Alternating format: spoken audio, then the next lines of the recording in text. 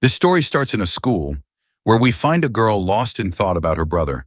Her moment of contemplation is suddenly interrupted when another girl bursts into the classroom, frantically calling for everyone's attention. "Hey, listen up! I need everyone's attention."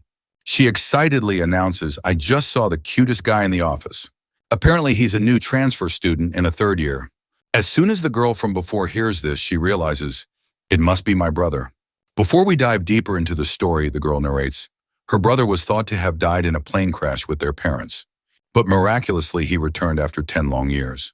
When she saw her brother for the first time, she could hardly believe her eyes. Their grandpa had the same reaction. "He's alive!" When her brother looked at her, she said, "I was startled." But he just smiled in response and asked, "Is she your sister, Diane?" Suddenly, Diane is yanked out of her flashback by a bunch of girls trying to bully her. These troublemakers demand, "Hand over the gym uniform you've brought with you." Diane tries to reason with them, pointing out, "If I give up my uniform, I won't have anything to wear." Blondazilla just snickers at this and then starts yelling at her. She's so loud that even the other girls in the classroom can't ignore the commotion she's causing for no good reason. Blondzilla finally crosses the line and smacks Diane on the head. "You better hand over the uniform, or else I won't be nice to you anymore." While I wouldn't exactly call slapping someone on the head being nice, I guess no one is about to argue with this over-the-top Blondzilla. Even the other girls in the classroom just look away, not wanting to get involved or stop her from getting all high and mighty. It looks like Dion has no choice but to face the humiliation and silently comply with the demand. The next scene takes us to third year class 2, where the entire class is being introduced to this new handsome fella who has just transferred into the school. The teacher mentions that he's been living overseas for a long time and says, "Please be friendly and help me settle in." All the girls in the class can't help but blush. He's so hot. Even the bullies in the room can't resist sneering, while the other students with average looks feel a pang of jealousy at the new guy's good looks.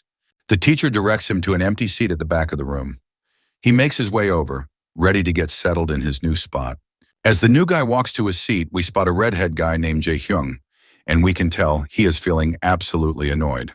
"Let's face it," she said. "He's just jealous that this new guy is stealing the spotlight with his looks." The big guy, seated behind Jae-hyung, gives a subtle signal. Jae-hyung quickly catches on to what his friend is trying to say and decides to take action. He extends his foot out, aiming to trip the new guy as he walks by. But Jae-hyung's plan doesn't go as smoothly as he'd hoped, because this new guy quickly halts, leaving Jae-hyung gritting his teeth in frustration. He had timed his foot extension perfectly, but it still didn't work at all. Meanwhile, the new guy, who goes by the name Jin, by the way, just gives Jae-hyung a death glare for his pathetic attempt, though he does not say a word. The scene then flashes back to Jin's past, where we see a blonde guy advising Jin, "Avoid getting into fights once you return to Korea." Jin lets out a sigh and responds, "I'm already aware of this much." The senior perks up to hear this and curiously asks, "How do you know?"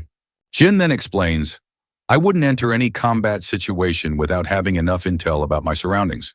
Well, it looks like Jin's response isn't exactly what the senior was expecting to hear, he said, because it sounds way too hardcore.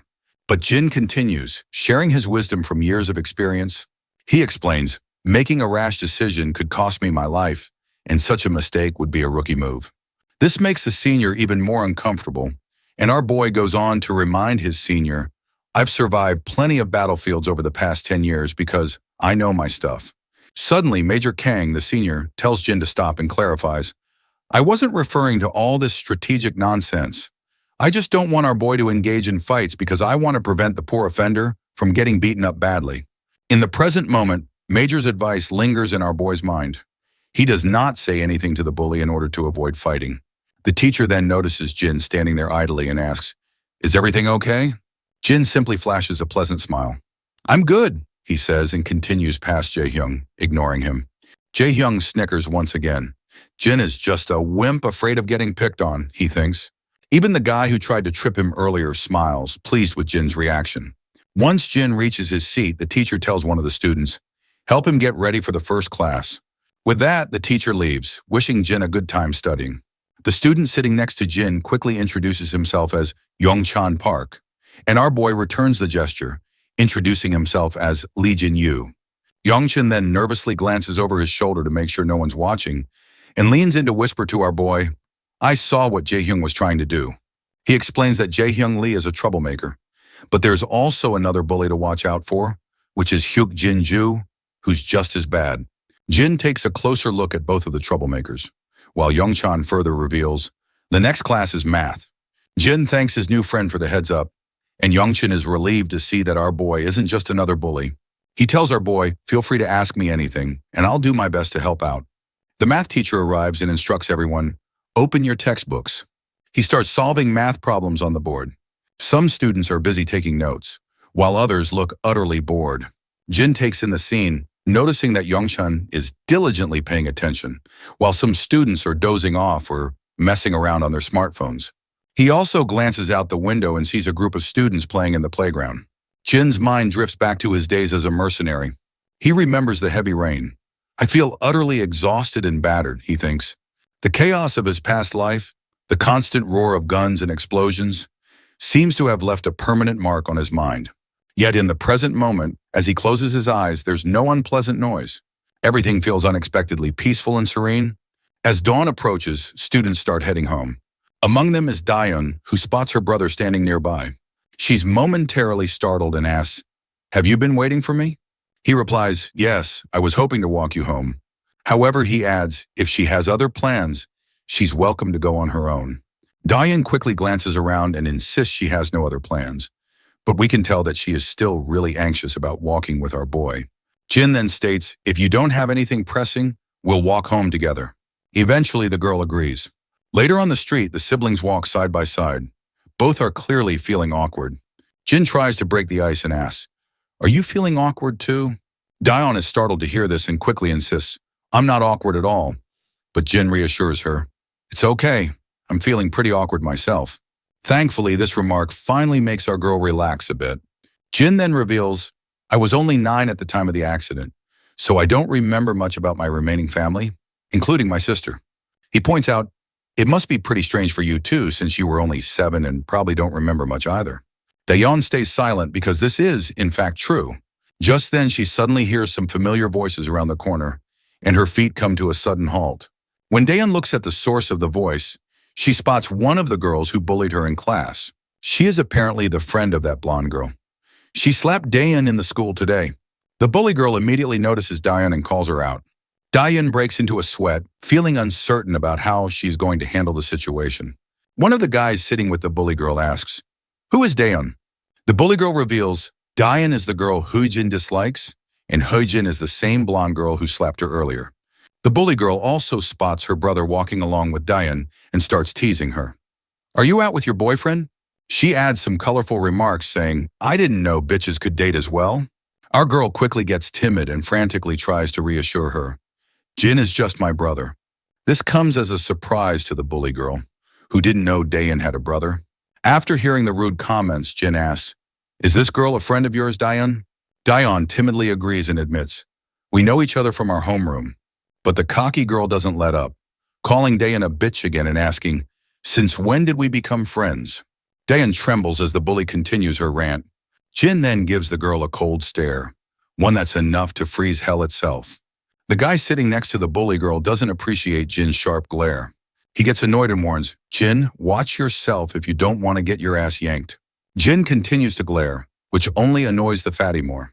The bully girl starts egging him on and provokes him to pick a fight with Jin. Eventually, the fatty's patience wears thin, and he strides over to our boy. Jin quickly shoves Daeun back and gets face to face with this stupid head. The fatty demands, are you trying to act tough in front of your sister, Jin? Jin notices how defenseless the fatty is, standing so close that all his vital points are wide open for attack. What's even more amusing is that the fatty isn't carrying any weapons. All he has is this giant ass of his. Jin can't help but feel that this guy's being rash and leaving himself wide open. But then Major Kang's words echo in his mind once again, reminding him not to pick fights with anyone. Jin lets out a sigh, averts his gaze, and decides to walk away quietly. But Fatty isn't letting Jin off the hook so easily. He grabs Jin by the collar and raises his hand. I'm ready to deliver a sharp slap to Jin's face. As they make contact, Daeun rushes to intervene. She quickly bows down her head and explains to the bully, Jin has been living overseas for most of his life and isn't used to the way things work in Korea.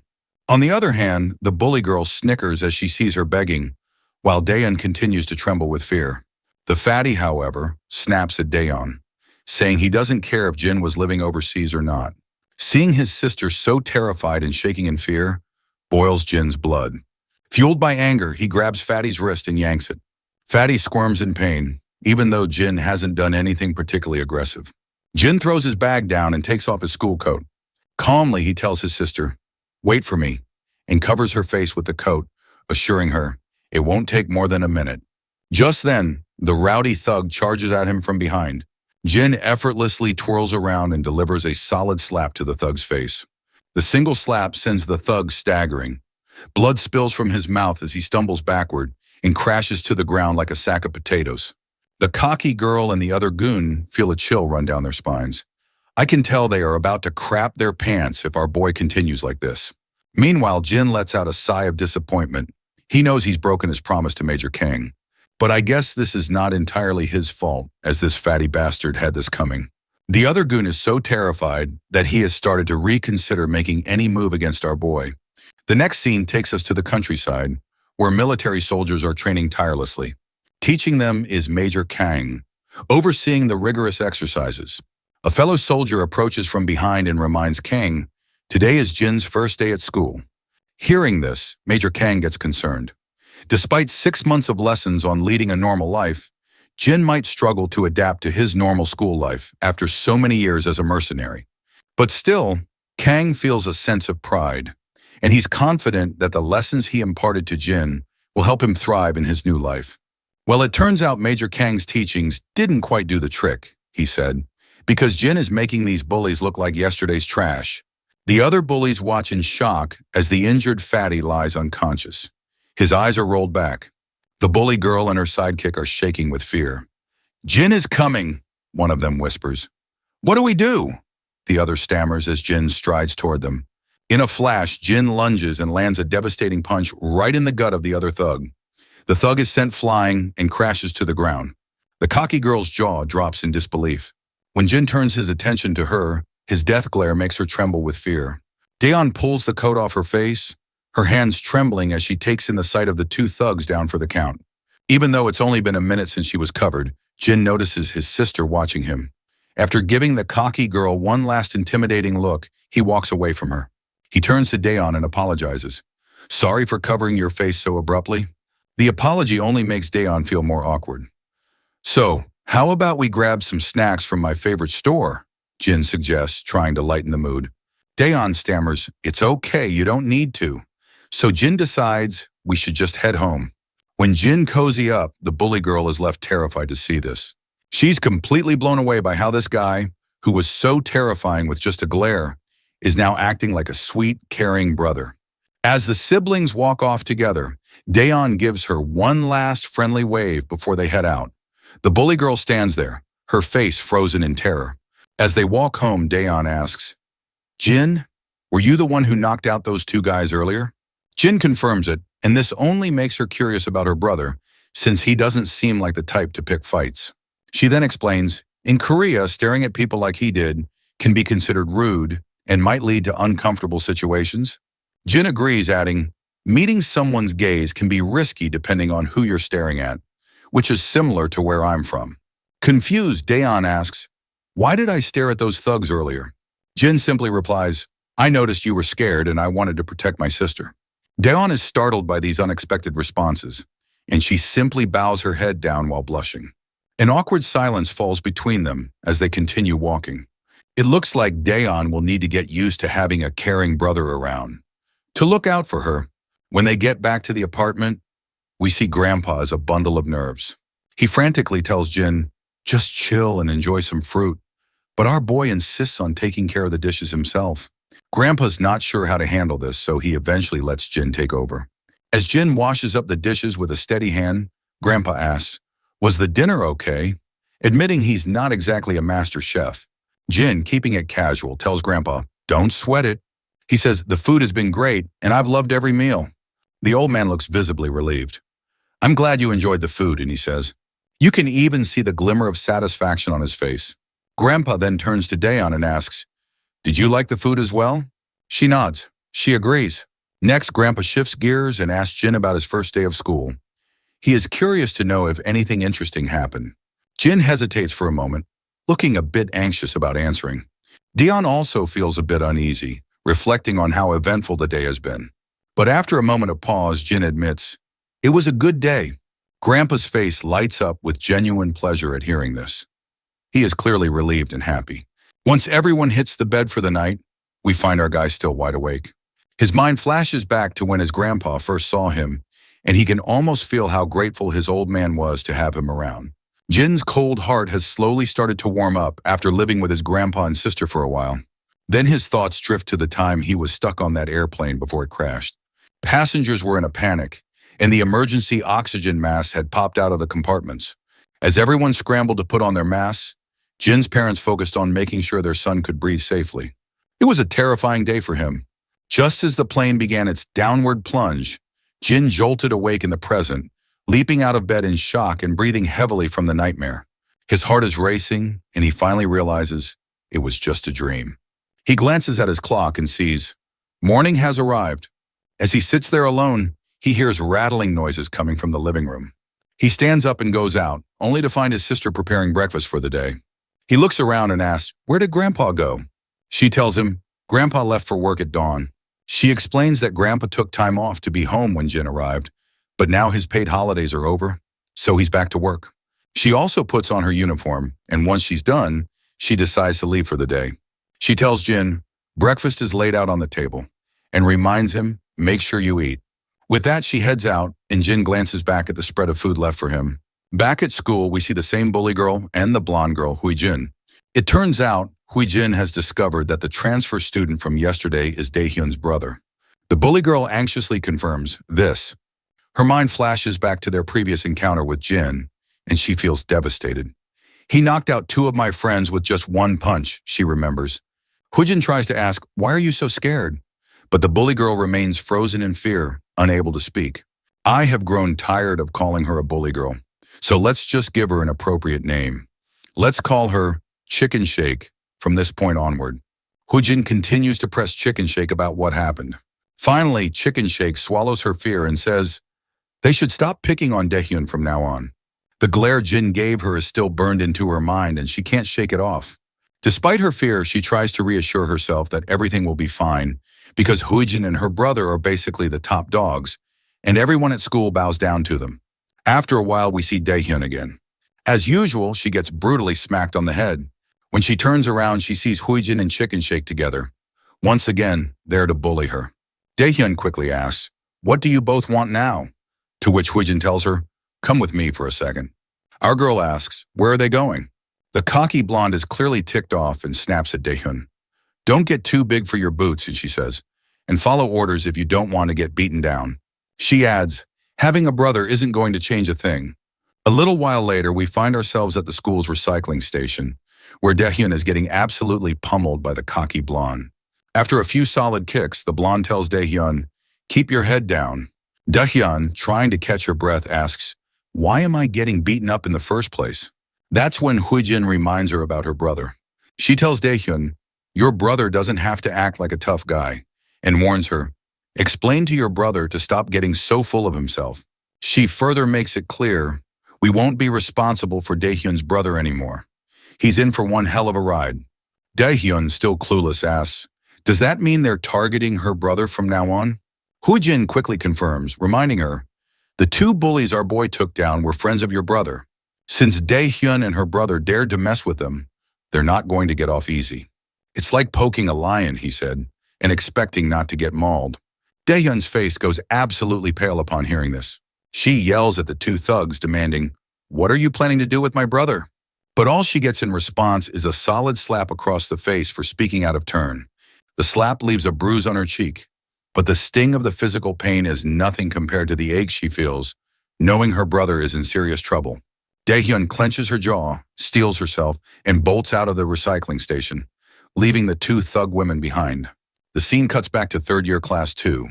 The atmosphere is thick with anxiety. Even the 2 average bullies in the class are unusually quiet. Everyone's on edge because the school's biggest bully is strolling into the classroom with his entourage, and it looks like the drama with Jin is about to kick off big time. But Jin just sits there, cool as a cucumber. The two bullies who got knocked down yesterday are also strolling down with their boss. Behind them, the biggest bully of all, the top dog, looms large. Right on cue, Daehyun bursts into the room like a tornado. She's panting heavily, her face is bruised, and her uniform is smeared with dirt. Jin abruptly stands up from his seat, his eyes widening in shock as he takes in the sight of his sister's battered face and filthy uniform. The bully boss starts up with some banter, teasing, "Your sister is worried sick about you, Jin." He points out how his own sister, Hui Jin, all she does is whine and nag at him to do things for her. Hui Jin also strolls into the scene and reminds her brother, "I will only feel sorry when you actually get your ass handed to you by someone." Meanwhile, Jin is left visibly petrified, seeing his sister so bruised up. But before we can see his reaction, the scene cuts back a little to the past. When students were just starting to gather in the classroom early in the morning, we see the terrified face of Yong Chan taking hits to the head from two rowdy individuals who are using his face for target practice. Jae Hyung is feeling pretty cocky about his direct headshot and brags to his friend about it. Hyuk Jin then gets ticked off and demands, "Hand over your eraser." Once the timid student offers his eraser, Hyuk Jin quickly takes it. He swings his hand with all his might and delivers a precise headshot to Young Chan. He breaks into a happy dance after landing the perfect hit. But Jae Hyung tries to downplay it, saying this was just a lucky shot. The two friends go back and forth, trying to outdo each other with their headshot skills. Jae Hyung decides to take another shot, swinging his hand violently. He throws the eraser down at the poor Young Chan. But surprisingly, Jin steps in, and the eraser hits him in the waist instead. The two bullies are annoyed by the sudden interruption. The eraser falls to the ground. Jin then takes his seat right next to the terrified Young Chan. The redhead is visibly ticked off. Jin is finally getting on my nerves. Hyuk Jin decides to talk some sense into Jin for stepping in, and the redhead quickly agrees. Meanwhile, our boy simply puts his bag on the desk and asks, "Young Chan, are you all right?" The poor fella mutters, "I'm fine," but we can tell by his pale face he is not fine at all. Young Chan simply leans toward our boy to avoid any eye contact with those bullies and asks, "Should we hang out after school?" Jin reveals, "I have to walk home with my sister, so I can't hang out." The timid boy perks up at this and asks, "Did my sister transfer here with me?" Jin shakes his head. "She was already studying here before I arrived." When Young Chan asks her name, Jin tells him, "It's Daehyun." Young Chan is startled to hear this, and Jin notices his sudden reaction. So he asks his friend, "Do you know her?" At first, Young Chan feels reluctant to say anything, but admits, Daehyun isn't having the best time at school lately. He explains, "She was quite popular back in middle school for being smart and pretty, which attracted a lot of attention from the guys. But then a blonde girl named Hui Jin, who was jealous, started bullying her." Jin asks, "Did no one stop them from bullying Daehyun?" Young Chan reveals that the girl who used to bully her, Hui Jin, has a brother named Gi-soo Kim, who's one of the worst troublemakers at their school. What's even worse is that Daehyun is stuck in the same homeroom as Hui Jin, and she gets bullied to the point where every student is amazed that she still has the courage to come to school. Jin puts two and two together and realizes that Hui Jin started bullying his sister just because someone liked Daehyun. That's the only reason she's being targeted. But Young Chan somberly reveals, this is just an excuse, because Hui Jin simply wanted a reason to bully someone. Jin's mind flashes back to several days before, when his grandpa hoped, "Jin, I hope you'll have an easier time adjusting to your new school after living overseas for so long." The grandpa then turns to his granddaughter and asks, "Are you doing well in school too?" At that time, little Daehyun charmingly assures her grandpa, "I'm doing absolutely fine," and never shows a hint of the grievances she faces at school on a daily basis. Her grandpa praises her, noting that Daehyun is always a brilliant student. Even her teachers speak highly of her. In the present moment, Jin realizes that his sister was just putting on a brave face and hiding her struggles to keep their grandfather from worrying. Then one of the rowdy bullies kicks the door open, and the entire gang of school bullies saunters into the classroom. Hyuk Jin quickly asks, "What are you guys doing in my class?" Gi-soo Kim, one of the top dogs of the entire school, just says, "I'm here to handle some business." Hyuk Jin's surprised to see Gi-soo and is not sure what to do. You see, Hyuk Jin is a small fry. While he can deal with the other bullies pretty fine, he doesn't want to get tangled up with Gi-soo Kim. Meanwhile, Gi-soo's lackeys inform him about Jin. When Gi-soo sees Jin, he starts shouting at his lackeys, "How could you let your butts get kicked by a scrawny little punk?" He dismisses his lackeys and provocatively flicks his finger at Jin. Come over, he tells him. He stands up immediately while the redhead and Hyuk Jin look totally confused about what Jin did to tick off Gisu.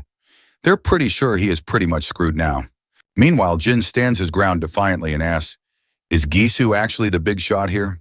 Jisoo sneers, and he finds it fascinating that our boy took his sweet time to figure out who is in charge here. He turns to his lackey and says, "Don't just stand there like an idiot, make a move." But we can clearly tell that the lackey is absolutely scared, but he eventually steps forward towards Jin. But before the showdown starts, Daehyun bursts into the classroom, breathing heavily. In the current time, this is how Jin finds himself looking at his bruised-up sister. Tears well up in Daehyun's eyes as she starts apologizing to Jin. "I'm sorry for putting you into trouble." Meanwhile, Hui-jin scoffs after seeing those tears and calls her the biggest drama queen ever. Jin, however, tells his sister, "You have nothing to apologize for." Before she can say another word, he loses it. He slaps this lackey across the face with such force that he hits the ground, knocked out cold. The other bullies, who already know how hard Jin can hit, start to tremble. With one lackey down, Jin turns to his sister and says, "These bullies are the ones who should be apologizing." The fatty charges at Jin with a clenched fist, but Jin effortlessly pushes his hand away. When he spots the exposed throat, Jin delivers a brutal, precise smack to it, like a ninja. The bully spits and coughs before collapsing to the floor. The other lackey, shaking with fear, tries to land a hit on Jin. Jin responds with a crushing blow to his ribs, and with lightning-fast reflexes, he sends the lackey tumbling to the ground. Meanwhile, Gisu's confidence has finally started to fade away, as he sees our boy effortlessly taking down his bullies like they're nothing. The local lackeys of this class, who are still in their beta stage, stand there wide-eyed and expressionless. Even Hyejin and Chicken Shake are freaking out, completely losing their composure. After taking down the last two bullies, Jin turns to Gisu. He makes it clear that his sister has been suffering because of these thugs, and he's not about to stand for it. Gisu finally decides to speak, sneering. "Jin is not a pushover after all," he admits. With a smirk, Gisu swings his leg with lightning speed toward Jin's face, but Jin effortlessly blocks the kick. This leaves Gisu absolutely stunned, as he did not expect our boy to react so fast. Nonetheless, Gisu quickly swings his other leg, which Jin also blocks quite easily. Jin seizes Gisu's leg, pulls him closer, and delivers a brutal punch to his face. The punch sends blood spraying everywhere, as Gisu crashes to the ground like a rag doll. His nose and mouth are bleeding, and he looks up in horror at Jin. Jin, who towers above him like a goddamn Death Reaper. Without hesitation, Jin swings his leg again, striking the bastard in the face with a powerful kick. The impact sends more blood splattering. The guy who was once cocky and full of himself finally hits the ground, defeated and humiliated. The entire class falls silent, eyes wide in shock as they watch Jin take down one of the biggest bullies in one fell swoop. The two beta bullies are slack-jawed as well. They are unable to believe that our boy just took down a major player like Gisu so effortlessly. The girls are equally horrified, with the blonde especially stunned. She is unable to fathom if Jin is really this formidable. Jin starts walking towards Hui-jin, who is feeling terrified. She does not want to get slapped and face the same brutal treatment, but before anything else can happen, Daehyun rushes to stop her brother, pleading with him, "Don't do anything anymore." Jin reminds her, "Hui-jin and her crew have been bullying you for a long time, and I also know that they targeted you yesterday as well." Daehyun's face falls as she realizes her brother has uncovered the truth, and she bows her head in silence. She then suddenly realizes that Jin is fighting for her sake. "I'm fine." She quickly forces a smile, telling her brother, "You should stop." Her brother hesitates at first, but eventually agrees. "I'll walk you to class." As they leave, the students in the room erupt into murmurs. They are unable to believe that Gisu, the top dog, was taken down by a single boy. Even the beta bullies admit that Jin is hardcore, and they are feeling a wave of relief that they didn't try to take him on earlier. As the chatter continues, the blonde girl trembles in a mix of fear and humiliation. I can't believe this," she whispers, unable to process her defeat. Meanwhile, as Jin and Daehyun walk together, she expresses her shock. "How is my brother so good at fighting?" she says, then starts apologizing again. Confused, Jin asks, "What are you apologizing for?" Daehyun explains, "It was her fault I got dragged into this mess. She feels responsible for the fights he had to endure," and she said, "both yesterday and today." Jin gives Daehyun a reassuring smile. You don't need to apologize for anything, she says. This is what families are for, to protect each other. He then begins to explain, back where I used to live, everyone only looked out for themselves.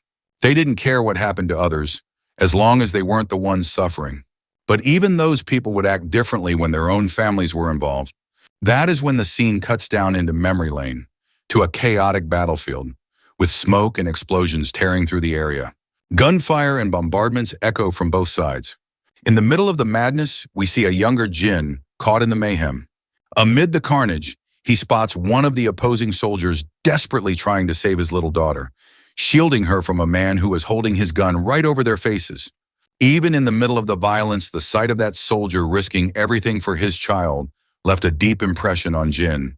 It made him question what family truly meant and why it was so important.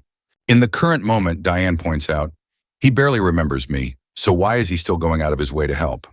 The boy agrees, admitting, it's true I don't remember her, but insists that doesn't change the fact that they're family. The girl just stands there in silence, but just as our boy's words sink into her mind, she starts to feel a bit embarrassed. She quickly tells him, I'm fine, and that he should head back to his class. She points out that they're already at her homeroom, so she waves a final goodbye and vanishes, leaving the boy with a faint smile on his face. Back in his room, Jin is still the hot topic of conversation, and he's feeling a bit awkward with all the attention he's getting. The beta bullies then flash him a thumbs up, cheerfully asking, what kind of lessons did you get overseas? You took those noobs down like they were yesterday's leftovers. They keep showering him with praise, but the boy just sinks into his seat. He looks a bit overwhelmed. Even his friend Young-chun chimes in saying, he was actually pretty awesome, which brings a subtle smile to Jin's face. Meanwhile, we shift to the defeated goons, who are feeling pretty anxious after their embarrassing loss. Their boss in particular is still fuming, grumbling. There's something different about our boy, because he doesn't fight like your average third-rate thug. His sister tries to cheer him up, reminding him to stop sulking. She points out that their loss was just a fluke, and Jin just caught them off guard. She suggests they should try to catch him later. But the bullies stay silent, because they've learned the hard way that our boy is a powerhouse not to be messed with. Still, the blondie reminds her, I'm just one guy and we shouldn't let some dude take us down like this. Her brother finally shuts her up, telling her, if you're itching for a fight, you can go take on the boy yourself if you think it's so easy. Of course, Huyen doesn't like the way her brother's talking to her, so she snaps back. You shouldn't take your frustration out on me just because you got your butt handed to you by some random guy. Her brother is absolutely furious, and it's clear Huijin's words hit him hard. He is seething in anger, because we all know that she is speaking some uncomfortable truth. Huijin glares at him one last time. Her eyes well up with tears from the frustration of seeing her brother act like this. Quietly, she turns around and slams the door behind her as she leaves. As she stomps down the corridor, Chicken Shake catches up with her from behind. Meanwhile, Blondie is absolutely fuming. It's incredibly frustrating for her, she said, that all those bullies couldn't handle just one guy. She slams the door open as she storms into the classroom. When she sees Daeon sitting there, she asks our girl, you must be feeling pretty lucky to have a brother now. She reminds her, now you can go to school without a care in the world and just run to your big brother if you get into trouble.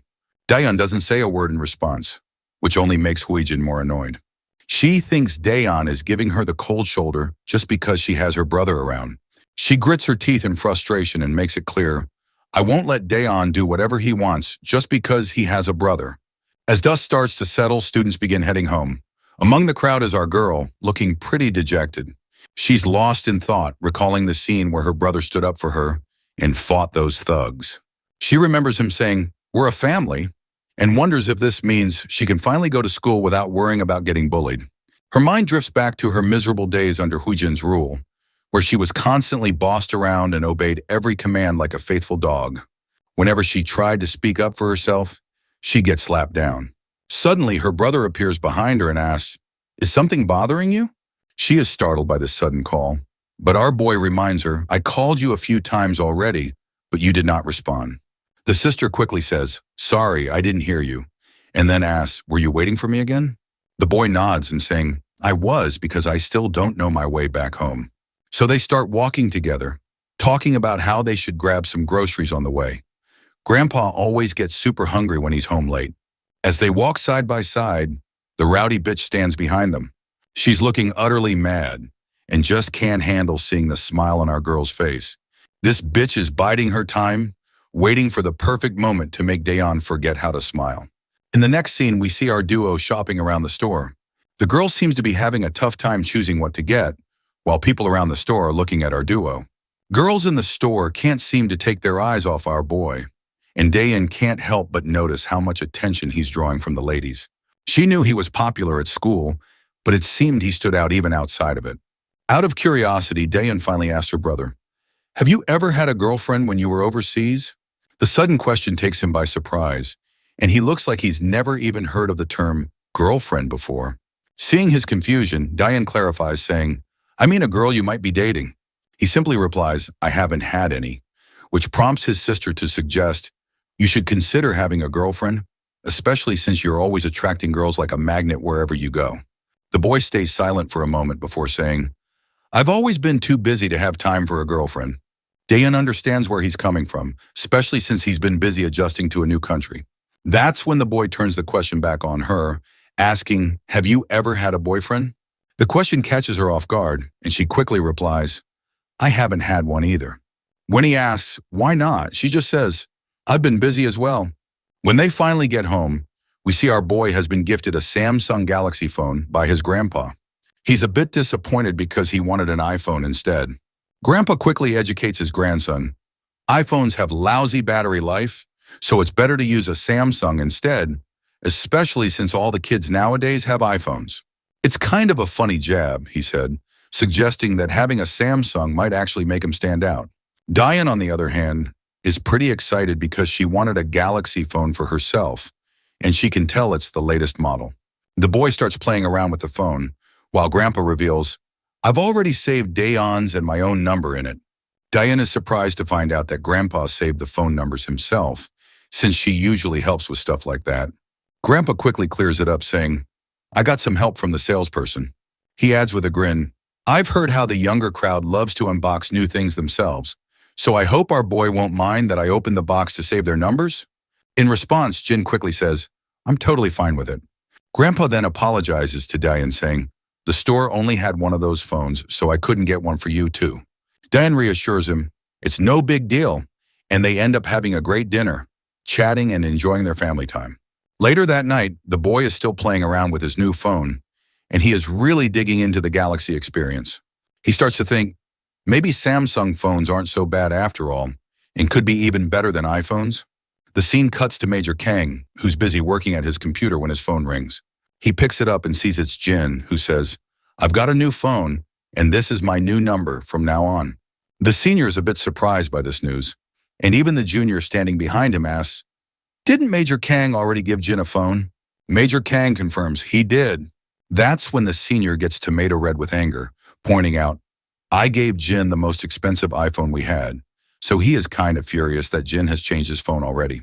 The next morning arrives and Jin comes out of a cozy shower. He notices his sister rushing out in her uniform.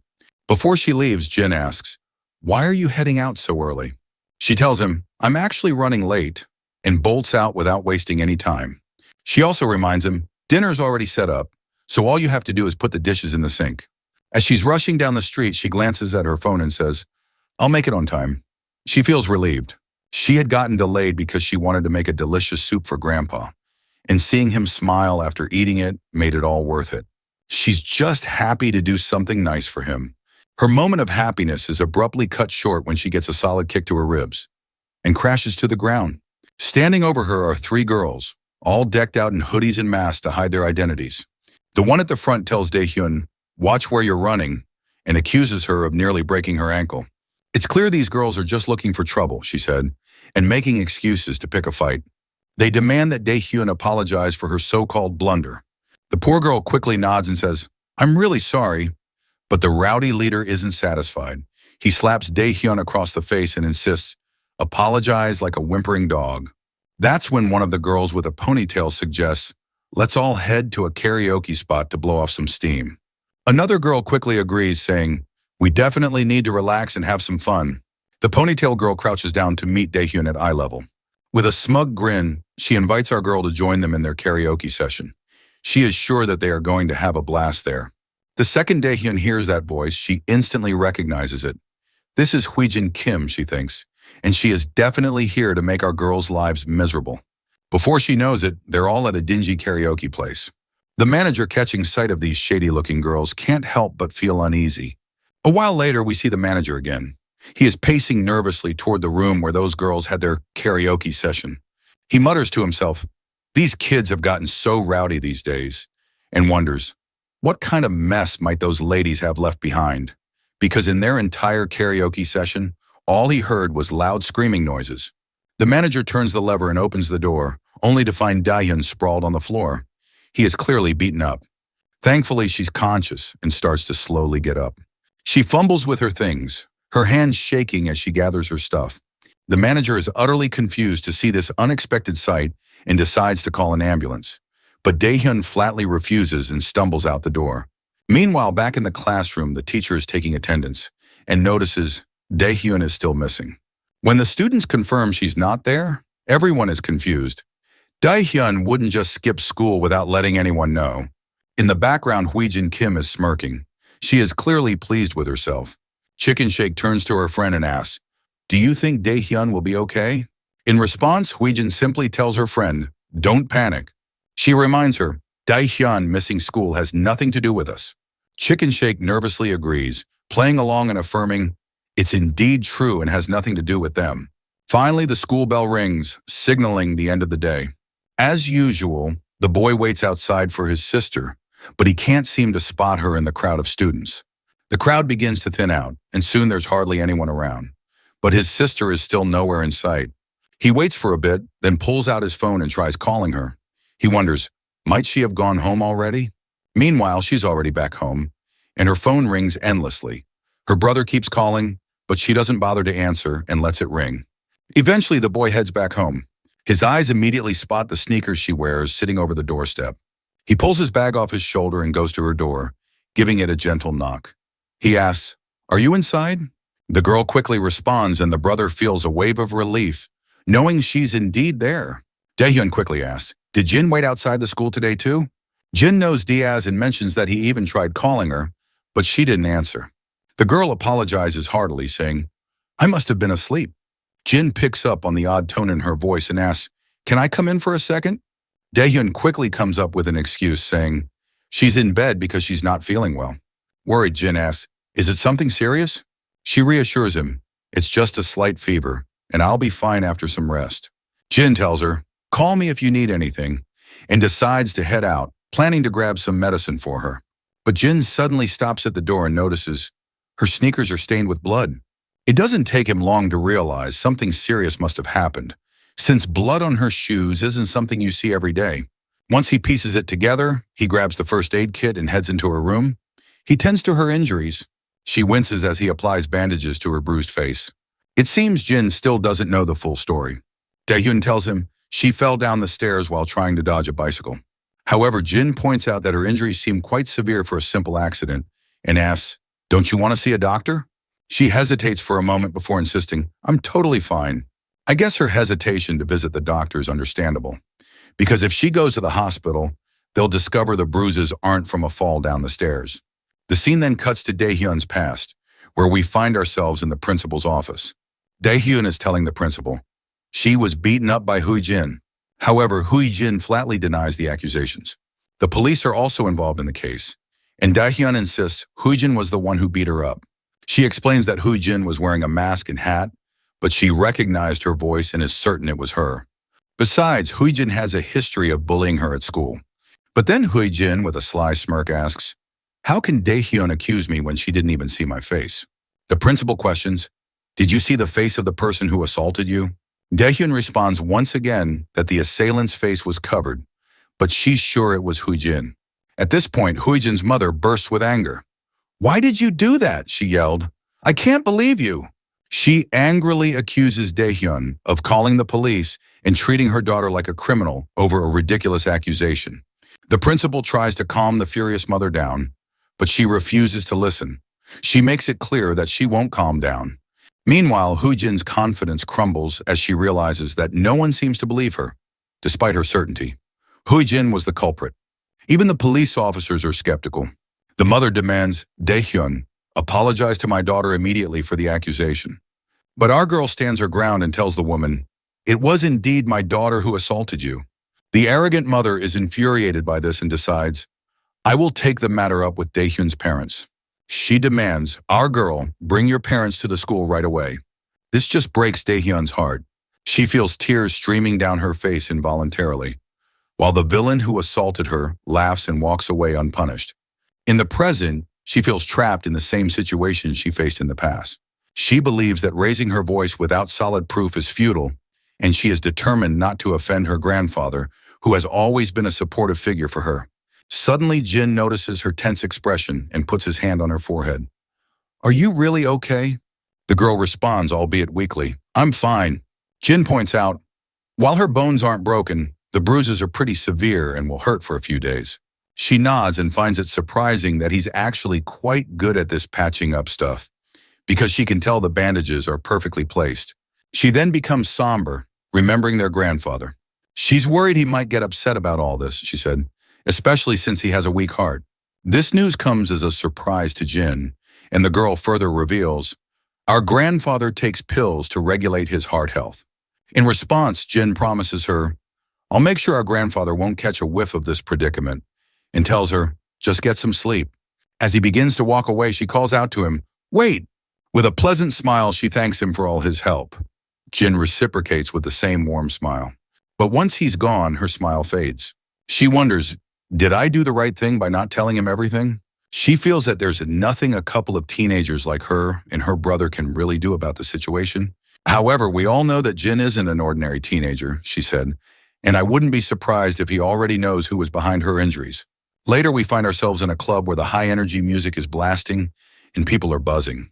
In the middle of it all, we spot the boss bully, Gi-soo Kim. He's gritting his teeth as he drinks. He laughs with his boys. They're all discussing Jin and wondering, how could a single brat manage to mess things up for everyone? One thug speaks up, reminding everyone, our downfall was due to underestimating Jin. He insists they can take me out easily if they plan ahead. Another goon agrees, emphasizing, we can't just let him get away with this. A third adds, Jin won't stand a chance against all of them. Despite their enthusiasm, their boss knows that taking Jin down won't be a walk in the park. He's still seething from the humiliating defeat, but doesn't want to let it slide. He puts his glass down in frustration. Fine, he reluctantly agrees with his lackeys.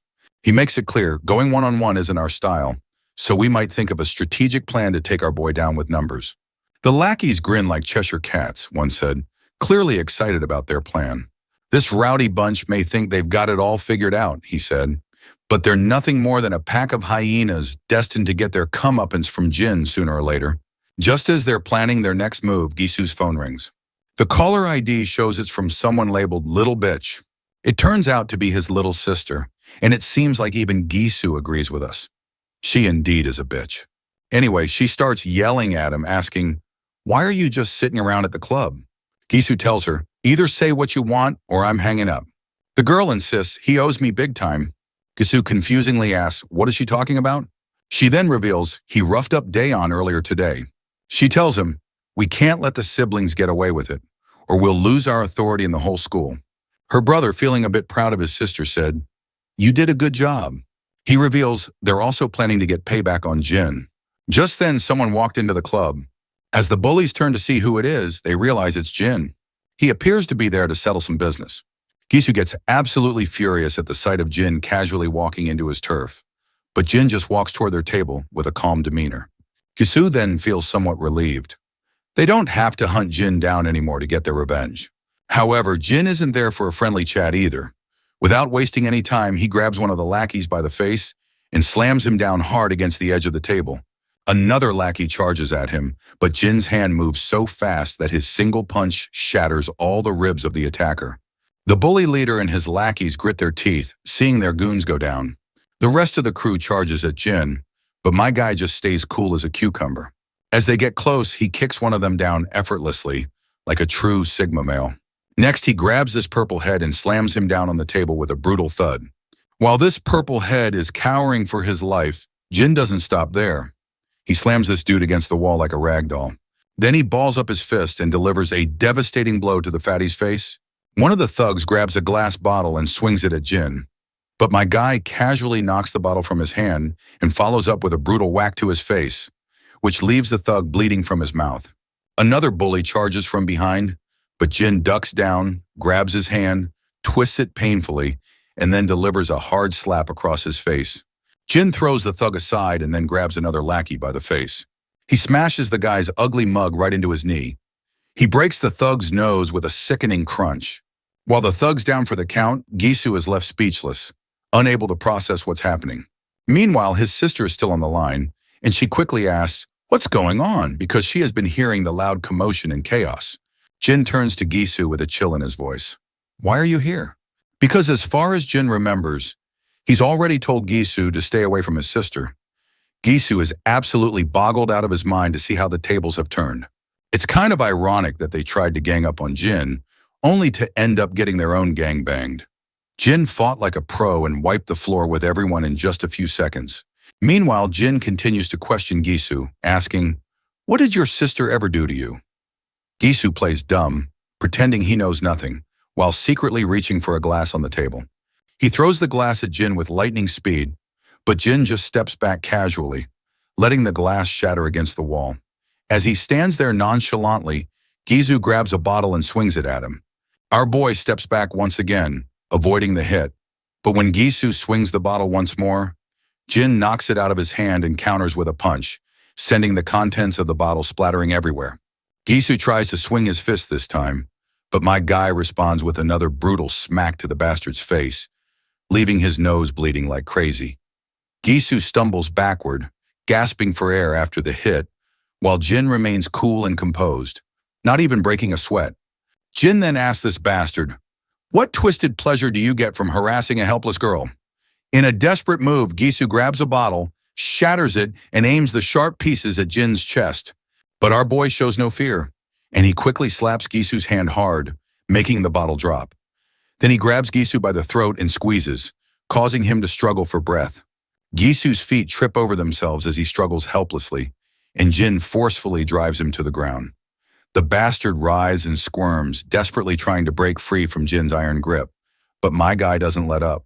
His hand pressed firmly on Gisu's throat, ensuring the once cocky bully knew exactly who was in control now. Jin then leaned in and asked, "What should I do with you?" Gisu, barely clinging to consciousness after the brutal beating, can't muster a response.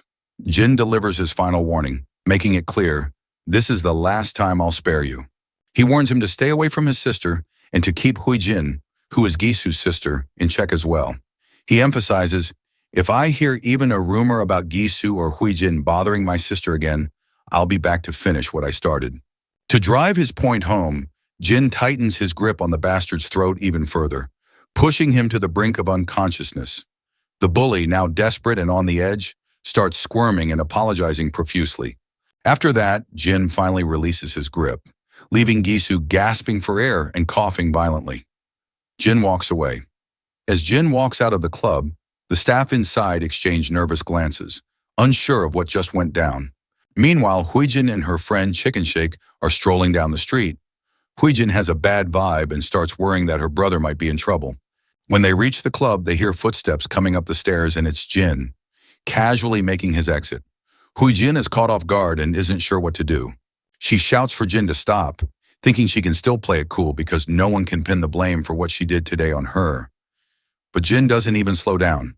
Huijin, now really nervous, starts backing away, trips, and falls hard on her butt. While she's rubbing her sore shoulder, Jin's phone rings. He checks it and sees it's his grandpa calling. After a quick chat, he simply turns around and heads home quietly, leaving them curious about what he is even thinking. When Huijin enters the clubroom, the scene is a mess. Her brother and his lackeys are all battered and bruised. She immediately starts shouting at him, demanding to know how he got whooped by Jin again. But her brother, too exhausted to argue, cuts her off and tells her, "Stay the hell away from me from now on." Huijin, not grasping the seriousness of the situation, keeps pushing back, asking, "What the hell are you talking about?" Her brother, visibly frustrated, finally loses it. He grits his teeth and yells at her, "Leave our boy's sister the fuck alone." But Huijin doesn't back down and keeps shouting, questioning, Why are you so afraid of that bastard? That's the breaking point, her brother snaps, his eyes blazing with anger. He makes it crystal clear that if she doesn't steer clear of him today, he'll make sure to mess her up himself. Yikes, these siblings have a seriously twisted way of dealing with each other. It's wild how casually they talk about screwing each other over. Huijin is shaken by her brother's outburst and she begins to tear up. We're back with our boy, who spots the grandfather once again. They sit down on a bench in the park. First off, Grandpa apologizes. Sorry for pulling you away while you were having fun with your friends. But our boy says, it's all good. The old man then gets a bit sad, mentioning that day he got injured, and our boy was the one who treated his injuries.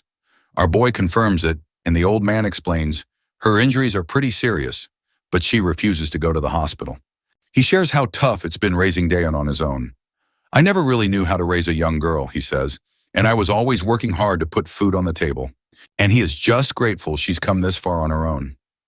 Grandpa reflects on all those years and says, looking back, Dayon has given me so much more than I've ever been able to give her. He lost everything in that accident, and Dayon was the only thing that kept him going after the plane crash took everything away from him.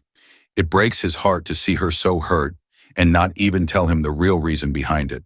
He wonders if she thinks he's too old to understand. He mentions a saying about how kids become distant from their parents as they grow older, so it must be even harder for her to reach out to an old grandpa. But our boy quickly reassures the old man. You're just overthinking, he says. He points out that it's clear how much Grandpa loves Dayon, and he's sure Dayon loves him just as much. He tells Grandpa, stop worrying so much, and promises that he'll look out for her at school. Hearing this, the old man is finally a bit relieved and genuinely happy that Dayon has a brother-like figure in her life. The next scene shifts to Omnia Medical Examination Center. Inside, we see Gisu, his injuries finally patched up. He's getting an earful from his father, who's clearly disappointed in him.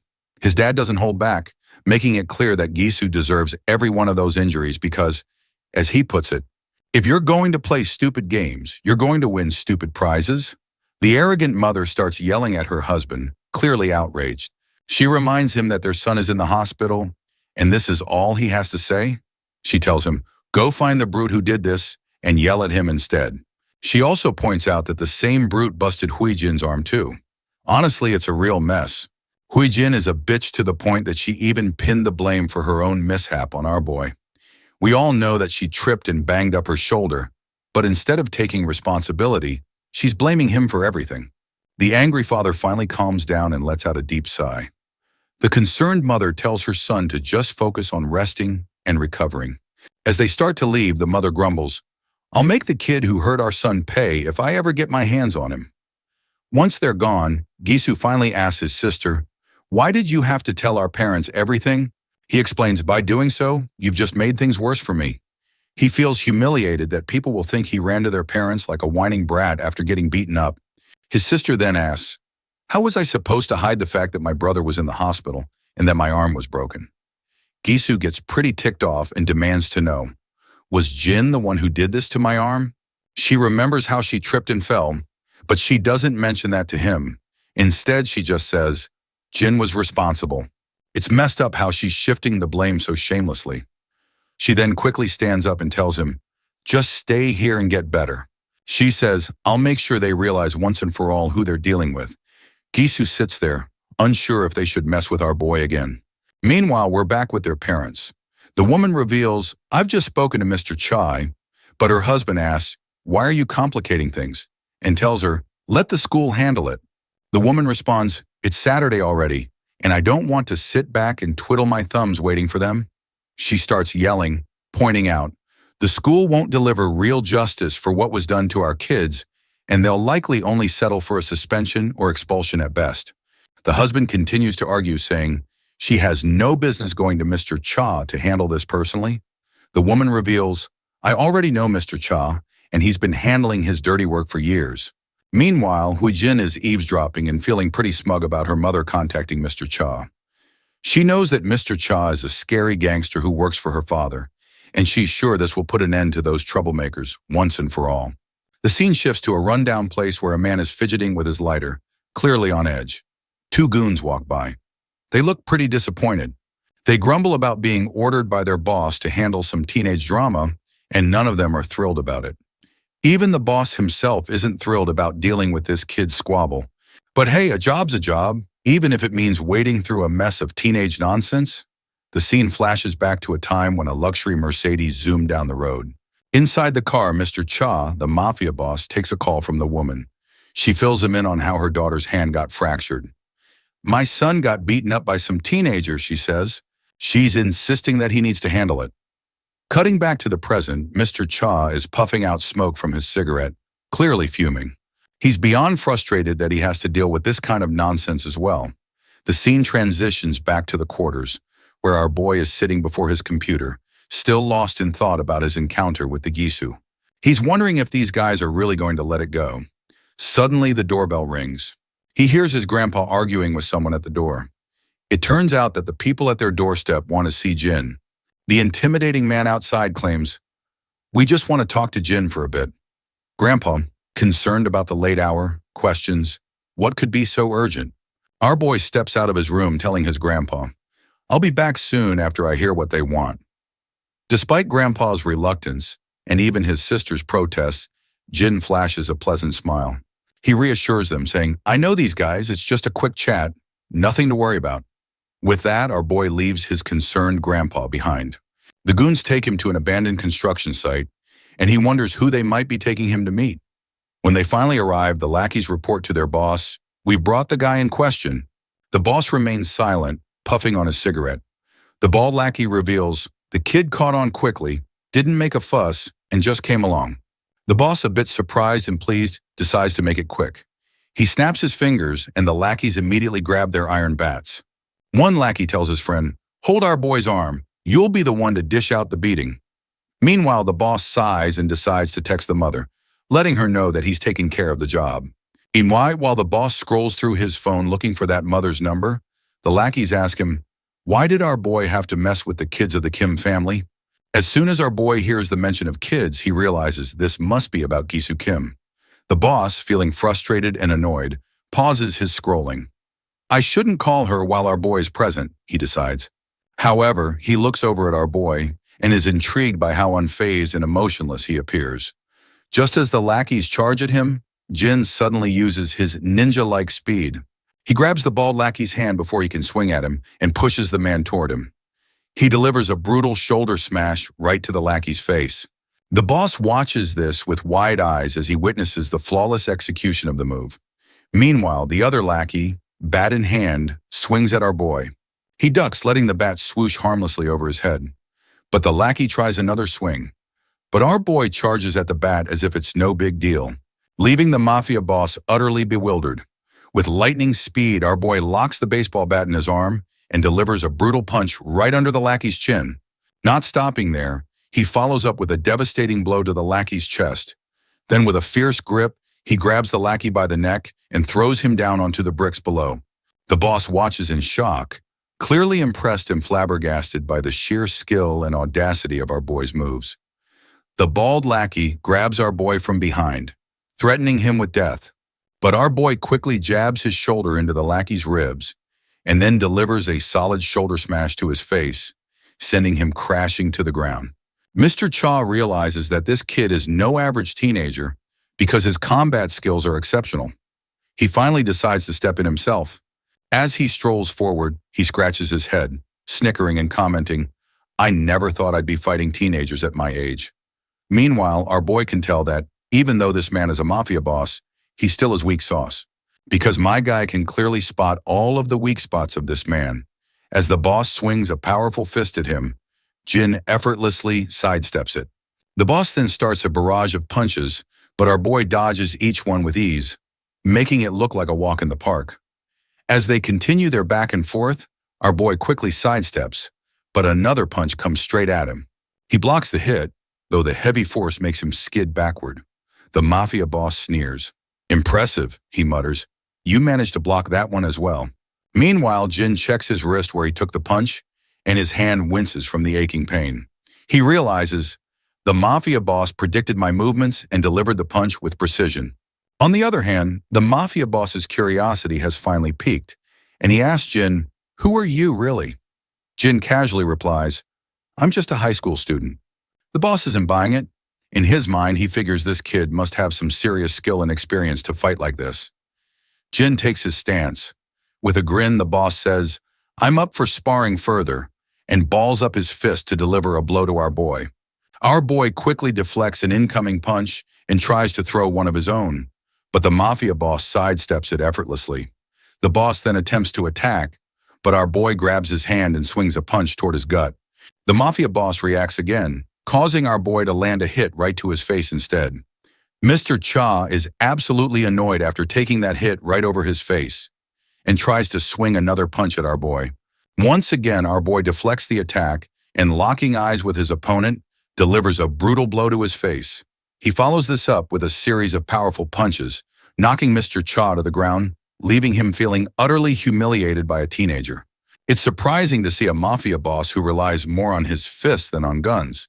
Anyway, once Mr. Cha is defeated, he grins and notices our boy doesn't seem rattled at all by the fight.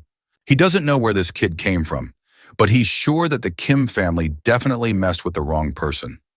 The scene transitions to this agency, known as National Assembly Member in by Kim.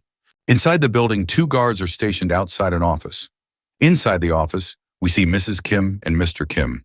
The woman asks her husband, why hasn't Mr. Cha responded yet? She is growing impatient with every passing second and tells him, call Mr. Cha. Mr. Kim responds, she should just wait, as Mr. Cha will call back once he is done dealing with our boy. On the other hand, we also see their daughter, who lets out a sigh, and just then, the telephone begins to beep. The impatient lady quickly tells her husband, put the call on speaker so I can hear the news myself. Mr. Kim begins by apologizing to Mr. Cha, saying, I'm sorry for the ridiculous favor my wife asked me to fulfill. But the women, however, continue to argue loudly, insisting that their kids were attacked. She doesn't understand how it can be called ridiculous.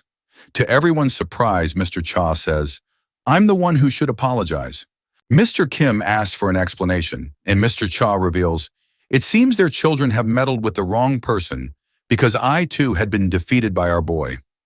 This news rattles Mr. Kim to the core. As far as he knows, Mr. Cha is the best enforcer in the business, and it's unfathomable that he lost to a high school kid. Just then, the office door starts rattling as someone tries to force it open. Both Mr. and Mrs. Kim look anxiously at the door.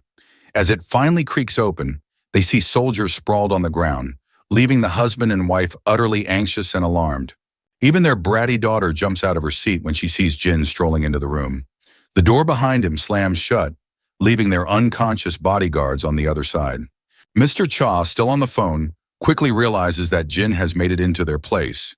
He leans back and lets out a defeated sigh. He's still trying to wrap his head around the fact that he got beaten by a single high school kid. He's now anxious about how to deal with this mess. Inside the room, Hui Jin jumps up from her seat as Mrs. Kim starts yelling at Jin, demanding to know, are you the kid who beat up my children? On the other side, the man at the desk demands, how did you manage to get into my office? That is when this stupid woman begins to grit her teeth in frustration, because she is pissed that her husband is not overreacting like her. The husband remains calm and composed and asks again, more insistently, how did Jin get past the security? Jin just shrugs and casually replies, I simply passed the guards blocking the entrance. Mr. Kim is even more shocked and confused, not understanding how Jin managed to beat Mr. Cha and all the security guards. What bothers him even more is how Jin even found out that he's living here. That shithead woman starts yelling again, telling Jin to stop giving them attitude. She quickly begins dialing the emergency hotline to report Jin for assaulting her kids and breaking into the office. Meanwhile, Hui Jin feels a sense of pride in her mother's actions. She believes that involving the police is a good move, thinking that even if Jin has impressive fighting skills, the law will take care of him. The arrogant mother tries to intimidate Jin with her threats, claiming, I'll call the police or even the district attorney, because she thinks Jin has no idea who he's dealing with. Jin, however, remains calm and responds, I have a pretty good idea. He points out that her husband is a second-term assembly member currently running for office. The woman scoffs, asking Jin, if you know so much about our status, then why did you assault my kids? On the other hand, Hui Jin smugly sneers, feeling satisfied that they've cornered Jin, and faintly tells him, it's game over. The authorities pick up the call, and the lady starts yelling into the phone, demanding, "Officers, reach Kim's office right away." But before she can say anything more, she falls silent when she hears something unexpected. Apparently, Jin plays the full footage of the karaoke room where Hui Jin and her lackeys assaulted her sister. The undeniable evidence leaves Hui Jin speechless. Her eyes widen in shock, as if they might pop out of their sockets. Mr. Kim stays silent, feeling utterly devastated. The screams of Dae-eon begging for forgiveness echo through the room. The trashy ladies continue to beat her to a pulp. Seeing the concrete evidence, Mrs. Kim's jaw drops, and she quickly hangs up the hotline saying, "I'll call them back later." On the other hand, Huijin starts yelling at Jin, demanding, "How did you get those files?" Jin remains silent for a moment. Then the scene flashes back to the outside of the Kim residence. Inside one of the rooms, Jin is seen sneaking around the house. He opens a laptop and copies all of the data onto a pen drive. In the present, Mr. Kim grits his teeth in frustration. "My kids are a total disappointment," he thinks. But Hui Jin quickly tries to reassure her father, explaining that she had a good reason for everything. Mr. Kim, however, angrily tells her, "Shut up." Jin then reveals that he also has files involving Gisu Kim. He explains to the Kims, their children always save videos of their conquests. He states, "I have dozens of clips showing their violent behavior, beating up kids at school, extorting money and valuables from their victims, and even the latest clip of my sister being assaulted by a group of girls at karaoke." Hui Jin is shaking like a leaf with all these truth bombs exploding around her. But her mother quickly jumps in to defend her daughter, claiming, "Our boy is just trying to threaten them, and he won't get away with it." But Jin reminds her that he didn't start this mess. "What I'm doing now is hardly a threat compared to hiring a bunch of gangsters to attack me," he says, making it clear that he has recorded all of it too. The father facepalms in utter disappointment and asks, "Did you do all this just because your kids assaulted your sister first?" Jin responds, "As a parent, they have the right to take their children's side at all costs. So as a brother, he will do whatever it takes to protect his sister as well." The man understands where he's coming from and points out, "They'll cover her treatment and offer a hefty settlement to make amends. But our boy makes it clear that this isn't necessary." The father is puzzled and asks, "What do you mean by that?" He then inquires, "Would you like your kids to apologize to your sister?" Hearing her father, Hui Jin grits her teeth and thinks to herself that she'd rather bite her tongue and bleed to death than apologize. On the other hand, our boy makes it clear, an apology won't undo the time my sister spent in fear and pain. So he insists that if they really want to compensate him, he wants his sister to never have to see Jisoo or Huijin Kim again. This demand rattles Huijin's nerves, but her father quickly agrees, stating, "I'll have my kids transfer schools or perhaps even send them abroad to study." Naturally, the mother and daughter let out a piercing scream in protest, but the father quickly shuts them down. He turns his attention back to our boy, asking, "Would this be enough to satisfy you?" Our boy states, "I want them gone from the school starting tomorrow." In response, the father says, "I'll inform the school." Once that's settled, Hui Jin begins to cry, and her tears flow out involuntarily. Just as our boy starts to leave, the father quickly stops him and reminds him, "Since you agreed to the demands, I'd like you to delete all of the videos you found." Our boy shoots the old man a death glare, and the father can tell from the intensity of his eyes that this kind of deadly glare doesn't belong to a high schooler. Jin makes it clear that he's not a fool. He then begins to walk away, slamming the office door behind him with a resounding thud. Once outside, he finally heads home. His grandpa rushes to open the door and asks, "Are you okay?" While Diane is seen crying in the background. Jin is startled to see them so worried about him, but he smiles and reassures them, "No one hurt me." As he begins to enter the house, the old man points out, "The people we encountered seem dangerous." Jin replies, "They just stopped by to talk, nothing more." The sister then mentions that something about those people didn't feel right, and that she and Grandpa were very worried. Jin quickly tells her, "Don't worry about anything other than getting better." Jin then hints to his sister, "From now on, you'll never have to walk down the stairs again because I've taken care of it." Of course, this doesn't make much sense to her at the moment, but she'll likely figure out what he meant soon enough. The next morning, they head to the school. Once inside, they part ways to go to their respective classes. As Daeun enters her classroom, she tries to avoid making eye contact with Hui Jin. However, her steps falter when she hears students talking. Jin won't be coming to school anymore. The entire class buzzes with curiosity about what happened, and one of the girls explains Jin and her brother are both going to study abroad. This news hits Daeon like a thunderbolt out of the blue because her biggest obstacle is finally quitting school. The words Jin had said about taking care of the stairs she had fallen down replay in her mind. She quickly realizes he must have known about Jin's transfer all along. Daeon rushes out of the classroom to talk to him about this. When she finds him and calls out to him, he turns around. But as soon as she tries to speak, she's at a loss for words and remains silent. Jin simply smiles and says, "See you later," leaving Daeon to tear up. She manages to reciprocate with a soft, "See you later," before she breaks down, her emotions overwhelming her. A while later, we find ourselves in an apartment where a blonde girl is asking her friends, "Is it true that Jin is moving overseas?" One of the other girls confirms that it's true, saying, "I was shocked when I first heard, but I have no idea why they're leaving suddenly." As Jin never mentioned anything about moving abroad, the blonde girl then turns to Chicken Shake, who is sitting silently and seems too preoccupied with herself to respond. One of the girls snaps her out of her reverie and asks, "Do you have nothing to say about it?" This rattles the timid girl to her core, and the blonde girl asks her directly, "Is Jin really moving overseas?" Figuring that since they're in the same class, Chicken Shake might know more about it, the girl said. Timidly and nervously, she confirmed, "It's true. Our teacher announced it to the class earlier." The blonde girl then asks, "Did you try reaching Jin directly?" Chicken Shake admits, "I did, but Jin didn't pick up the call."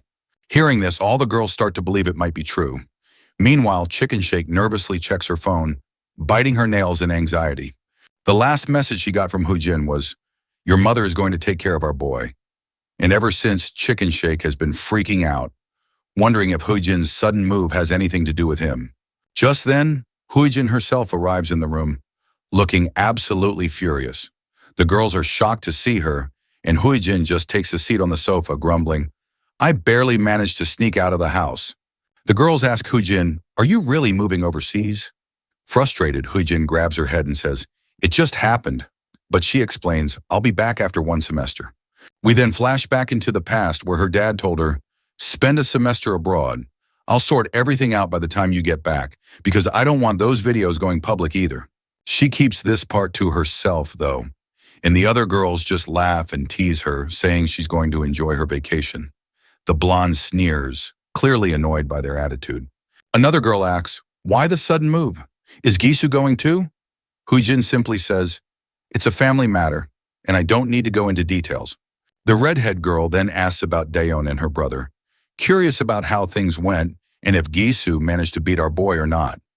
Jin tells them, "Don't ask," insisting that Gisu probably has handled the situation already. However, we all know that she just doesn't want to admit that her brother and his lackeys got thoroughly defeated by our boy, as it would be too humiliating.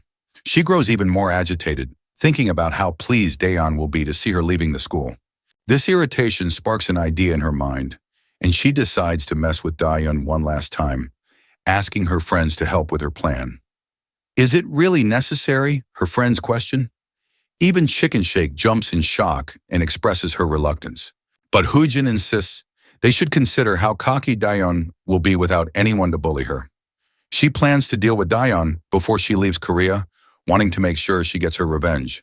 Chicken Shake grows increasingly anxious and terrified as Jin continues to reveal her twisted plan.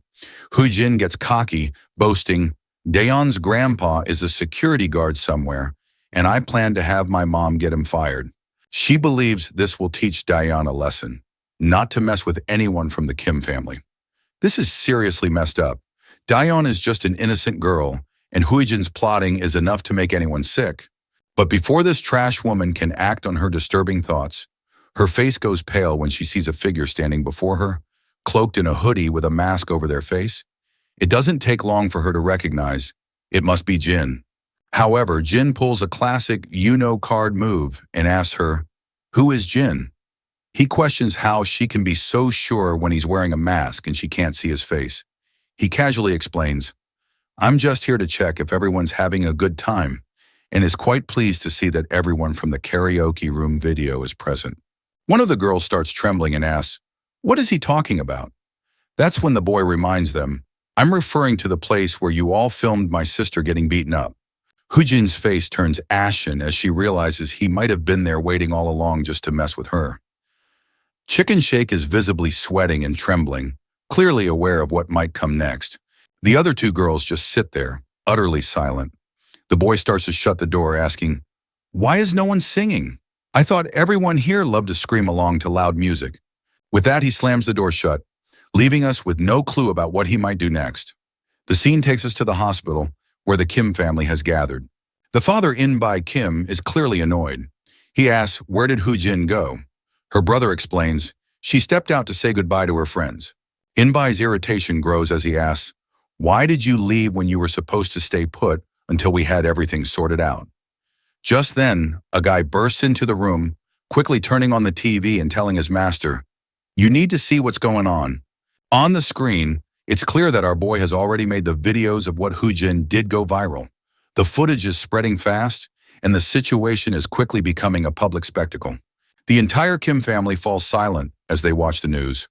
The reporter continues to drop bombshells, revealing that there are dozens of violent videos circulating, with many more incidents likely unrecorded. Civic groups and politicians are now proposing a special bill to bring the culprits to justice. Gisu starts to lose his composure, and the reporter adds, "The nation is especially appalled by the revelation that the culprits are the children of candidate In-bai Kim. It's clear that the father is in deep trouble, and it's all thanks to his outrageous wife, who pushed everything to this point. Given Hoo-jin's plan to make our grandpa jobless, it seems they're getting exactly what they deserve." We cut back to our boy being grilled by Mr. Cha, who demands, "Why did you go ahead with your plan when you had already come to terms with the Kim family?" Our boy's mind flashes back to the past, where we find him learning all about the Kim family's deep political connections. He reveals, "It was highly unlikely everything would have gone smoothly, so I did what I felt had to be done." In the present, he admits, "I did not honor the agreement we had." Mr. Cha questions, does he really think the Kim family would just let him walk away? Our boy confidently asserts he's probably the last thing on their minds right now. It seems our boy might be right. The reporter continues to drop more bombshells, revealing recent evidence of In-bai Kim's involvement in money laundering, bribery, and election fraud. The evidence is so damning that even his fellow party members are calling for a strict investigation, with everyone trying to cut ties to avoid any damage to their party. As soon as Mr. Kim hears this, he slumps down on the bed like a lifeless doll. Back with Mr. Cha, he seems to suspect that our boy has dug up some data about his past as well, and Cha does not want to get exposed to the law just like the Kim family. So he quickly asks, "Who is our MC really?" Our boy responds simply saying, "I'm just an average teenager." Mr. Cha smirks at this ridiculous remark, noting that nothing about Jin is average. The scene shifts to the classroom, where the girls are feeling anxious and blushing as they see Jin. They whisper among themselves, trying to muster the courage to approach him and ask him something, but everyone remains too shy to make a move. As Jin sits lost in thought, his phone rings. "It's Daehyun," she says. "I can walk home by myself today. Take a break and hang out with your friends." Jin is puzzled by the concept of hanging out and wonders how to go about it. Just then, one of his friends, Yong-chan, pops up and greets him. As Yong-chan sits down, he asks, "Are you busy today?"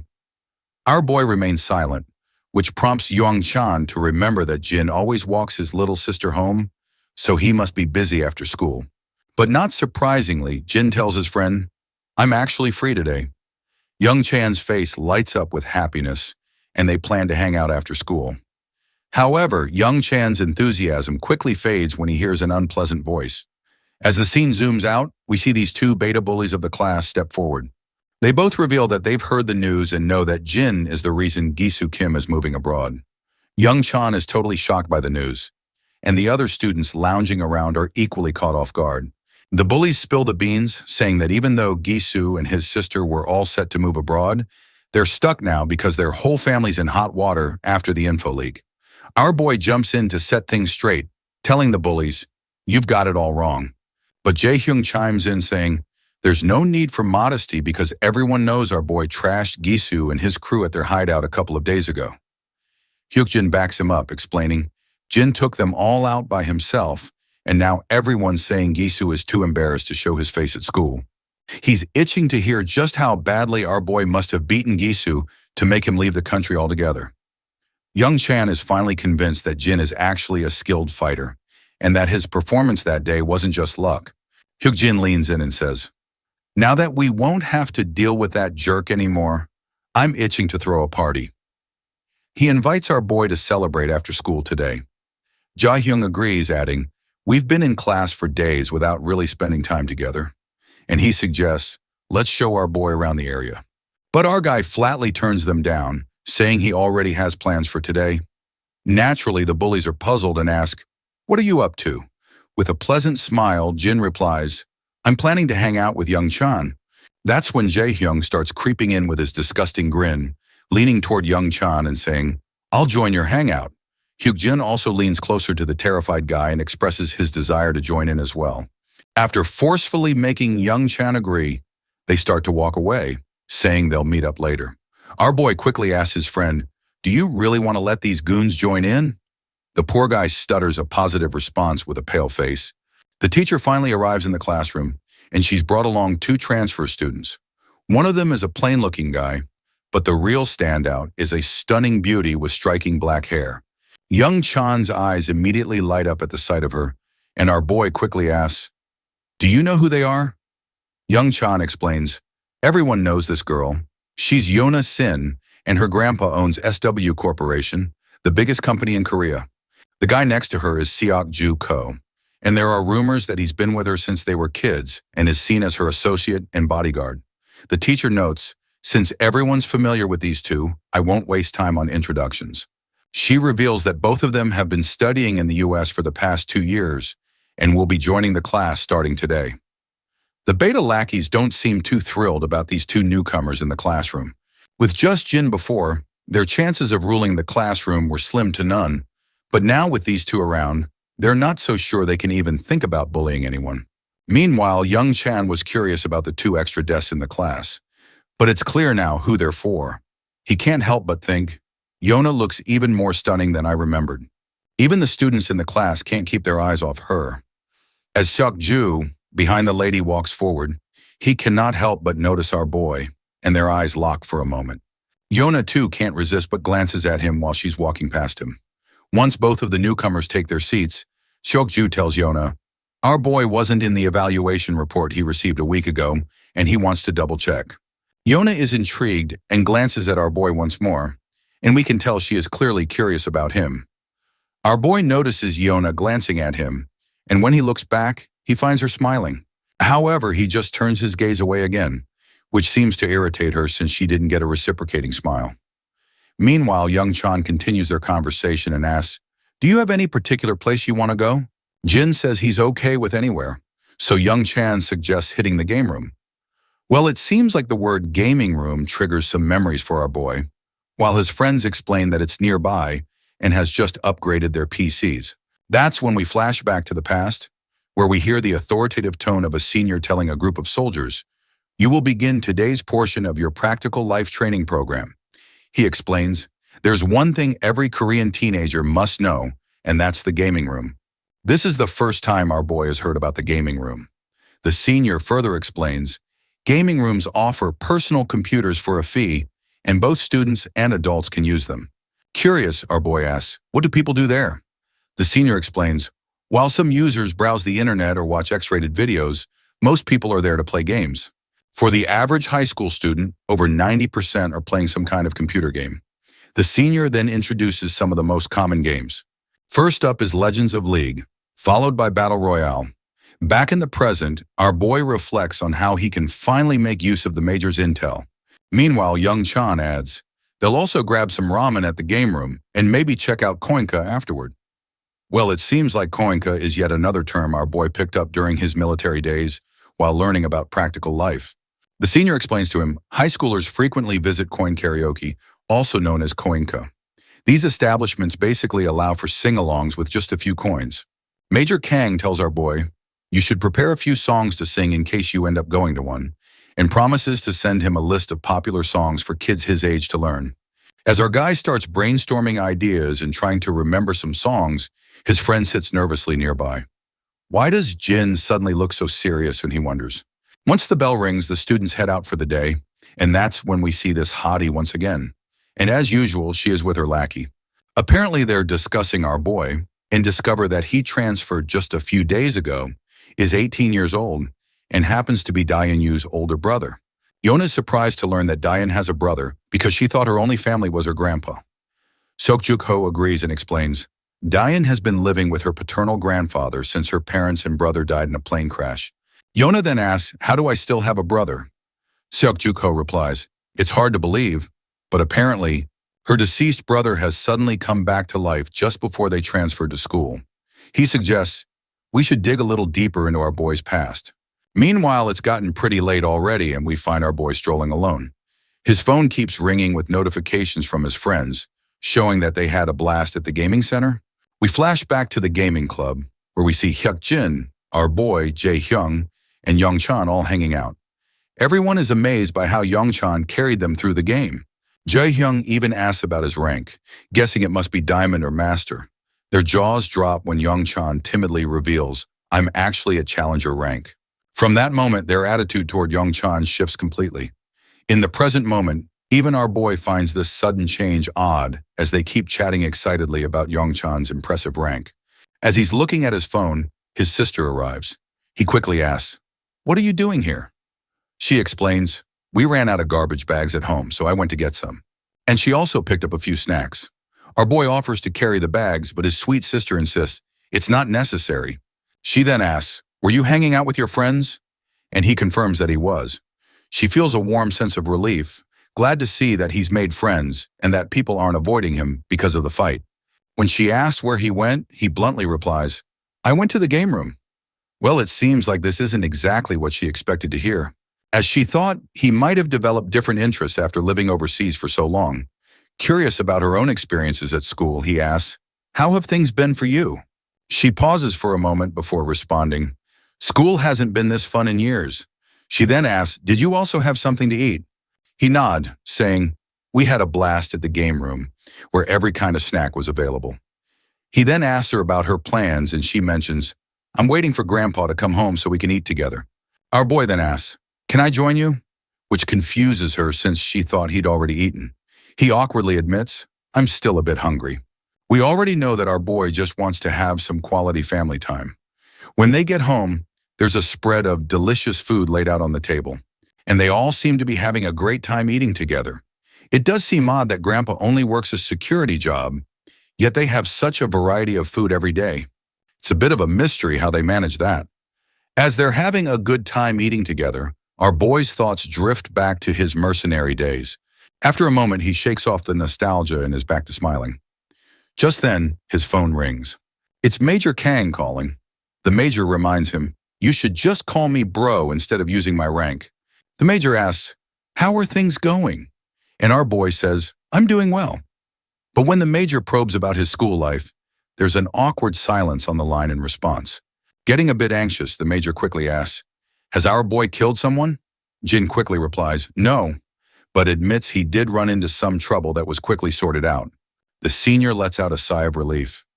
Everything is fine now. There's nothing to worry about, our boy reassures him. Kang is relieved. We're always here for you, he reminds our boy. In response, Jin promises, I won't forget that.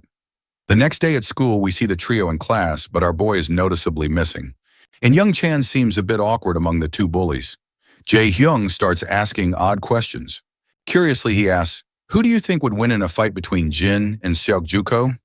Hyuk-jin points out, while Jin is good, he probably couldn't beat Seokjuk-ho, who's been training in combat since he was a kid. To him, our boy seems like an amateur in comparison. Jae-hyung agrees, adding, Seokjuk-ho is one tough mother fudger. Young Chan then asks, is it true that Seokjuk-ho fought against 20 dudes and won? Blonde quickly corrects him, saying, it was actually 30 guys. The number leaves Young Chan momentarily stunned. He even forgets to breathe for a second.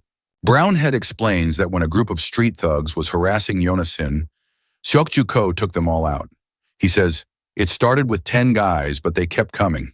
By the time 30 guys showed up, Seokju was still going strong. He walked off without a scratch, while the 30 thugs were left unconscious on the street like discarded toys.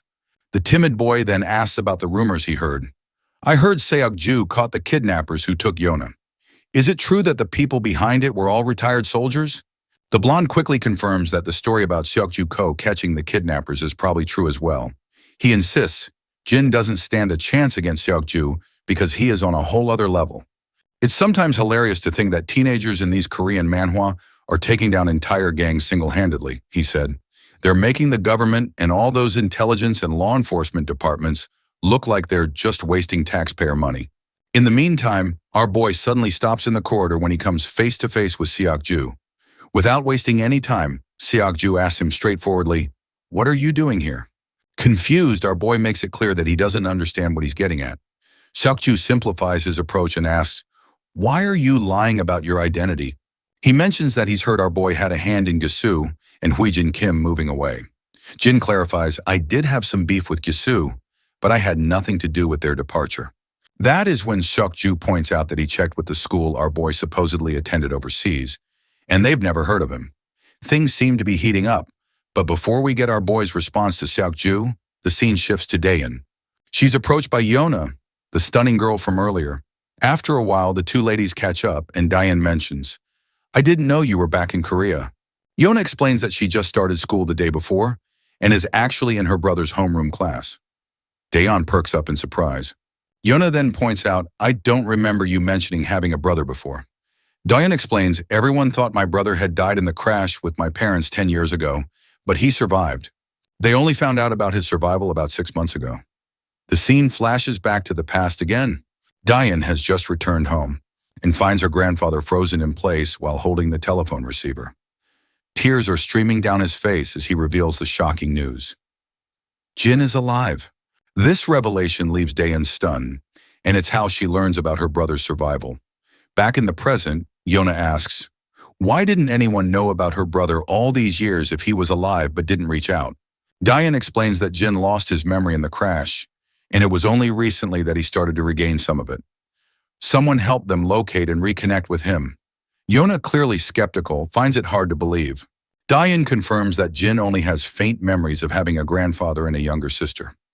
After the interrogation, Yona flashes a pleasant smile and comments, "Their grandfather must have been overjoyed to get his grandson back." Yona comments, "Our grandfather is indeed overjoyed." She explains, "After receiving the call, he cried for hours and then took time off work to enroll in cooking classes. He wanted to improve his Korean cooking skills, thinking that Jin might not have had much of that growing up." Yona comments that their grandpa must really love his grandkids. Daeun smiles, agreeing, "He definitely does." But then Yona throws a serious question her way, asking, "Are you absolutely sure Jin is your brother?" Daeun looks a bit surprised, but quickly gives a positive response, saying, "Jin is definitely my brother, and we even took a DNA test to be sure." Our girl then asks, "Why is Yona so interested in my brother?" This question clearly catches Yona off guard. Since she is not sure what to say, she quickly asks, almost frantically, "Does my brother have a girlfriend?" We then cut back to our boy, who asks Seok-ju, "What the hell are you talking about?" Seok-ju repeats his question, asking, "What's so important about this school that you had to forge your records just to be here?" Jin responds by asking, "Are you accusing me of having fake records?" Seok-ju confirms this, he's saying, "They must be fake because, according to my research, Jin never lived in that city, and the school he claims to have attended doesn't even have a record of him." Our boy then asks about the proof and reminds Seok-ju, "If you're claiming the records are fake, there must be some evidence to back up the claim." Seok-ju is momentarily at a loss for how to counter this question. He discovered the discrepancy by digging around and talking to people connected to the school overseas, but he has no tangible proof. He's amazed at how Jin handles the situation without flinching or showing any sign of being startled. Then our boy finally asks why Seok-ju is running a background check on him. In response, the blackhead explains, "I can't just sit around and watch a suspicious kid who might pose a threat to my mistress." A silence falls between them for a moment, but then our boy finally answers, saying he came back home. Seok-ju is baffled by this vague response, so our boy clarifies, "I was asked what I came here for," and his answer is simply, "I returned from overseas for my family." With that, our boy starts to leave. Seok-ju stares after him with skeptical eyes, thinking, Since he already suspects our boy has forged his records, it won't be long before he figures out his true identity. Once the class begins, we see Jae-hyun quietly immersed in playing video games, while the blondie scrolls through his phone idly. Our boy Jin notices that both Seok-ju and Yona are absent from class. He's intrigued by how quickly these two, having just transferred yesterday, managed to gather so much information about him in less than a day. When the bell rings, the beta bullies approach Young-chan, inviting him to play games and push ranks. They also invite Jin, but he declines, mentioning, "It's my grandpa's birthday today." The bullies decide to hang out themselves, and Young-chan is on board with that plan. Meanwhile, we're back with the Black Beauty, where Seok-ju is filling her in on the situation. He's convinced that Jin has definitely forged all his records and even questions the authenticity of the DNA test. Seok-ju further mentions that his research dug up some pretty rough stuff about his sister Daeun. Apparently, she's been getting seriously bullied by Gisakim and his sister for the past 2 years. When Yona asks just how bad it was, Seok-ju says, "It's enough to make anyone wonder how she endured the bullying all these years." He explains, "The videos of her assault weren't exactly publicized, but I am pretty sure the assault she faced was just as serious." Yona's pretty blown away and can't help but think about how messed up kids these days can be. Seok-ju adds, "Jin's already knocked out Gisukim and his crew twice and saved her sister from the bullying." Yona chuckles to herself, thinking, "It's kind of sweet that my long-lost brother comes back from the dead and takes out my bullies, while my own siblings only ever seem to want to get rid of me." Yona's curiosity gets the best of her as she starts piecing things together. She points out that if Jin had really come to school with the intent to target her, it doesn't make sense that he'd be so upfront about it. A smart person would have stayed under the radar. Seok-ju agrees, noting, "Someone with a real plan would have kept a low profile."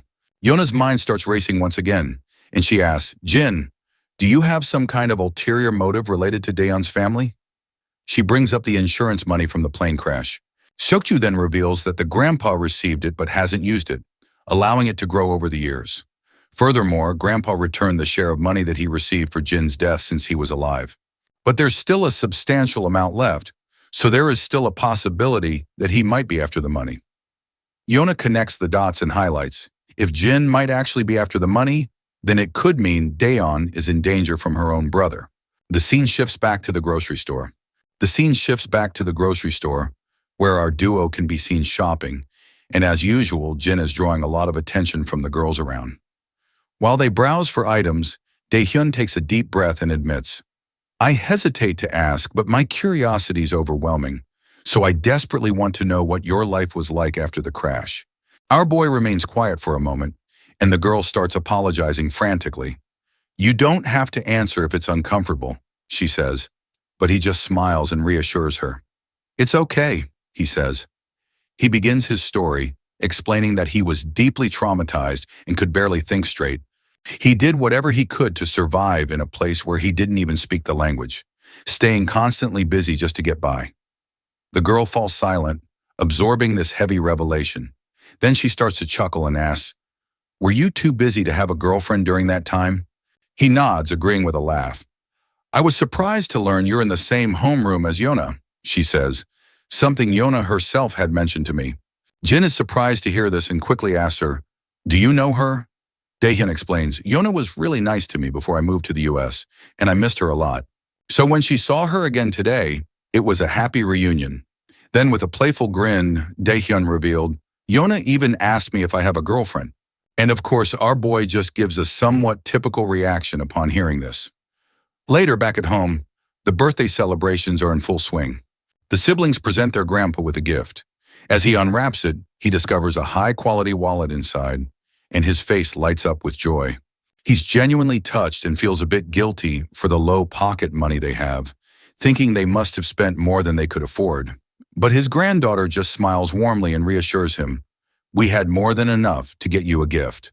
And besides, it wasn't too expensive." The old man's hands tremble with happiness as he holds the wallet. With his voice thick with emotion, he tells them, "The biggest gift I could ever ask for was already given to me when Jin came back home safe and sound. Nothing could ever top that." Suddenly, the sound of a phone ringing grabs everyone's attention. Daehyun rushes to her room to answer it. While she's chatting on the phone, Jin tries to eavesdrop quietly.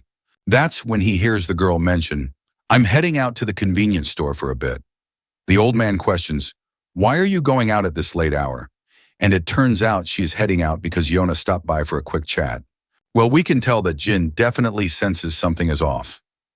Later that night, Jin is digging into his computer, trying to uncover all he can about SW Corporation, which Yona's family owns. He's curious why Yona seems so interested in him, and why they're running a background check on a random transfer student like him. Jin reflects on his conversation with Seokju when suddenly he hears a call from his grandfather. When he steps into the living room, his grandpa mentions, I'm heading out for a bit too. Our boy asks, are you going after Daehyun? And the old man kind of agrees. He adds, I just need some fresh air. Jin smiles and tells his grandpa, stay put, I'll go check on her instead. But the old man insists on going out by himself. Jin then reminds him about the early job he has in the morning. And finally, our boy decides to head out on his own. Later, we see both girls chatting away about their studies and other topics. Yona shares her experiences studying abroad and suggests that Daehyun consider studying outside as well. In response, Daehyun admits, I never really thought about it before. When Yona asks why, Daehyun explains, it costs a lot and you'd need to be away for several years, which means you wouldn't get to be with your grandpa for a while. Yona finds this a bit strange, so Daehyun further elaborates, explaining, I don't want your grandpa to be alone, especially since he's not in the best of health these days. However, she's grateful that her brother is always around, as his presence really helps her feel better. Meanwhile, Yona's having a hard time bringing up the real reason she came over, since Daehyun seems to really trust her brother. She's not sure how to bring it up without causing problems.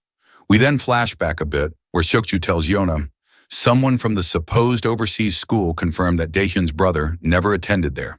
They even looked at his photo and verified he was never a student. Plus, the current resident at his false address gave solid proof that he had never lived there. Seokju's also checking out some other leads, so Yona decides she needs to meet with Daehyun to discuss what they found. But Seokju reminds her, while we have proof the records were forged, we can't yet prove that he isn't Daehyun's real brother. Yona's concerned because the records from the decade he was missing are basically fake. Since she's now living with him, it's a big deal that can't be ignored. She thinks Daehyun deserves to know the truth about the records and wants to at least fill him in on what they've found so far. In the present, Yona is struggling to bring up the main topic she came here to discuss, even though it's her primary reason for visiting. Just as Daehyun expresses how happy she is to be chatting like this after a long time, we also see our boy making his way toward both of the girls. However, Seokju steps in front of him, but Jin simply tries to walk past him. The newcomer quickly tells him, stay put. In Seokju's mind, he's sure Jin must be here because he's worried they're going to share everything with Daehyun. So he quickly blocks our boy's path and tells him, the both girls are just catching up, and asks him to give them some time alone. Suddenly, a high-speed Volkswagen comes barreling toward them. Before anyone can react, the car slams into both of the boys, knocking them down like bowling pins. They hit the ground as the Volkswagen screeches to a halt right where the two girls are sitting. Jin tries to stand up, but it's clear he's severely injured, especially around his head. As he struggles to focus, his groggy eyes catch sight of some shady people from the van trying to abduct both of the girls. Without wasting a second, Jin starts sprinting like a madman. But his efforts are in vain.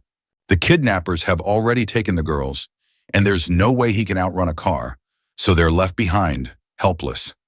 The both of them quickly look at each other and, in their anger, grab each other by the collars. But after exchanging a few heated words, they realize neither of them is behind the abduction, so they let go. The black-haired guy immediately pulls out his phone and calls the security team at SW Corporation. Hello, he says. This is Mark. We've got a situation here. Get the team to the location now. Urgently reporting that Yona has been kidnapped, he tells them to track her down using the security footage. Meanwhile, Jin starts walking off, and the black-haired guy quickly asks him, where are you going? Are you actually not behind all this? Jin simply replies, I don't have time to argue with anyone. Seokju points out SW Corporation's security is already on it and will find the girls soon. Until then, Jin will need to stick with him so they can confirm his identity. But our boy makes it clear, I'm going to find my sister, and if Seokju wants to follow me, he can gladly do so. Seokju starts to get the sense that Jin might not be involved after all, but then our boy suddenly stops and humorously asks, Seokju, Did you bring your car with you? The scene shifts to the bustling heart of the city's entertainment district. Inside one of the pubs, Mr. Cha is sitting back, puffing on a cigarette and enjoying his laid-back time. Just then, his lackey informs him, "Someone is here to see you." When Mr. Cha turns around, he sees Jin standing there. The scene then shifts to Saw Corporation, where we see a regal-looking lady sitting in her chair. I can tell she's definitely Yona's sister, I think, because she looks just as gorgeous with her flowing black hair. Suddenly, an assistant bursts into the room. The woman looks a bit annoyed at this sudden intrusion and wants to know, "Why didn't you bother to ask for permission before barging in?" The assistant quickly reports, Yona has been kidnapped. The news surprises the lady, but surprisingly, she doesn't seem too troubled by it. In fact, she starts to smile faintly and seems to think that the rumors must be true after all. I'm not entirely sure what she's referring to, but let's roll with it. She then asks, "Is grandfather still planning to go after the company?" The assistant states, "I'm not sure." She leans back, hoping that if he continues to pursue them without backing down, Yona will eventually die. It's definitely something she's looking forward to. The scene transitions back to the pub, where we pick up the story with our main character meeting with Cha, and Seokju is also tagging along with him. Seokju already seems to know about Cha, as he recognizes him from their database, and is curious about how our boy knows this gangster. Cha starts by asking what our boy wants. In response, Jin simply says, "I need some intel." Cha lights up another cigarette and scoffs, asking, "Why would I bother to help you?" Our boy cuts to the chase, revealing that the granddaughter of Saw Corporation has been kidnapped. Well, that is something Cha definitely was not expecting to hear. However, he quickly brushes it off, saying, "It's not their problem, and they don't deal with such issues because it would be incredibly risky to mess with Saw Corporation." Our boy asks, "Do you have any leads to offer?" But the mafia boss makes it clear that there's no reason for him to share anything, especially since he's already in a difficult situation thanks to our boy. That's when our boy reveals that his younger sister was also taken along with Saw's granddaughter. Cha finally realizes he's in a tough spot now, as messing with our boy's sister is like messing with John Wick's dog. Both are equally dangerous. So he then starts explaining and mentions that some people speaking broken Korean were asking around for untraceable warehouses, as well as for burners, cars, and a few extra hands. The offer was tempting, he says, but I turned them down because dealing with this kind of trouble isn't something you can easily wash off. He adds that he's heard another crew took the job, and all he knows is they're working out of Incheon. That's all the info he's got. It wouldn't be surprising if Seokju had already figured out who's behind this mess. Meanwhile, our boy starts to walk away after giving a final thanks. But then, the mafia boss tosses his phone to our boy and says, "Save my number." Jin cluelessly looks at him, puzzled about why he'd need his number. The mafia boss gets a bit agitated and clarifies, "I'll need it to contact you once I dig into the warehouse for more info." With that, our boy starts entering his digits. He also asks, "Does the bike outside the door belong to me?" Cha knows exactly what our boy is planning to do with it, so he feels hesitant to respond. But eventually, my guy takes the heavy bike, and before leaving, he tells Seokju, "Figure your own way out to get there, because I'm taking the bike." Seokju questions whether he is going to trust this shady, half-baked info and chase those kidnappers based on that. Our boy explains, "I don't have time to waste, because Yona will probably be safe until the kidnappers get what they want, but there's no telling what they might do with Daehyun." Seokju gets the logic behind Jin's reasoning and stays quiet. He can tell that Jin is a quick and sharp thinker. Seokju then tells him, "I've already passed the info to my security team and will follow you in my car." Jin just gives a cold response, saying, Seokju can do whatever he wants. With that, he puts on his helmet, revs up the gas pedal, and speeds off through the streets. The scene then switches back to the girls, where we see Daehyun waking up with a headache. As she becomes aware of her surroundings, Yona quickly apologizes, saying, "It's probably my fault that you got dragged into this." Daehyun's mind starts to recall the recent events, and she is shocked to remember that they have been kidnapped. Yona sadly confirms it, adding, "I didn't expect this to happen so soon after returning to Korea." Just then, the kidnappers arrive, and Yona coldly asks, "Why have we been abducted?" One of the kidnappers snaps at her, "Shut up and stay quiet, it'll be over soon enough." Of course, it does not take her long to realize that these filthy people must be planning to use her as leverage against her grandfather. One of the lackeys then asks the boss, What should we do with Daehyun, who was kidnapped simply because she was with Yona? Unsurprisingly, the boss decides she is useless to them and orders his lackeys to get rid of her. But Yona immediately speaks up, insisting, I won't let you harm Daehyun. The boss asks, what can you possibly do? Yona threatens, I'll bite my tongue and bleed to death, making it impossible for you to use me as a bargaining chip. The mafia boss finds it hilarious that she's willing to risk her life for someone she barely knows. He further taunts her, urging, go ahead, try biting your tongue. Well, the mafia boss should have been more careful with his words because Yona doesn't hesitate and bites her tongue, leaving blood pouring from her mouth. The boss yells in surprise while the other lackey watches in silence, clearly startled to see her steal like guts. The boss quickly stands up and tells her, your guts have bought you some time. The lackeys ask, what's the next order? The boss tells them, get rid of Daehyun later, and instructs them, stuff her mouth shut so she can't make any noise. The scene then flashes back to our boy and Seokju. It looks like they have arrived at the location Mr. Cha mentioned. Seokju points out that the location seems legit because SW's security tracked the minivan footage to this area. As our boy starts to move forward, Seokju tells him, stop and wait for backup.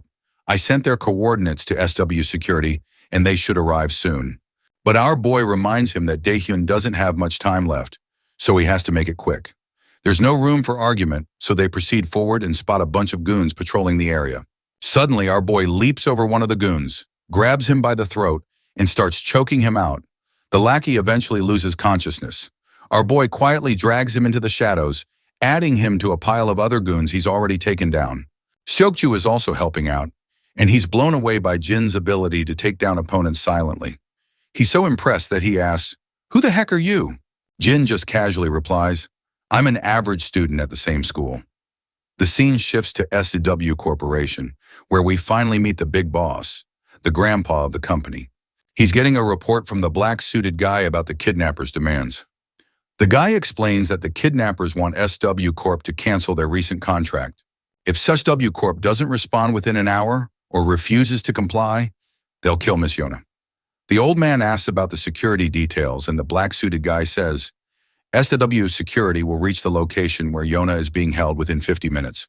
Back at the shady location, we hear two lackeys chatting. One says, I wonder who this client is. The other replies, yeah, and why are they making us do this kidnapping? One of them says, their boss has already made it clear that it's none of their business and they should just follow orders. Just then, one of the lackeys gets a smack right on the head and crumples to the ground. He turns around wincing to see Jin, who's already taken out the other guy. After they are done with the goons, Jin asks his fellow, how many have you knocked out? Seokju says, the guy I left behind makes it 5 in total.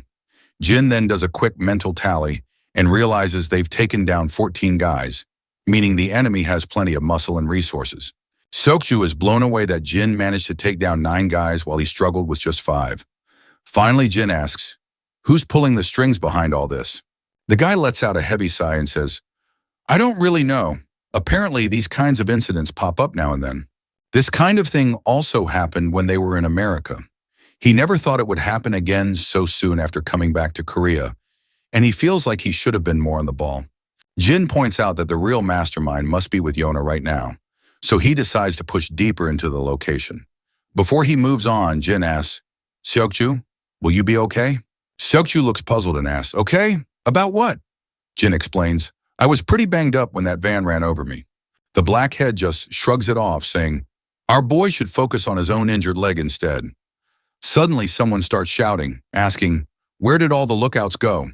Another one jokes that maybe everyone went to take a dump, but then another questions why they'd all need to take a dump together. As they walk forward, they finally spot their guys lying unconscious. Before the confused goons can figure out what's happening, Jin delivers a brutal knee smash to one's face. Jin then turns to the thin mustache goon, grabs his hand and delivers a savage kick to his leg, followed by a brutal smack to his head. With that, both goons are out cold. Jin decides to split up, but before they part ways, Seokju calls out to him. When our boy turns around, Seokju says, once we're out of this mess, I owe Jin an official apology. Back with the boss, he's hearing the commotion outside and tells his lackeys, check it out. We see our ladies with their faces covered in clothes to keep them from screaming. As Jin walks down, he runs into the lackeys. The guy in the mask points out, I've seen Seokju in pictures, so I can confirm that this brat definitely is not him. He then questions our boy, how did you come inside? Jin stays silent in response, and he quickly figures out these are the guys behind the kidnapping. Meanwhile, the masked guy orders his lackeys, just get rid of this brat. Just before we see Jin take out the goons, the scene cuts to Seokju, who's hiding in the storeroom, looking around cautiously. There he finds both ladies tied up. Thankfully, no one else is around, so he figures they must all be out looking for Jin. He sneaks over to the girls, quickly pulls the mask off Yona's face, and she asks, has the security team arrived? Seokju tells her, they're on their way. Yona is shocked to hear this and asks, how did you find us out here? That's when the mafia boss chimes in, thoroughly pleased to hear that the security team won't be arriving anytime soon. The boss then says, he must be Seokju from SW Corporation, and I've heard a lot about him. He adds, this brat has been quite the pain, always lurking around Yona and ruining our plans.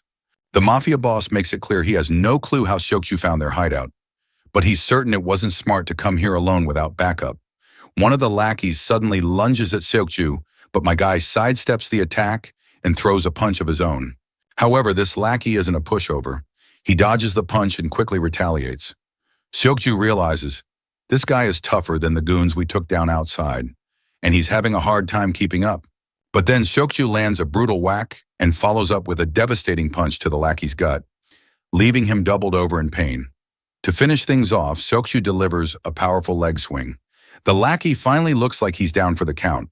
Just when we think it's over, the thug tries to swing back in retaliation, but Seokju meets him with a devastating knee smash to the back. The guy quickly starts to crumble. The scar-faced boss notes, I knew Seokju had been trained from a young age, but I didn't realize he was this impressive.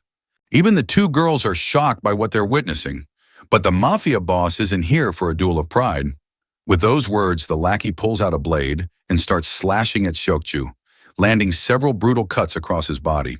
The boss grins under his mask, saying, I didn't expect this brat to fight empty-handed, which makes dealing with him a lot easier.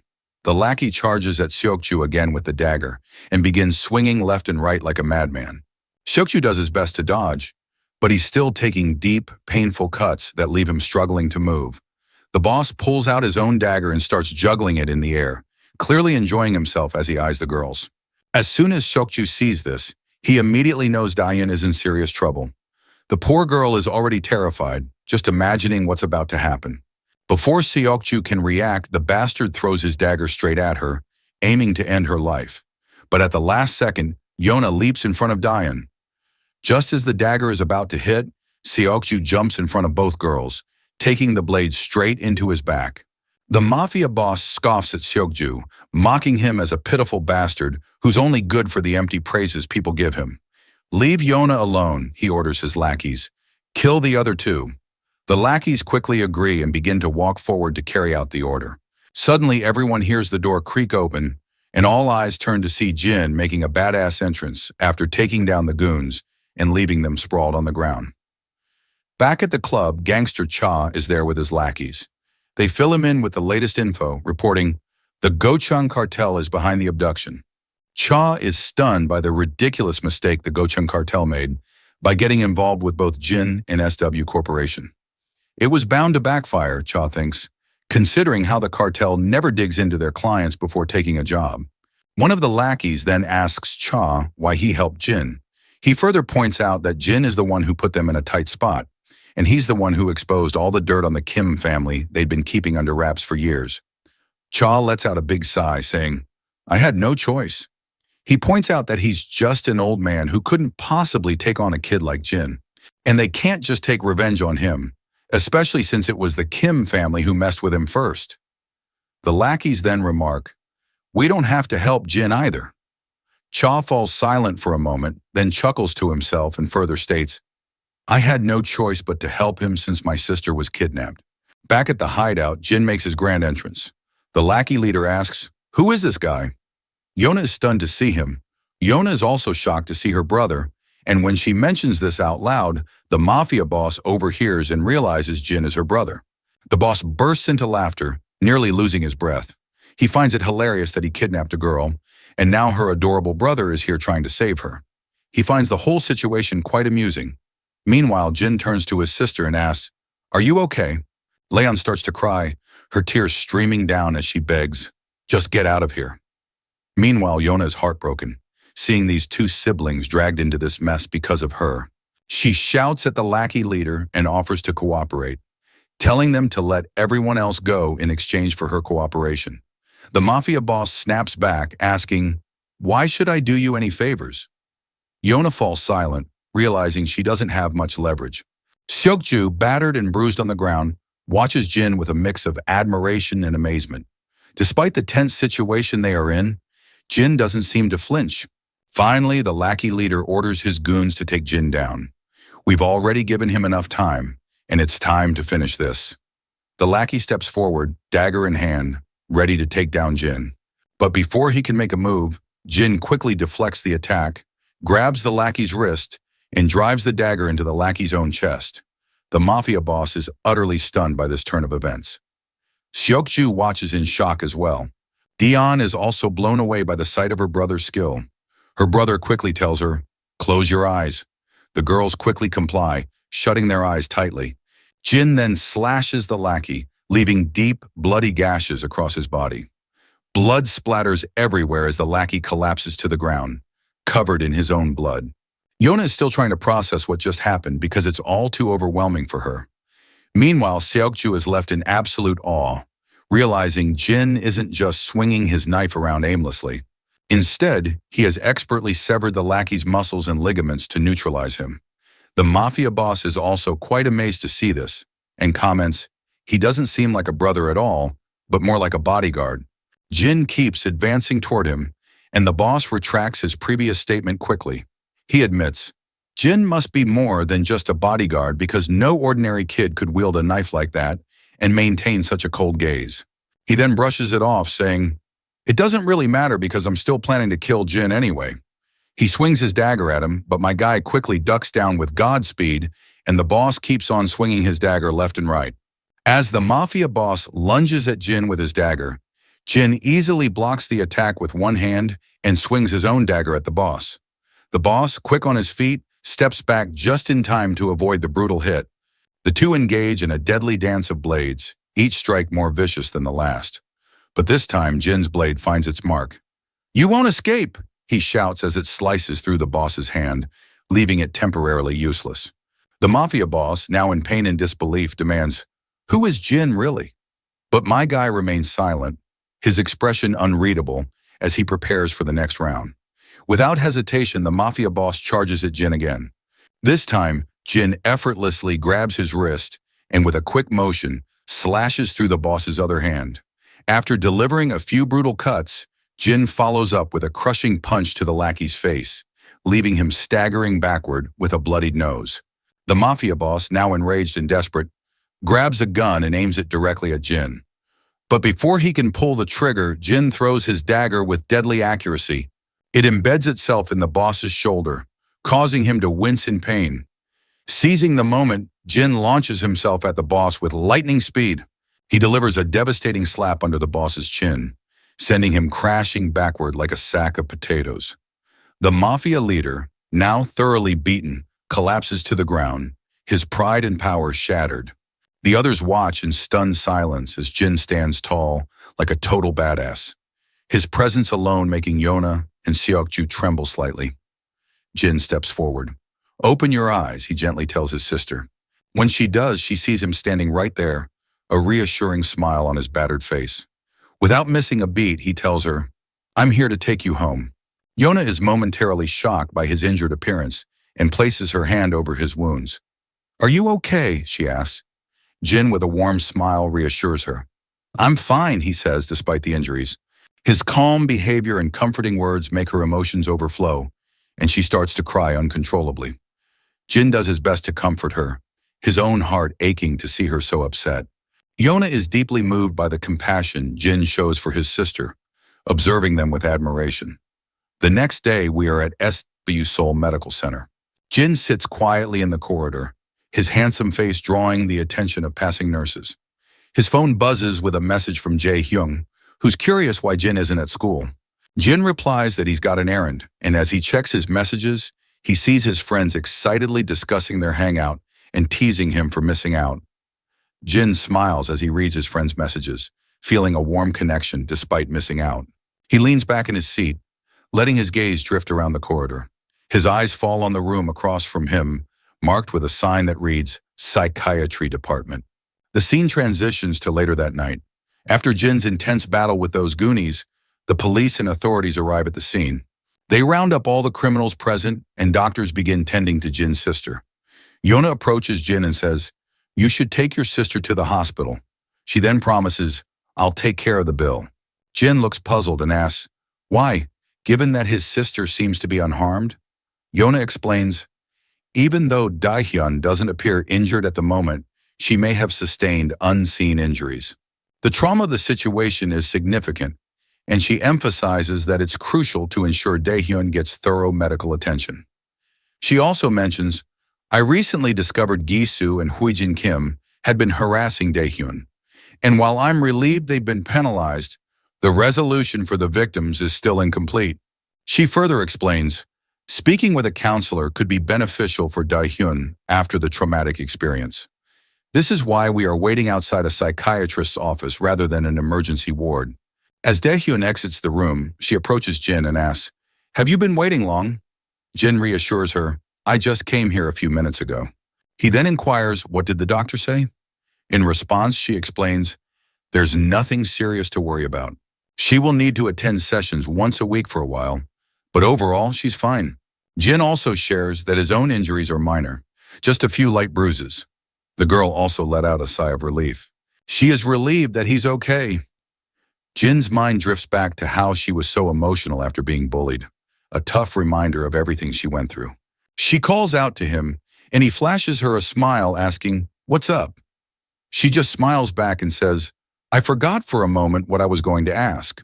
But inside her head, we can tell she's hesitant to bring up her question. The scene shifts back to earlier when the doctor was checking on her well-being. In the background, she overhears soldiers talking. "I can't believe a kid took down most of the kidnappers on his own. It just doesn't make sense to them." At that moment, Daehyun is just as stunned by what the soldiers are saying. She's curious about how Jin can fight so well and what his life was like before coming back to Korea. But she can't make herself ask her any of these questions. As they walk down the corridor, they run into Yona. The moment Daehyun spots her, she lights up with happiness. Upon seeing each other, Yona quickly asks, "How did the therapy go?" Daehyun says it went well and mentions she heard Yona covered the bill for her treatment. She tells her, "You really didn't have to do that." Yona waves it off, saying, "It's no big deal," and reminds her friend that she's the one who got her into this mess. She then apologizes to her sincerely. Daehyun laughs it off, saying, "She's already apologized plenty. Besides, Yona herself was a victim too." That's when Jin notices a massive bodyguard standing behind Yona with a seriously intimidating look on his face. Despite the intense stare he is giving our boy, Jin remains totally unfazed. Yona then turns to Jin and asks, "Have you had your checkup?" Our boy quickly says yes, and Daehyun chimes in, saying she had to drag him there. He only agreed to go after she threatened, "I won't go to the hospital myself if you don't." Daehyun then asks about Seokju, and Yona confirms he's in the same hospital. Daehyun appears really eager to see him and decides they should stop by before leaving. Even though she is excited about the visit, we can tell Jin's feelings are less clear. Still, they end up visiting Seokju, and Daehyun makes sure to thank him for saving her from the blade. Seokju is a bit startled by her sudden gratitude and stutters, saying, "It's no big deal." She then asks Seokju if he's feeling better, and he replies, "I'm indeed feeling much better now." Meanwhile, Jin isn't too happy seeing his sister getting cozy with Seokju. He just stands there in silence, clearly uncomfortable. Even Yona and her bodyguard notice that Jin seems to be troubled. Daehyun then hopes Seokju recovers quickly. With that, they decide to leave. Yona waves them goodbye and they walk away through the main door. Once they're gone, the bodyguard is deep in thought, remarking, "How hard it is to believe that someone like this seemingly scrawny kid could take down a bunch of people at once. It's just unbelievable." Yona chuckles and admits, "I'm pretty amazed myself," but she isn't sure if it's something that would even surprise a pro like the bodyguard. The bodyguard shrugs and says, "It's not just about the kid beating up a group of guys, because there appears to be something way deeper about our boy." The bodyguard explains, our boy quickly and quietly neutralized over 10 guards, which is no easy feat. Even a trained pro would struggle to do that without some kind of backup. What's even more mind-blowing is that he didn't kill any of them. He just made them unfit for combat, and judging by the cuts on the two men found in the cargo container, his knife skills are insanely advanced, especially considering those guys were retired soldiers, not just a bunch of common thugs. He wraps it up by saying, based on Seokju's report and the state of those thugs, it's pretty clear that Jin Yu is a highly trained pro with a ton of combat experience. Both Seokju and Daeon are completely blown away by this. A while later, we catch up with Daeon and Jin. Daeon quickly apologizes, feeling really ashamed that she always seems to need his help. Jin tells her she doesn't need to apologize at all and that he should be the one thanking her. Daeon is startled to hear this, and Jin continues saying, I understand what it feels like to have a family now. You see, it is for the first time in my life that I put someone else's safety above my own without any calculations. Something he'd never experienced before coming to this country. So he's starting to get what family really means. We then see the same woman with short black hair again, and I will say it once more. She's likely Yona's sister. She looks utterly distraught that Yona was rescued safely. The reporter details that there is a suspicious rumor going around. He elaborates, while Seokju played a key role in the rescue, the exploits of another student who accompanied him were even more extraordinary. She asks, how's that possible? And the reporter responds, even the chairman has taken an interest in this student. And we already know that this student is our boy, of course. The woman is shocked and wonders, could these rumors actually be true? We see Jin once again doing some hardcore pull-ups. As he works out, his mind flashes with images of the people he fought that day. Just as he's lost in the intensity of the exercise, Daehyun knocks on the door and says, I brought some fruit. While Daehyun munches on the delicious fruit, Jin arrives and quickly asks his sister, how are you feeling? She responds that she's already answered that question 1,000 times and she's fine. Once Jin sits down, he notices something on Daehyun's mind, so he asks her, what's up? That is when she assures him, I do not hate you just because I saw you fighting and beating those guys brutally. She claims, it doesn't change how I view you. After all, he did all this just to save her, and she won't ask him about his past either. Daehyun then gets somber, saying, she was never able to tell Grandpa about any of the bad things that happened at school. She just wasn't ready to share it with him.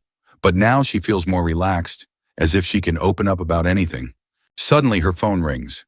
It's Yona on the call, so she grabs the phone and heads to her room while still on the call.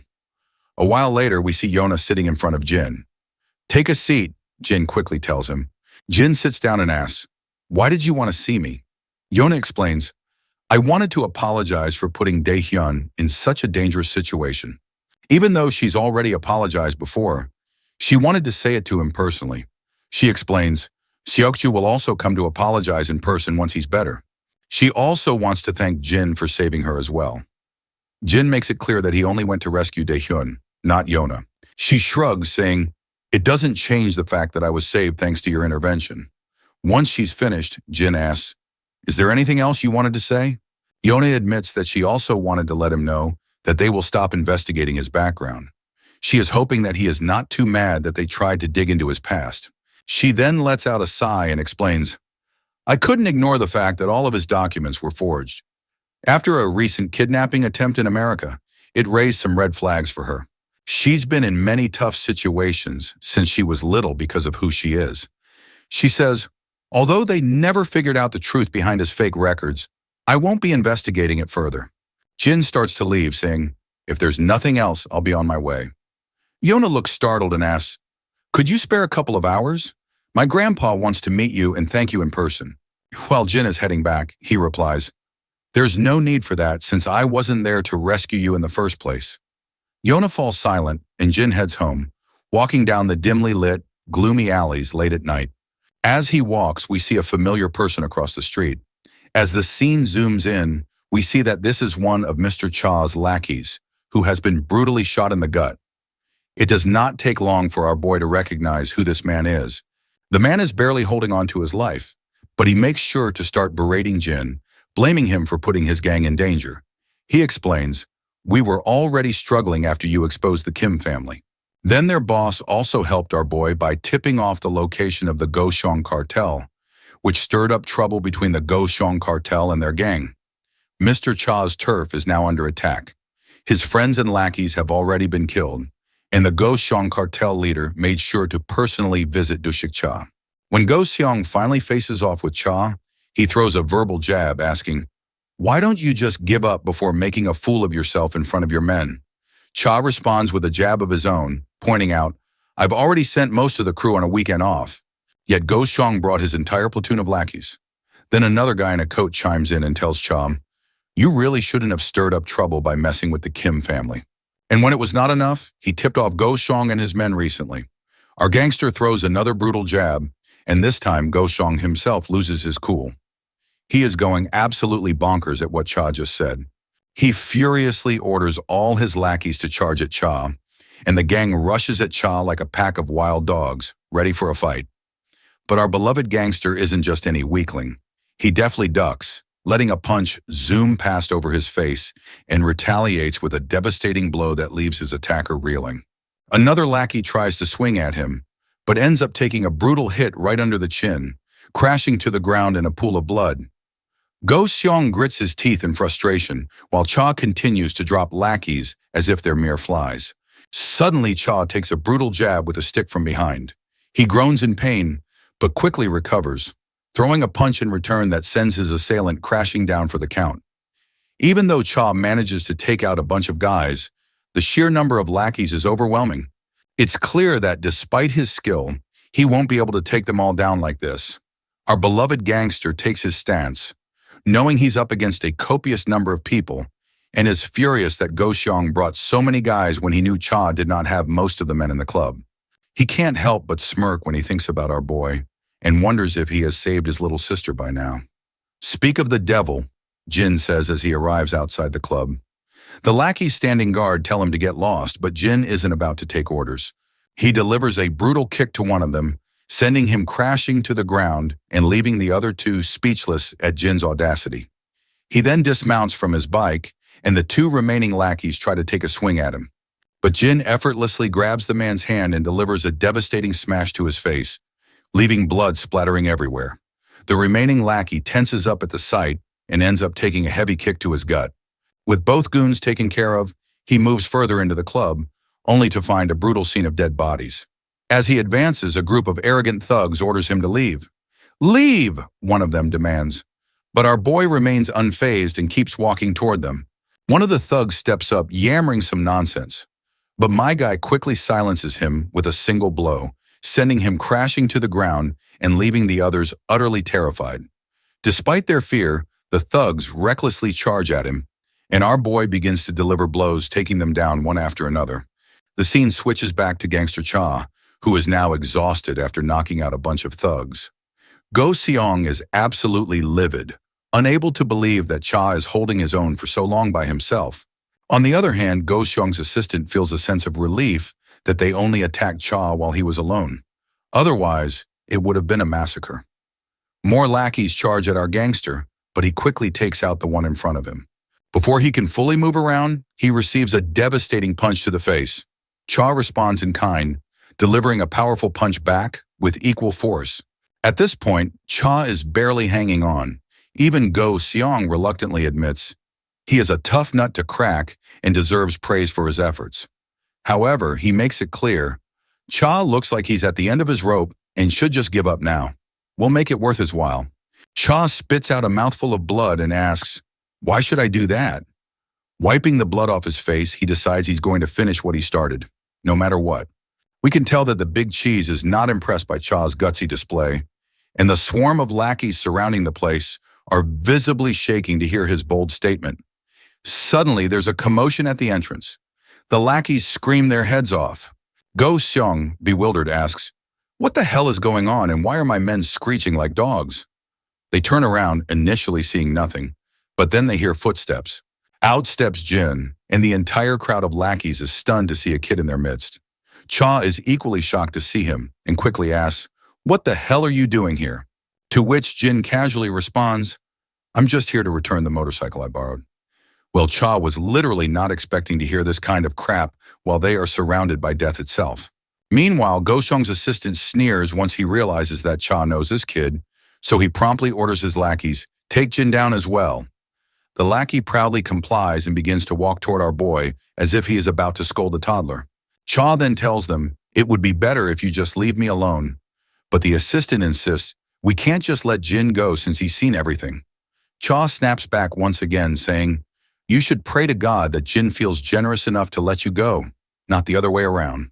The assistant has no clue what the stupid head is yammering about, but he soon gets a wake-up call when Jin takes down one of his guys with a single punch. Our boy then follows up with a kick that cracks another lackey's leg and a headbutt to another, sending him sprawling. One of the thugs tries to swing a bat at Jin from behind, but Jin quickly grabs his hand and delivers a brutal smash to his face, leaving him bloodied. The bat clatters to the ground. Go Xiong is completely blown away by Jin's display, and Cha just smirks, saying, "It's their fault for not listening earlier." He adds, "Even though I'm tough, I wouldn't stand a chance against this kid." The big cheese simply commands his lackeys, "Take Jin down," and they quickly charge at him. But as usual, Jin effortlessly takes them down, making them look like amateurs in the process. Growing impatient, the big cheese shouts at his lackeys, "Stop letting a little punk beat you." But just as he's about to give another command, he suddenly falls silent when he sees Cha charging at him. At this point, Go Xiong is pretty sure things are about to get even messier for him. Shortly after, the big cheese and his lackeys are all on the ground, looking like they have kissed the dirt, while Cha slumps back, utterly exhausted. Jin strides over to him, and when Cha looks up, he sees the wreckage of the fight, people scattered around like discarded wrappers, with Jin standing triumphantly. Jin starts heading out, casually saying, "You've paid your dues now." Cha is shocked and still trying to wrap his head around how this kid is so fixated on the same bullcrap after all this. He then asks, "Did you save your sister?" Jin calmly replies, "I did, and it's all thanks to Cha." The next scene shifts to a hospital room where one of Cha's lackeys suddenly jolts awake. As he looks around, he spots Cha on the other side of the room, all patched up but clearly still in rough shape. The lackey is stunned to see his boss there, and Cha quickly tells him, "Stop calling me boss while we're in the hospital." Confused, the junior asks, "How did you end up here?" Cha casually mentions, "I got roughed up and just took a cab to get treated." The lackey then inquires about Go Xiong and the rest of the lackeys. Cha, with a nonchalant shrug, says, "I took care of them all."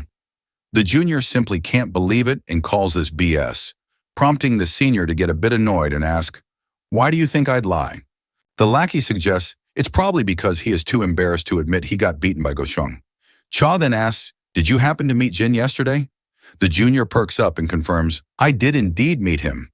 He further explains that he was ambushed by the enemy team while heading out of the club. After being brutally wounded, he found our boy and yelled at him.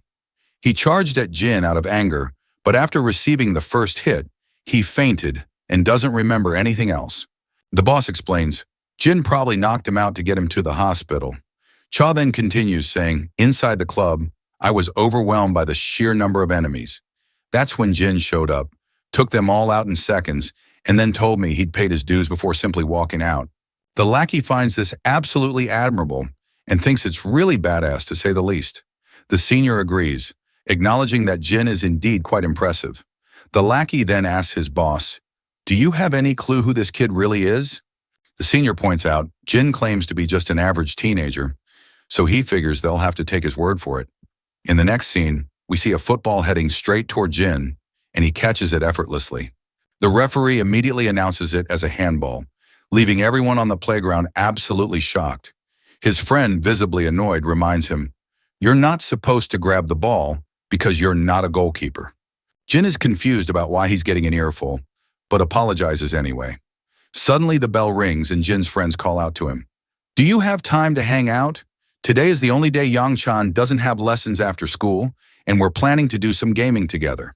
Jin tells them to go ahead, and that he'll meet them at the location later because he needs to walk his sister home first.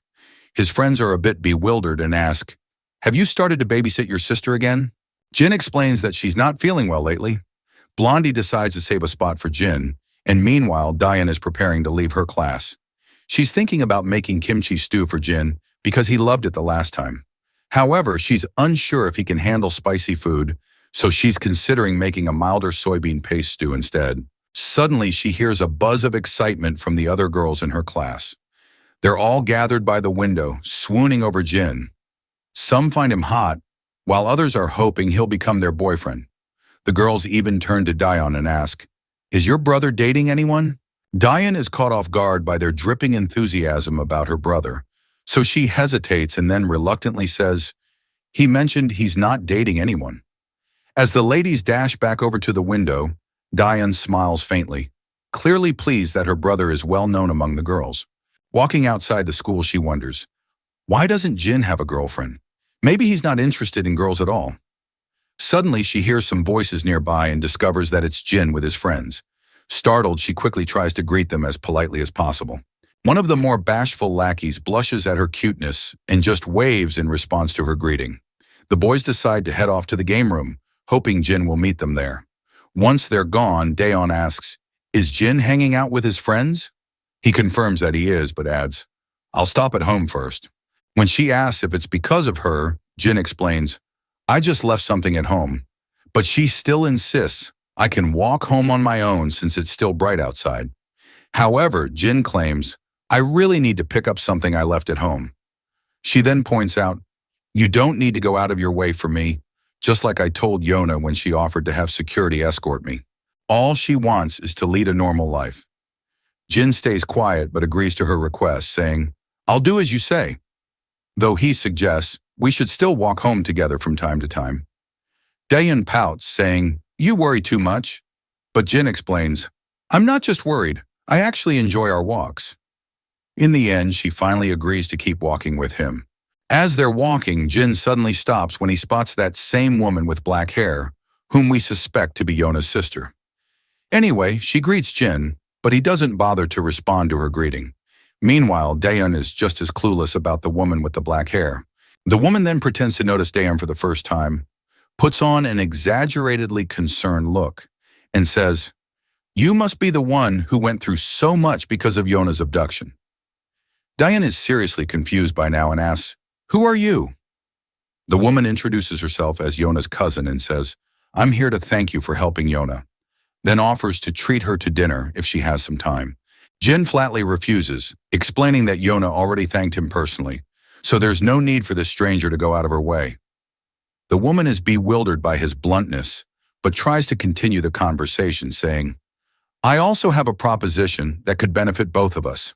Once again, Jin firmly declines and saying, "I'm not interested." He then starts to walk away, leaving this arrogant woman absolutely fuming. But before he's completely out of sight, Daeon makes sure to bow her head and give him one last polite nod. Meanwhile, the lady is seething with rage and her guard asks, "Should I bring him back forcefully?" But the lady says no. It seems her ego's been bruised more than we thought, and she's practically boiling over with anger. Next up, we're in the gaming room, where everyone's glued to their TV screens. While they're all deeply immersed in their game, Young Chan decides it's time to take a dump. As he's heading down the hall, he accidentally bumps into a cocky punk.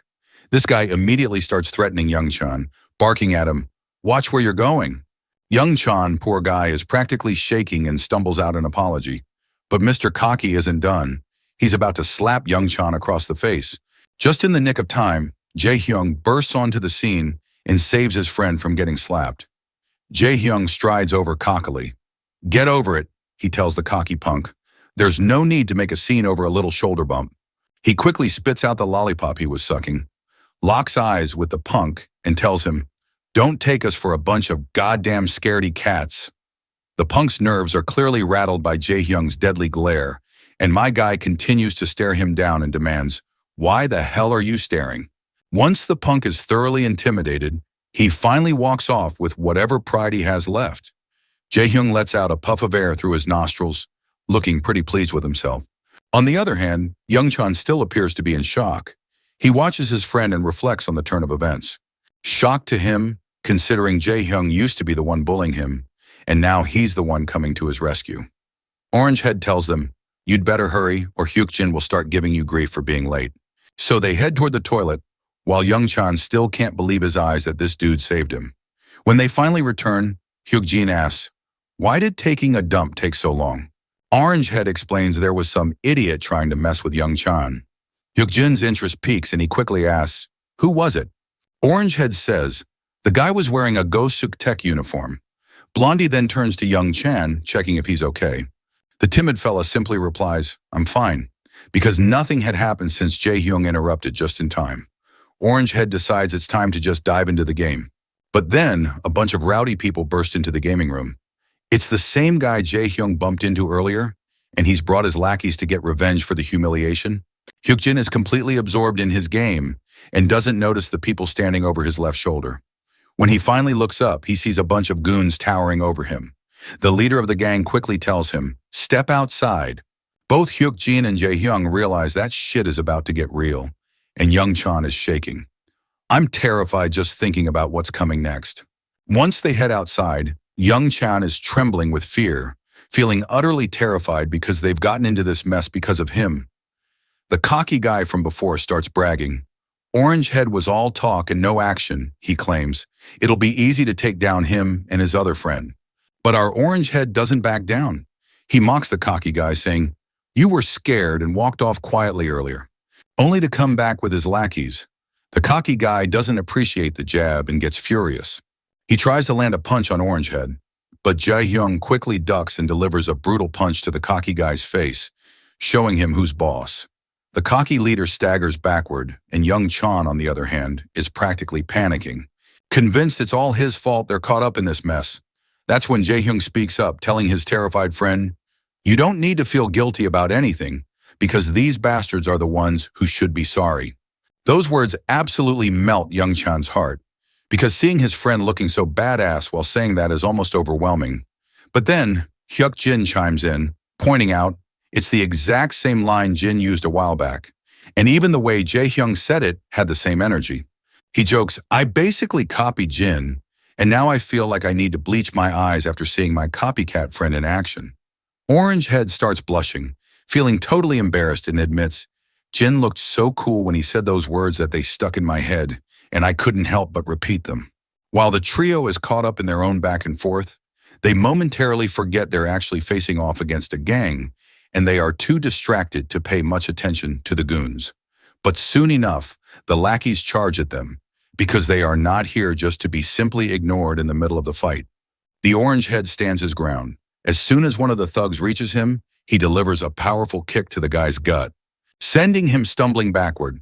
Another goon tries to swing at him, but Orangehead responds with a brutal whack, taking him down. Young Chan, who's not exactly a fighter, is more or less panicking on the sidelines, unsure of what to do. Hyuk-jin, however, is in full battle mode, taking down goons left and right. He turns to Young Chan and tells him, "Stay back and just watch from behind." Orangehead agrees, pointing out, while Young Chan might be a pro gamer, he is out of his element in this fight, so we've got things under control. Young Chan is completely blown away by this. He can't believe they're fighting because of him, and yet they're telling him to stay back. The goons are squirming and quivering on the ground after taking a serious beating. Our boys, on the other hand, are starting to struggle a bit, exhausted from the fight and outnumbered. Eventually, Jae-hyung takes a solid hit to the gut and feels the pain. He's sure that he's screwed because the cocky guy is about to land a punch right on his face. But before the punch can connect, Young Chan jumps onto the cocky guy, grabbing him tightly like he's found his brother from another mother. They both crash to the ground, and the cocky guy starts shoving Young Chan aside. But Young Chan holds on tightly despite the fear. That's when Orangehead takes his chance and swings his leg, delivering a devastating blow to the cocky guy's head. The impact leaves Young Chan a bit teary-eyed from the sheer brutality he's just witnessed, something he's never experienced before. Orangehead stands tall, looking like a boss after giving the cocky guy the final kick. He glances at the guy, who's clearly down for the count. Hyuk-jin can't help but jab at Orangehead, noting how Young Chan had to step in to save the day. Orangehead quickly gets embarrassed and defensive, saying he was just about to take the guy down himself. They turn to Young Chan, who's on the verge of tears. Orangehead immediately asks, "Are you okay?" The timid fella quickly reassures him, "I'm fine," and apologizes for causing all this trouble. The scene shifts to our boy finally making it to the game room, only to find it empty. He tries calling his friends, but no one picks up. Just then, he hears someone calling his name. "Hey, is that you?" He turns around to see his friends. "You missed all the action," they eagerly tell him. The beta bullies start bragging. "We just whooped some Gosiok tech guys." They head inside, and as they climb the stairs, they point out to Jin. "While you might not be familiar with the Gosiok tech guys, they're pretty tough, but not a match for us." As they head into the gaming room, they're shocked to find a bunch of people lying unconscious on the ground. The beta lackeys are blown away by the sight and quickly ask, "Who took down all these Gosiok tech guys?" Our boy casually points out, "I came looking for everyone, and they jumped me when they saw my uniform." The three of them are absolutely stunned to realize that our boy took out all these men single-handedly. After their mindless fun at the arcade, the group heads out to grab some grub. The beta bullies have brought the same delicious food Yong-chun usually eats, but Orangehead forgets to grab drinks. He decides to go get some as soon as possible. "I'll go with you," Yong-chun says, but Orangehead opts to go himself. As they start eating, Hyukjin feels proud and laughs. "We really took down the Gosiok tech goons," he says. Orangehead agrees. "Yeah, they came in trying to act tough, but ended up getting beaten like dog," he adds. Meanwhile, our boy looks at the tuna mayo food with no clue how to proceed. He watches as Jae-hyung tears off the seal and pops the snack out of its wrapper. He mimics Jae-hyung and starts to take a bite. While eating, he asks, "Who started the fight?" Jae-hyung explains one of the goons was messing with Yong-chun outside the game room, which triggered the whole scene. Our boy checks in on his timid friend, asking, "Are you all right?" The friend says, "I'm good because Jae-hyung showed up to rescue me just in time." Orangehead then shares some advice, telling Yong-chun, "In situations like this, you should never back down." Yong-chun looks a bit confused to hear this, so Orangehead explains, "You shouldn't flinch in front of a bully. You need to make it clear you're ready for anything, or they'll just take advantage if they think you're scared." Hyukjin agrees, saying, "You've got to show you won't take any crap, or they'll just walk all over you." Yong-chun asks, "What if they end up hitting me?" Orangehead just shrugs and says, "They're going to try to hit you even if you're scared." But Yong-chun worries, "They might hit me harder." Orangehead agrees, but he points out, "If you don't stand up for yourself, you'll just be seen as a pushover, and that's worse than getting beaten up." Hyukjin also adds his 2 cents, saying, "I've seen this trick work before because no one wants to deal with trouble. Bullies usually pick on the quiet ones who never speak up." Yong-chun stays quiet, probably realizing that he's always been picked on because he didn't stand up for himself. As they chat, our boy keeps munching on his delicious food. The scene then drifts to his past, where, instead of fancy food, he was stuck with some mediocre curry and a piece of dry bread. At that time, he had no choice but to eat it. What made it worse was that there were always strong guys around him, bullying the weak and taking their food. One day, a cocky guy demanded our boy hand over his food, but Jin wasn't having any of it. So he fought back and left a gruesome mess behind. His memory makes him reflect on how the same pattern of the strong preying on the weak seems to repeat itself, both in his past and present situations. That's when Yong-chun finally musters up his courage and says out loud, "I don't like either of the beta bullies." The two bullies choke on their food, their breath caught in their throats upon hearing this. Yong-chun continues, saying he hates them because they bullied kids in class, including him. Orangehead looks curious and asks, "When did they even bully anyone?" He points out, "We only joked around sometimes, nothing more." The blondie also agrees, saying, "We never physically hurt anyone in class or made anyone do our dirty work. Compared to some of the other guys like Gisu Kim, they're practically saints." But Yong-chun stands firm, saying, "Even though they might just be joking or playing rough, it's still a form of violence to others." The beta bullies are stunned because they are not sure what to think of it. Yong-chun further continues, explaining, "It's the same kind of violence no matter how big or small." He resents them for being so cruel without a shred of guilt. Once he is done speaking, he points out, "Since the beta bullies told me to stand up for myself, I spilled everything I had in my mind to try it out." The beta bullies are completely thrown off by Yong-chun's words. The blonde one is at a loss and says, "No one's ever told me anything like that before." He didn't realize people could see their actions that way and thought they were just joking around. The other bully also agreed, saying, "We figured it was okay since we weren't as bad as some of the others."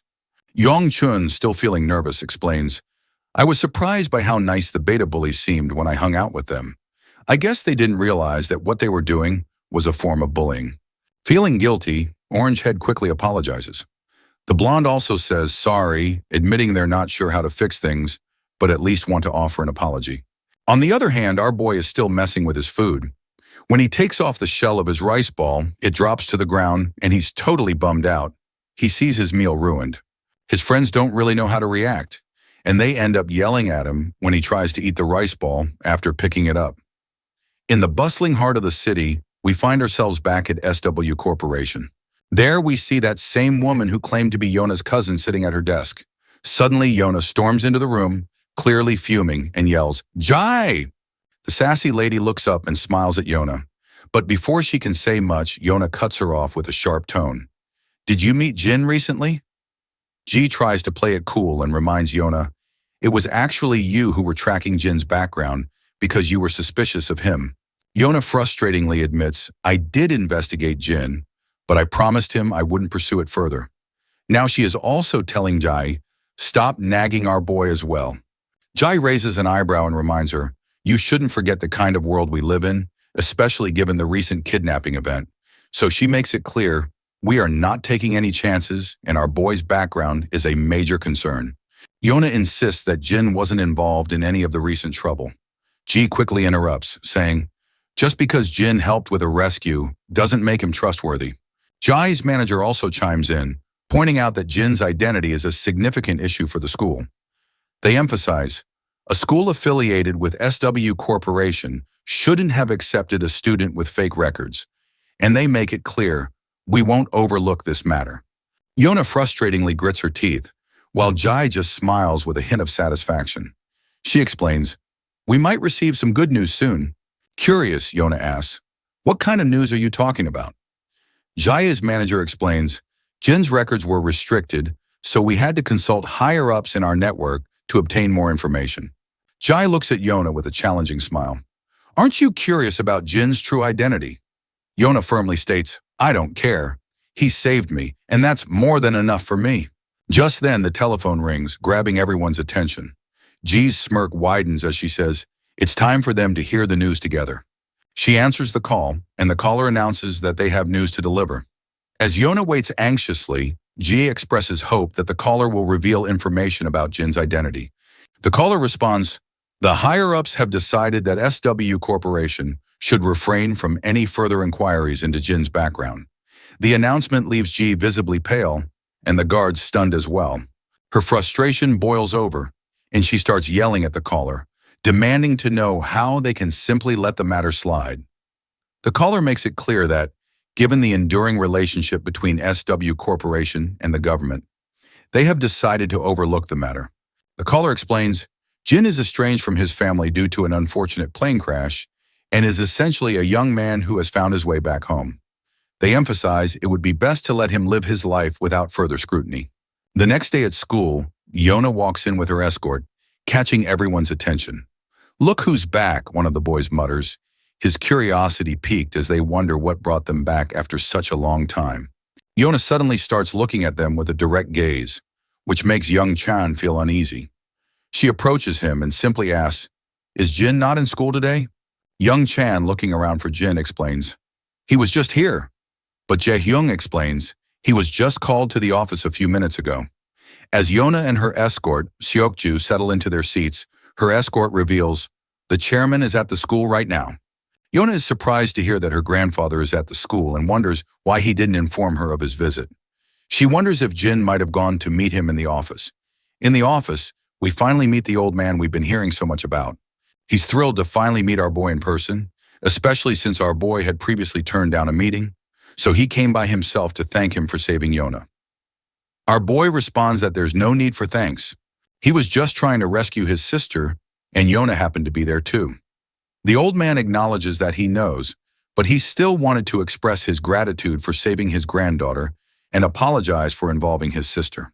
Our boy clears things up again, letting the old man know that he doesn't need to worry about that since Yona has already apologized. The old man stays silent after hearing this, and our boy starts to head into the classroom. That's when Grandpa finally asks if he will become Yona's bodyguard.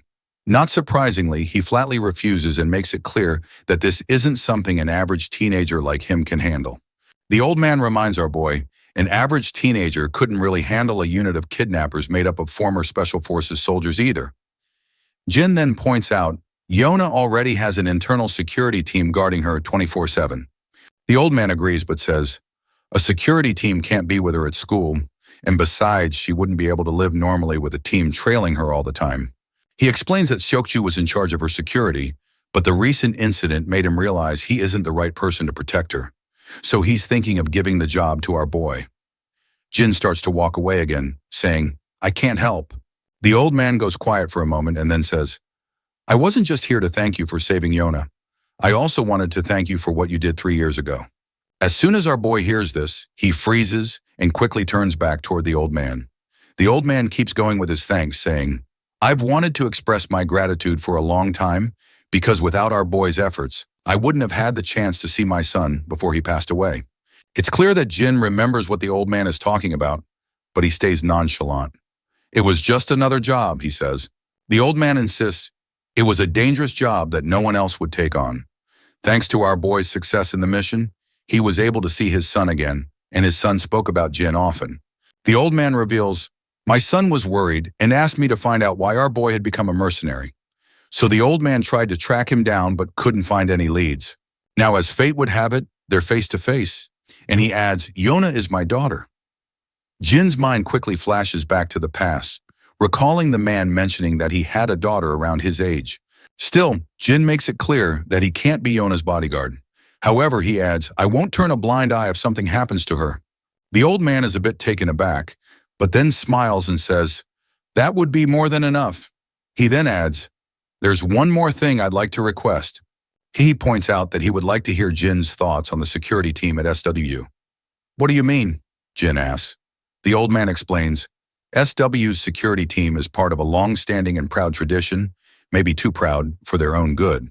They believe that Yona's recent kidnapping would have been contained even without Jin's help. However, as SW continues to expand, the threats are growing, and their security division is lacking in innovation. The old man wants Jin's honest assessment of their skills, and it will be a paid assignment, of course. Jin lets out a sigh, feeling like all of this is just a drag. He then finally heads back into his classroom. As soon as he enters, Yona greets him, but he clearly ignores her and walks to his seat. The teacher starts the class for the day. Jin sits quietly in his chair, thinking about the old man's words. He realizes that Yona's father must have died, since the old man mentioned he'd seen his son before he passed away. The scene then cuts back to the past. We see Jin as a mercenary with all the site workers gathered around, eating. Jin is munching on some kind of food bar when a voice calls out to him. How did a kid like you end up working as a mercenary? It's clear this man is Yona's father, and after he sees our boy's face, he comments, I didn't realize Jin was so young. Jin quickly covers his face and starts to walk away, but the man offers him his platter full of delicious and appetizing food. Throw away your trash and eat this instead, he says. What you eat really matters at your age. Meanwhile, the other mercenaries chat about how their new client seems really wealthy. They explain how they're building roads, a school, and a clinic in the town they're all stationed in. As they chat, Jin listens quietly. While he's on guard duty, the man walks up to him again, offering him a chocolate bar. Jin just looks away. Later that night, the man offers him food once more, but Jin turns away again. On a particularly rainy day, the man brings an umbrella and coat, but Jin refuses them as well. One day, as Jin is packing up his stuff to leave, the same man approaches him again. He says, I'll miss having you around, and invites him to stop by if he can, since they'll be there for at least another month. The man then tosses a bag to Jin, explaining, I've packed some snacks and basic medical supplies inside. Finally, Jin speaks up and asks, why are you giving me all this? The question catches the man off guard, and he's surprised to hear Jin speak Korean. He adds, I tried speaking in your native language and in English before, but I didn't get a response. The man explains, I'm giving these things because I have a daughter around Jin's age, and you remind me of her, so I can't help but worry. Later, we found ourselves in a rundown place where conflict was ongoing. We then saw Jin with his fellow mercenary. His fellow informs him that the town where Jin was stationed as a guard has been taken over by a resistance group. He explains, they were waiting for the foreigners to finish their construction so they could take over the buildings, and most of the people at the site had been killed. Jin is jolted out of his flashback by the sudden ringing of the bell, and he notices Yona calling out to him, asking, "Are you free right now?" A while later, they're in the lounging area, where Seokju is bowing his head in respect and offering a late apology in person. Jin tells him there's no need for that, as he understands the reason behind his actions. Yona then says, "I'm pretty sure Jin will deny it," and explains, "Grandpa asked me to invite him on his behalf." Jin agrees without hesitation, leaving Yona quite puzzled to see that he actually agrees without protest for the first time. The scene then shifts to Ji, who is gritting her teeth in frustration. She's fuming mad that the higher-ups aren't releasing Jin's true identity. Just then, her manager enters and mentions, "The same student has arrived," which shocks Ji a little. In the SW Corporation's men's locker room, Jin is getting suited up in the company's dress code.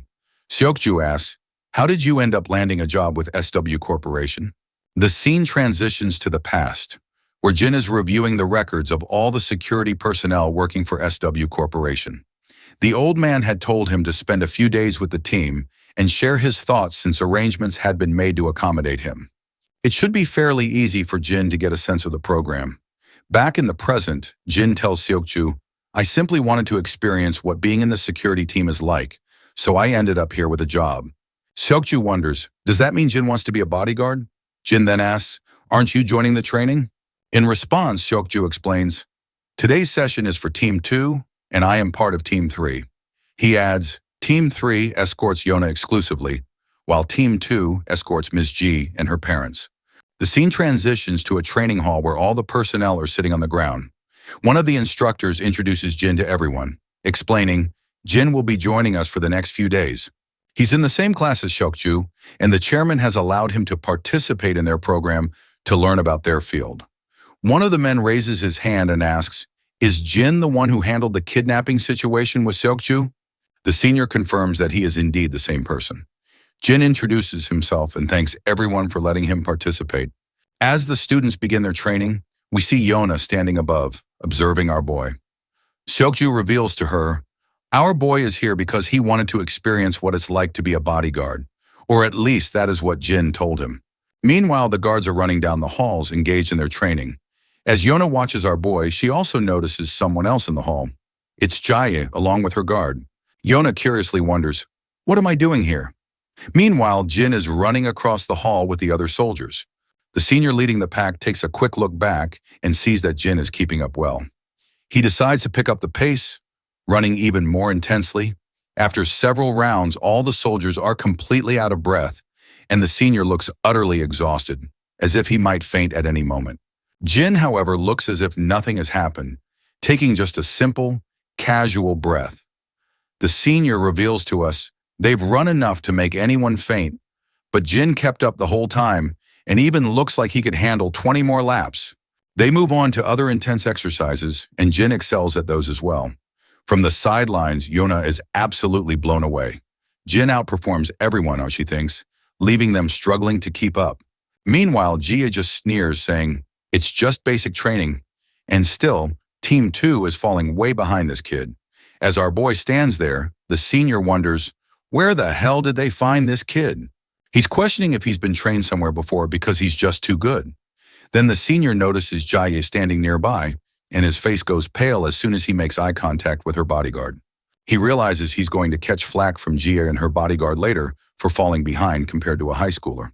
Suddenly, one of the juniors raises his hand and points out, "I've heard this student played a critical role in Miss Yona's rescue, so I want to test the kid's skills myself." The senior gets angry and asks, "Do you really want to spar with a high school kid?"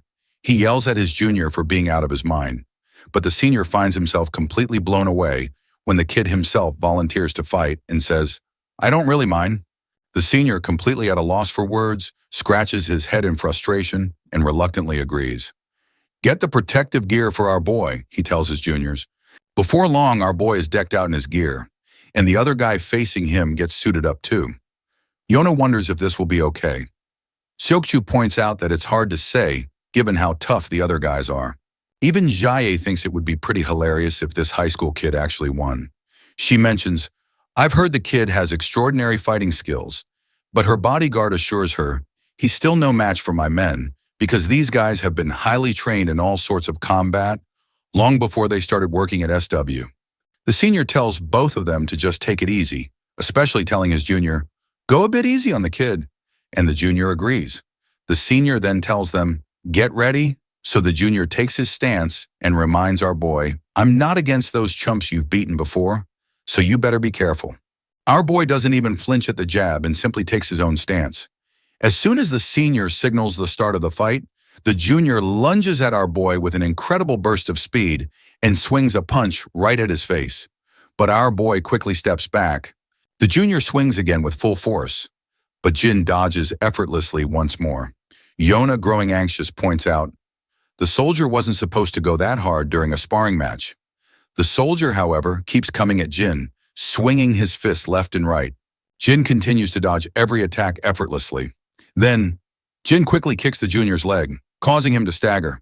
Seizing the moment, our boy balls up his fist and throws a brutal punch, but the soldier quickly raises his hands to block, avoiding a direct hit. The fatty mocks our boy for his futile attack. Pathetic! He gets ready to hit him with a punch of his own, but Jin quickly deflects the incoming fist and counters with a brutal blow right to the bastard's face. That display of power leaves Yona breathless, and even her guard finds it pretty impressive that Jin struck precisely where the fatty's face was exposed. As the fatty writhes in pain, Jin grabs him by the head and delivers a vicious knee smash to his face, leaving him bloody and beginning to collapse to the ground.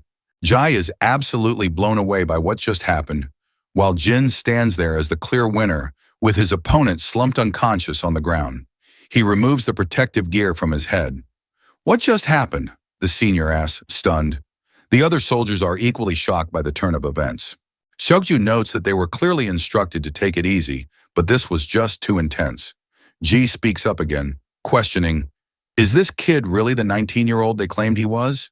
Meanwhile, her bodyguard is fuming at the top of his head, as Team 2 is part of his crew, and he is not at all happy to see one of his soldiers going down like flies after being beaten by a teenager. The other soldiers drag their incapacitated buddy off the ground, while Jin remains the center of attention. By now, the senior has no doubt about Jin's role in saving Yona from the kidnappers. Meanwhile, Ji's bodyguard is giving his soldiers death glares. They're all panicking, especially the senior, who's sweating bullets because he's sure he's in big trouble. Then another soldier, BM Sok Choi, raises his hand and volunteers to spar with Jin too. The senior reminds him, "We've already lost to a kid once, and I don't want to look foolish by losing again." But BM Sok, brimming with confidence, says, "I'm really itching to fight Jin after seeing his impressive skills." The senior points out, "We can't all just rush at Jin." But Jin says, "I'm totally fine and not exhausted at all."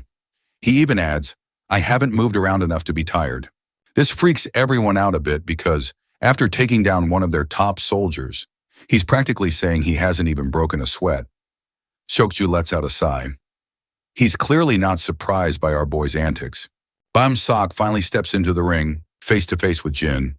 While stretching his muscles, he casually asks, "Where did you learn to fight like that?" Jin then asks, "Aren't you going to wear your headgear?" The soldier confidently replies, "I don't need it. Go ahead and use one if you want to." But Jin was only asking for the guy's sake. He doesn't care about headgear either, so he just tosses it aside, surprising Byum Sok and even Yona. That's when Byum Sok starts getting cocky, calling Jin a punk and saying, "I like his spirit." Ji then curiously asks her bodyguard, "What do you think will happen this time?" In response, he admits, "We made the mistake of underestimating Jin earlier, but I'm confident we can take him down now." He takes major pride in his men, who train tirelessly every single day. Not to mention, our boy is about to face the ace of the team this time. Ji cracks a smile, eagerly anticipating how Byum Sok will handle Jin. Meanwhile, Yona's bodyguard is starting to think Jin might actually lose this round.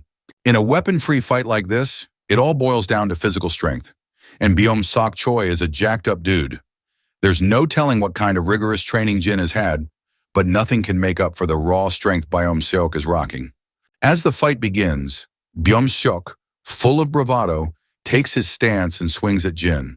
But our boy casually sidesteps the punch with ease. Jin tries to land a punch on Byum Sok, but this dude isn't here to mess around. He dodges Jin's attack quickly and counters with a punch of his own. Jin also tilts to the side to save himself and throws another punch, but Byum Sok grabs Jin's fist and smirks. He acknowledges that Jin's punch is stronger than he expected based on his appearance. But Jin isn't interested in mid-fight chit-chat. Well, Hui throws another punch, but Byung-seok blocks it effortlessly. Nice timing, and Choni, he says, giving Jin props. Then he smirks and scoffs. No one can break my guard with pesky blows like that. But that's where he's dead wrong. Jin quickly swings his leg and lands a solid kick to Byung-seok's thigh.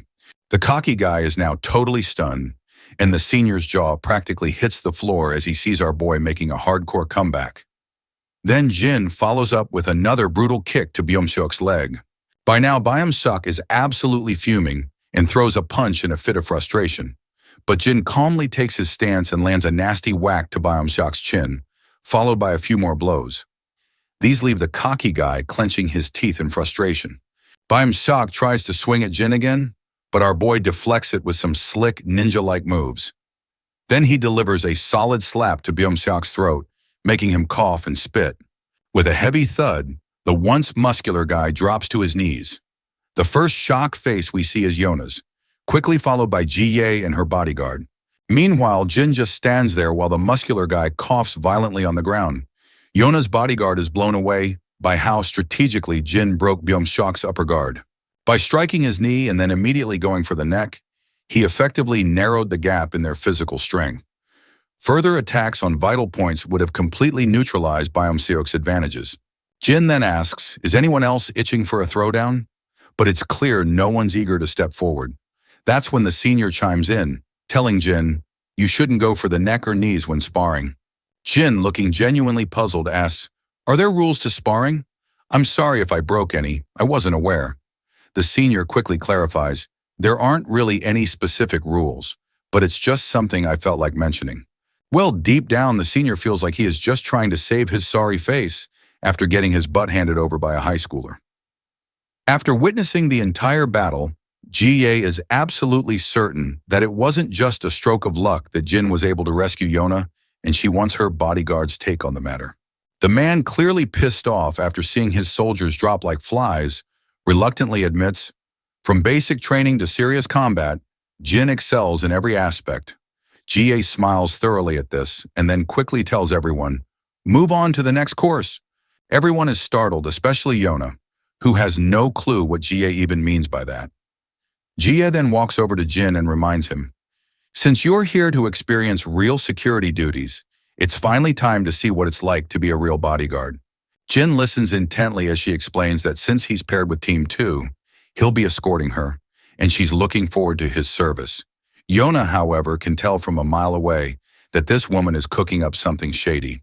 The next scene takes us into one of the offices inside SW Corp, where we meet the grandpa, who's with a suited guy. This suited guy is amazed that Jin is in the same class as Yona. He explains, I learned about Jin's background during our research, but it's still a shock to see that codename Jin is actually this young kid. The suited guy adds, Jin's name only came to light a few years ago, which means he was even younger when he first gained recognition. He just can't wrap his head around how this kid could be the same ruthless individual he's heard about. The scene then shifts back to the locker room, where Jin is finally suited up in a real bodyguard outfit, and he looks seriously badass. Evening has arrived, and we find Dine and her grandpa together. The old man asks her, is Jin still out with friends? In response, she explains, Jin had to take care of something and said he'd be a little late. The grandpa is concerned, saying, Jin shouldn't stay out too late. I'm sure Jin will be fine, but if he runs into any trouble with hooligans late at night, it could be a problem. The next scene shows the two defeated soldiers who were getting pretty cocky before fighting Jin. They're now getting an earful from their superior, and everyone is feeling ashamed after getting their butts kicked by Jin. The senior is so livid his veins are practically bulging, and he makes it crystal clear, you're about to face training like you've never seen before. The soldiers' faces fall when they hear this, and the senior lets out a sigh of relief. At least we didn't get chewed out by the boss today. Meanwhile, Yona is absolutely blown away when she sees Jin stepping out in his bodyguard uniform, looking like he's about to hit the town for a date. Even Ji-ye is really pleased to see him, and those defeated soldiers can't help but feel a bit jealous of our boy. As we head outside the building, Jin and two other guards are escorting Ji-ye. There are several other guards as well, making sure she gets into her luxurious Bentley without any issues. Once she's inside, the guards follow, while Jin stands outside until the senior bodyguard tells him, just get in the car. With that command, Jin takes a seat in the back alongside Yona. Once inside, he notices how two guards are always at GA's side. Out of the blue, GA asks our boy, have you ever thought about singing or acting as a career? She explains, one of the SW subsidiaries I run is an entertainment agency, which is where we're headed right now. Jin, however, simply states that he's not interested. She then asks him, why are you interested in becoming a bodyguard? As soon as our guy hears this, he realizes these folks probably don't know the real reason behind his involvement. So he just goes with the flow and says, I wanted to experience life as a bodyguard. She then gives him props, saying, you're pretty good at this job. Judging by how well he did in training today and how easily he beat the guards in Team 2, she's impressed. But when his bodyguard hears about his defeat in Team 2, he's absolutely livid, turning red with anger. He's embarrassed to be reminded that his team got trounced by a high schooler. On the other hand, Jin points out that he only won because Team 2 let their guard down. They had to hold back because he's just an inexperienced kid, so he had a greater advantage from the start. If they had taken him seriously as a real opponent, he's pretty sure he would have lost both duels. The woman acknowledges the situation, but deep down she thought, Jin would be more boastful about beating working guards. Turns out he's not like that at all. Meanwhile, the bodyguard is blown away by how our boy has thought through everything so well. A while later, they finally reach their destination. In that other SW Corporation building, we see she's sitting in her office, while our boy and the senior bodyguard are standing outside. The senior is amazed. After standing here for an hour, our boy hasn't even flinched. So out of curiosity, he asks, where did you receive such intense training? Our boy simply looks at him and stays silent. The senior asks again, where did you pick up those moves from the sparring session? This isn't something you can just pull off by luck. In response, Jin just says, I learned on the streets where I grew up. This vague answer really ruffles the senior bodyguard's feathers, who wasn't expecting such a brush-off. Well, his answer wasn't too far from the truth. The scene then transitions to his past, showing how he really did learn these skills on the streets. We see him running alongside his buddy, while a hail of bullets rains down from behind. He's climbing ropes to reach the treetops in harsh weather and facing off against highly trained soldiers and killers. But he never flinches. Once they head out again, their car zooms down the highway. G asks, are you feeling all right? It's been a long day. He says, I'm fine, and she finds it odd because it's his first day on the job for this line of work. But he confirms once again, this is indeed my first time. Meanwhile, the senior bodyguard reflects on how this is typical of our boy. He hasn't asked a single question since they started the route, and he hasn't shown any signs of being affected, even when they deliberately skip dinner to test him. It's as if he's fully aware that these things can happen in security work. He never budged from his position until he was instructed to do so. Suddenly, Jin notices something serious up ahead. There's a truck coming, and the driver inside looks either drunk or sleepy. It's hard to tell. What is clear is that the truck veers out of its lane and heads straight for the car Jin and G are in. The truck skids across the road and crashes into their car. Once the car comes to a stop, the bodyguards from the other car rush over. The airbags have deployed, and the senior bodyguard quickly checks the back seat, asking, is Jai all right? What he sees there blows his mind. Jin has managed to hold Jai close, saving her just in time to avoid the worst of the crash. The bodyguard is amazed that Jin could react so quickly and protect her in that split second before impact. But then, Jay yanks herself away from Jin and creates some distance. The other bodyguard rushes to her, asking, are you okay? The other guards quickly gather around to discuss what just happened. One of them reports the truck driver was definitely drunk. The junior guard adds, the driver appears unconscious and they're currently pulling him out of the vehicle. The senior guard tells everyone, call an ambulance, secure the driver, and make sure to get to the bottom of this incident. Meanwhile, inside the car, G looks at Jin, who's sitting quietly. She's startled and asks, are you okay? Jin simply nods in affirmation, but G points out that he might have been hurt and suggests, you should come with us to the hospital to get checked out. Instead of responding to this, Jin reminds her, you should always wear your seatbelt, even when sitting in the back seat. Seems like this is not what she was expecting to hear at such a critical moment, so she has no clue how to respond to this brutal truth bomb. Back at home, Dae-hyun is busy preparing some delicious food, and Jin also walks into the living room and asks, are you making lunch? She responds, I'm cooking for Grandpa and will save some for him to have later too. Jin reminds her, Grandpa is already at work. Daehyun explains, I plan to take it to his workplace, just like I used to visit him there often. But I haven't ever since our boy came back home. Jin decides to tag along with her and seals the deal with a warm smile. Later in the bustling city, we find Grandpa happily chatting with his fellow officer. The officer is teasing him, asking, Did you win the lottery or something? Since he looks so cheerful after returning from vacation. Grandpa looks puzzled and asks, What do you mean? The officer points out, You just look unusually happy lately. Grandpa is confused by the teasing, and his friend further reveals, Apartment 703 just gave them some snacks to share. He's told to drop by to grab him after his shift. Grandpa replies, I'll come by after I finish sorting out the recycling. As the old man starts shoving the trash into the bins, he reflects that he might have let himself get too excited about Jin's return, to the point where others have started to notice his happiness. Suddenly, Grandpa hears some commotion. He sees a thug slam on the brakes in the middle of the road and get out of his car. Another person behind him tells him to move his car instead of blocking the road. But this cocky guy just gets out of his sports car, holding 2 disposable glasses.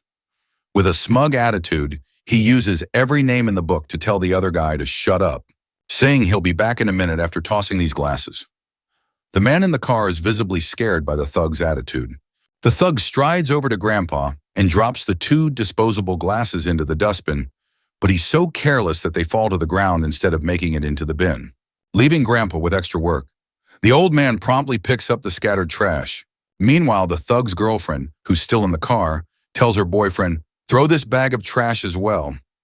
Reluctantly, he grabs the trash bag and throws it from a distance, not bothering to walk over to the bin. As expected, Grandpa ends up picking up the mess left behind by the inconsiderate duo.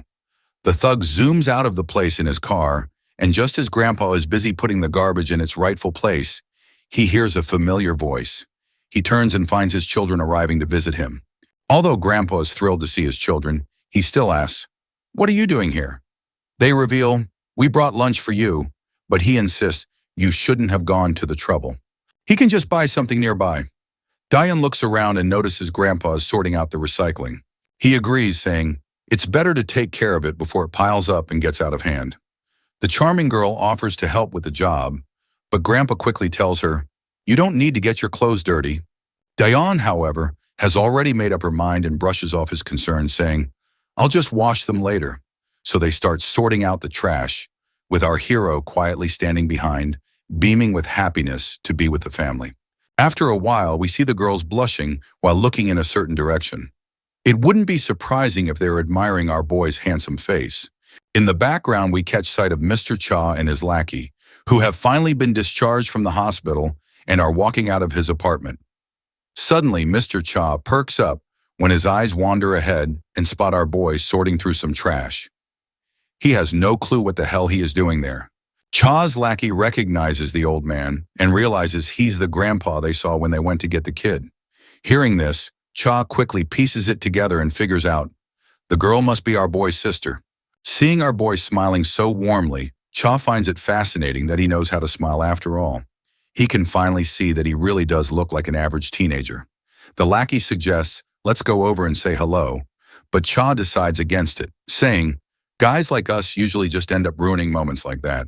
Instead, he decides they should grab a bite to eat. We then see the Sweet family having their lunch in the park.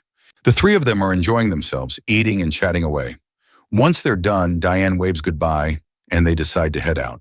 Once the evening strikes, the old grandpa is also done with his duty and walks to his home while smiling pleasantly. But then he notices that same Corvette he had seen at noon when that thug came through that trash. The old man approaches the thug and reminds him, parking here isn't allowed because it blocks the entry and creates a hazard for children. He suggests, you should park in the lot instead. The thug sneers and asks, why should I listen to an old guy like you? Making it clear, I'll park my damn car wherever I want. The old man tries to reason with him, but the blonde woman beside the thug threatens him. You're just a guard, she says. Are you trying to get fired? The old man keeps his smile and calmly explains, I know I'm paid by the residents, which is why he's asking them to park elsewhere to avoid causing trouble for others. The thug scoffs and says, I won't park in the tiny parking lot because if another car scratches mine, who's going to reimburse me for the damages? Grandpa is left without an answer, and the blonde woman sneers, doubting that Grandpa could cover the cost of the car. That's when Mr. Chaw's lackey grabs the thug by the neck from behind. With a terrifying tone, he asks, "Does this thug have no manners when speaking to his elders?" The stupid head groans in pain and demands, "Who's behind me?" Chaw's lackey leans in with a face that could scare ghosts and simply asks, "Why do you want to know?" The thug is absolutely terrified by the look Chaw's lackey is giving him. The lackey yanks the thug away and tells him, "Shut up and move your car." He makes it clear, "If I ever catch you giving this gentleman trouble again, I'm going to make sure both of you get a serious beatdown." The disgusting couple quickly hops into their car and speeds away. Chaw's lackey then smiles at the old man and asks, "Are you all right?" Grandpa, unsure how to respond, simply says, "Thank you." The man then reminds Grandpa Jin is his friend and that he saw Jin working with the old man earlier today. Chaw's mind perks up and remembers that this man is the same guy who came to their home one day to meet Jin. The scene cuts to Mr. Chaw's turf, where the lackey meets up with his boss. Chaw's in good spirits despite his fractured hand, glad he can still enjoy a drink with his other hand. The lackey mentions, if he hadn't stepped in, Grandpa would have had even more trouble from that little punk. Chaw chuckles and gives his friend a nod for his solid work, noting how disrespectful punks can be these days. Suddenly, Jin barges in abruptly and looks quite terrifying at first glance. Chaw immediately starts sweating upon seeing our guy this serious, because Jin is the last person he would want to mess with. He asks, "Why are you giving us this insane look?" By the way, we've been referring to this man as Chaw's lackey for a while now. Since we don't know his name yet, let's give him one and call him Muscle Man. Jin pulls out his phone and shows a selfie of Muscle Man with Grandpa. Chaw had also told our boy that one of his friends lives in the apartment where he works. Muscle Man starts blushing, feeling pretty pleased as well as embarrassed with himself. Meanwhile, Jin looks absolutely furious and asks, "Is this some kind of threat?" Chaw and his lackey are terrified that Jin is taking this the wrong way, and they definitely don't want to get on the bad side of our MC. As our boy's anger boils over, Muscle Man starts to stagger and quickly tries to explain, "It's just a gesture of goodwill," begging Jin to listen before taking any action. The scene then shifts to SW Corporation, where GA asks her guard how the kid is doing. The guard remains silent for a moment, but then points out, the kid should be finishing up his training session with Team 3. GA then asks, "Was Jin taken to the hospital to get checked out, and what did the doctor say?" The bodyguard reports, Jin had a few bruises, but nothing serious to worry about. GA reflects on how Jin saved her just in time, and we can tell that she has a soft spot in her heart for him. "Check in on Jin," she tells her bodyguard. "You never know what symptoms might develop after a car accident." She's concerned that if the media finds out the crash was staged and Jin gets hurt, it could create a real problem. Well, I already had a hunch from the start that the accident was staged because they just wanted to assess Jin's caliber. We then see Jin again, donning his school uniform. Seokju asks him, "What's going on?" Noting that Jin seemed to be holding back compared to his last session. Jin points out that he does not want to get on the bad side of everyone. He then asks, "Why are you still hanging out with the security team? I thought you had already finished your security training and moved on." Seokju sighs and explains, "Contrary to what Jin might have heard, I was never an official guard. I only started because of my family and because I grew up with Yona. Since I was good at being a bodyguard, I stuck with it." He admits that after seeing how Jin rescued Yona from kidnappers, he realized he wasn't as skilled as he thought he was and felt he needed to improve. Seokju mentions, "I got all my training from SW, but he is curious about where Jin learned his moves because he seems like a trained professional." Jin simply responds, "I learned it on the streets where I used to live." Seokju senses that Jin isn't telling the full truth, but decides not to press him further. After they finish preparing in the men's locker room and head out, they find Yeona standing outside eavesdropping. Jin doesn't bother engaging with her and continues walking, but Yeona quickly speaks up. "Aren't you planning to try more fieldwork today?" Jin looks confused, and Yeona blushes as she explains, "I think it would be a good opportunity to hang out, and it won't take too long." Jin remains silent, and both her guard and Seokju stay quiet as well after hearing her odd wish. Later, a bunch of guards are stationed outside while Yeona and Jin stop by a stall to grab some food. Yona excitedly explains, I missed cup noodles and triangle kimbaps so much while I was in the US. As Jin looks at his triangle kimbaps, he has a flashback to an unpleasant memory where his food fell out of the wrapper and hit the ground.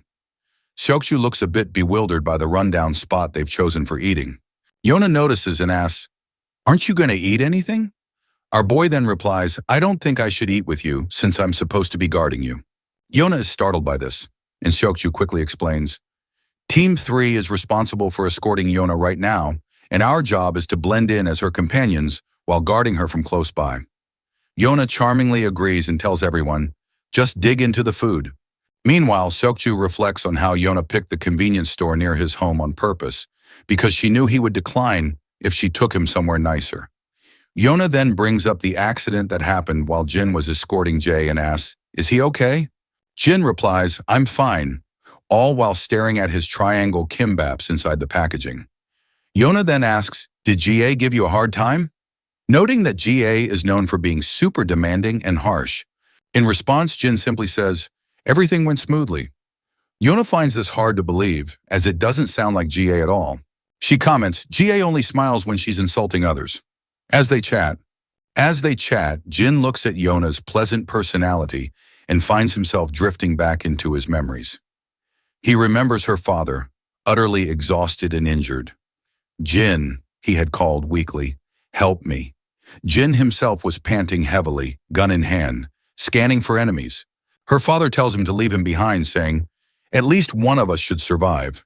He adds, I don't have much time left, and even if I'm saved today, I won't live much longer. He reassures Jin, Don't feel bad about abandoning an injured man. I'm just glad you stayed to help when everyone else refused. The father's only regret is not being able to see his daughter's face one last time before he dies. Jin tells him, Stop being sad about it, and insists, Since you're still alive, you should just stand up and go see your daughter. The father's face lights up at Jin's words, feeling a glimmer of hope even in this despairing situation. The story picks up right where we left off, and as the flashback fades, Jin turns to Yona and asks, Can we talk alone for a moment? The girl is startled to hear this and repeats his question, asking, Do you mean just the two of us? Jin responds positively, so Seokju decides to step away, saying, I'll give them some space. Once Seokju is out of earshot, Yona asks, What's going on? And why does Jin suddenly want to talk privately? In response, Jin drops this name, Ingyak Sin. Yona quickly catches on that Ingyak Sin is her father's name, and she is now even more confused why Jin is bringing this up out of the blue. Jin then asks Yona, What was your father like? Yona looks puzzled because she is not quite sure where Jin is going with this. She eventually sighs and explains, My father was a busy man who spent a lot of time working overseas. We weren't very close because we barely saw each other. She goes on to tell him, My father fell ill, and the doctors told him he didn't have much time left. Despite the bad news, he kept working and ended up falling sick while abroad. She still doesn't understand why someone would choose to spend their last days working instead of being with loved ones. She was on her way to see him because he couldn't manage the flight back home, but he passed away before she arrived.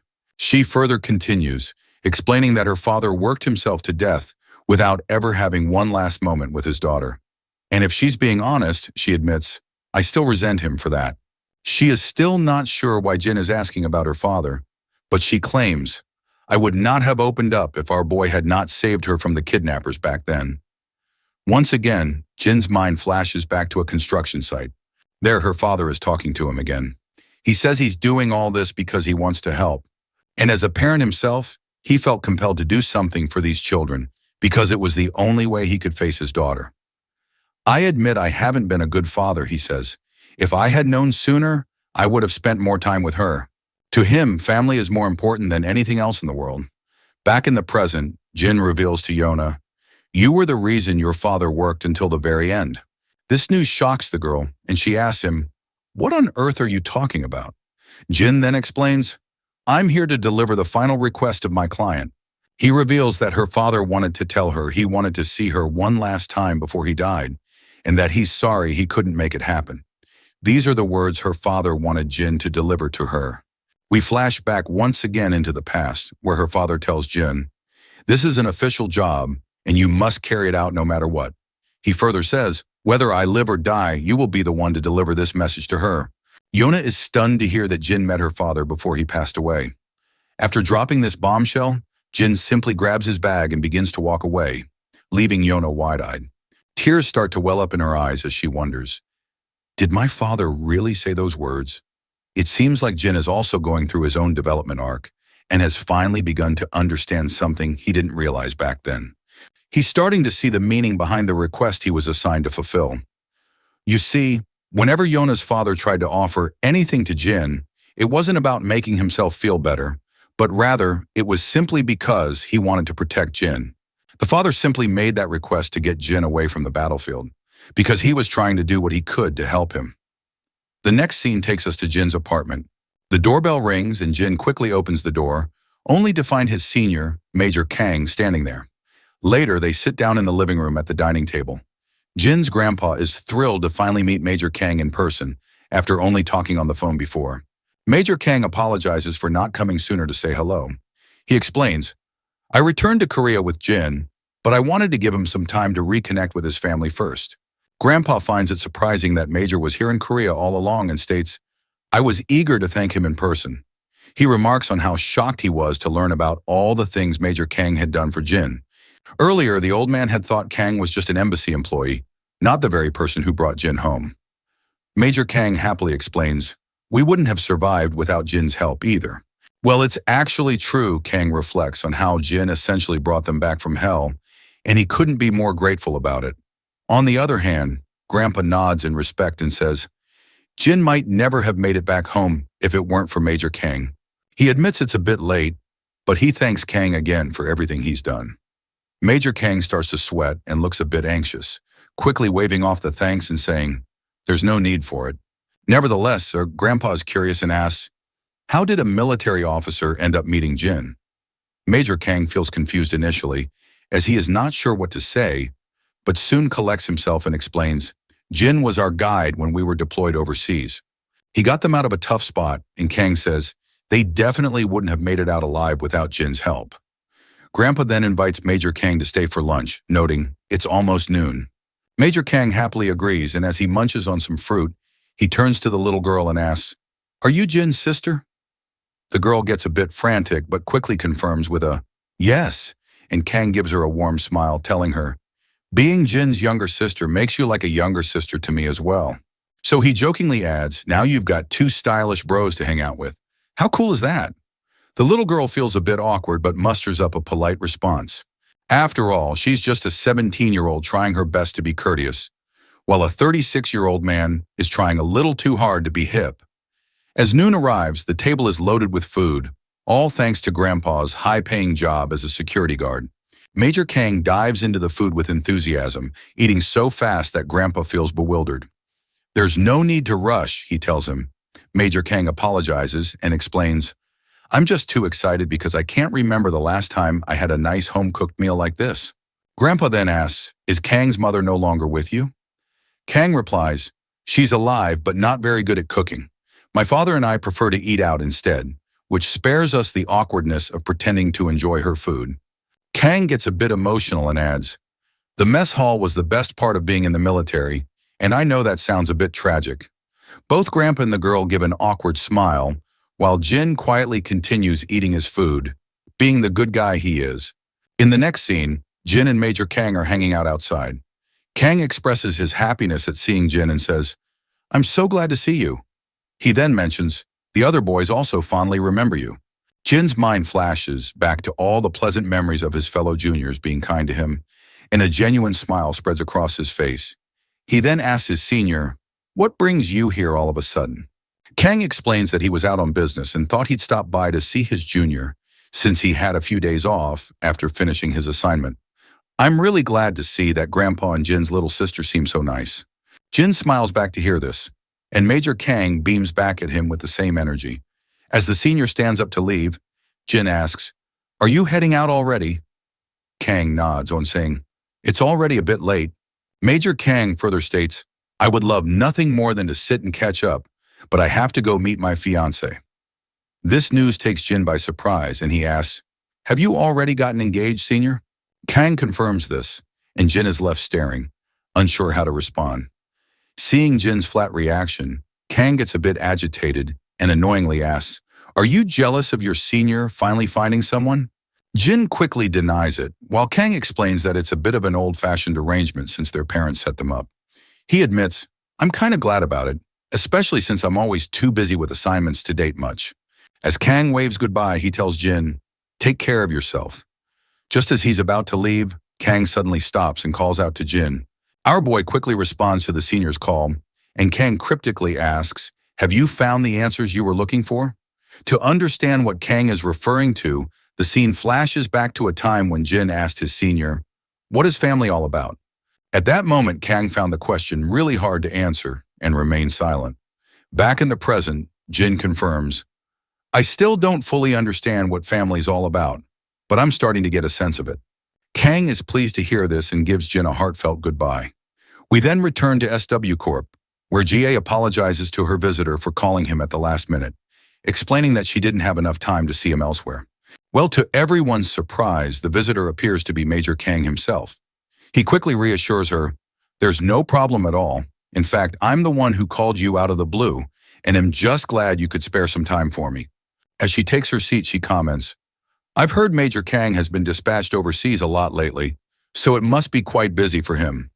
The man scratches his head and modestly says, "I'm sure I'm not as busy as you are, as I'm just scrambling around trying to be useful." She tells him, "Don't be so modest," knowing well how tight his schedule is.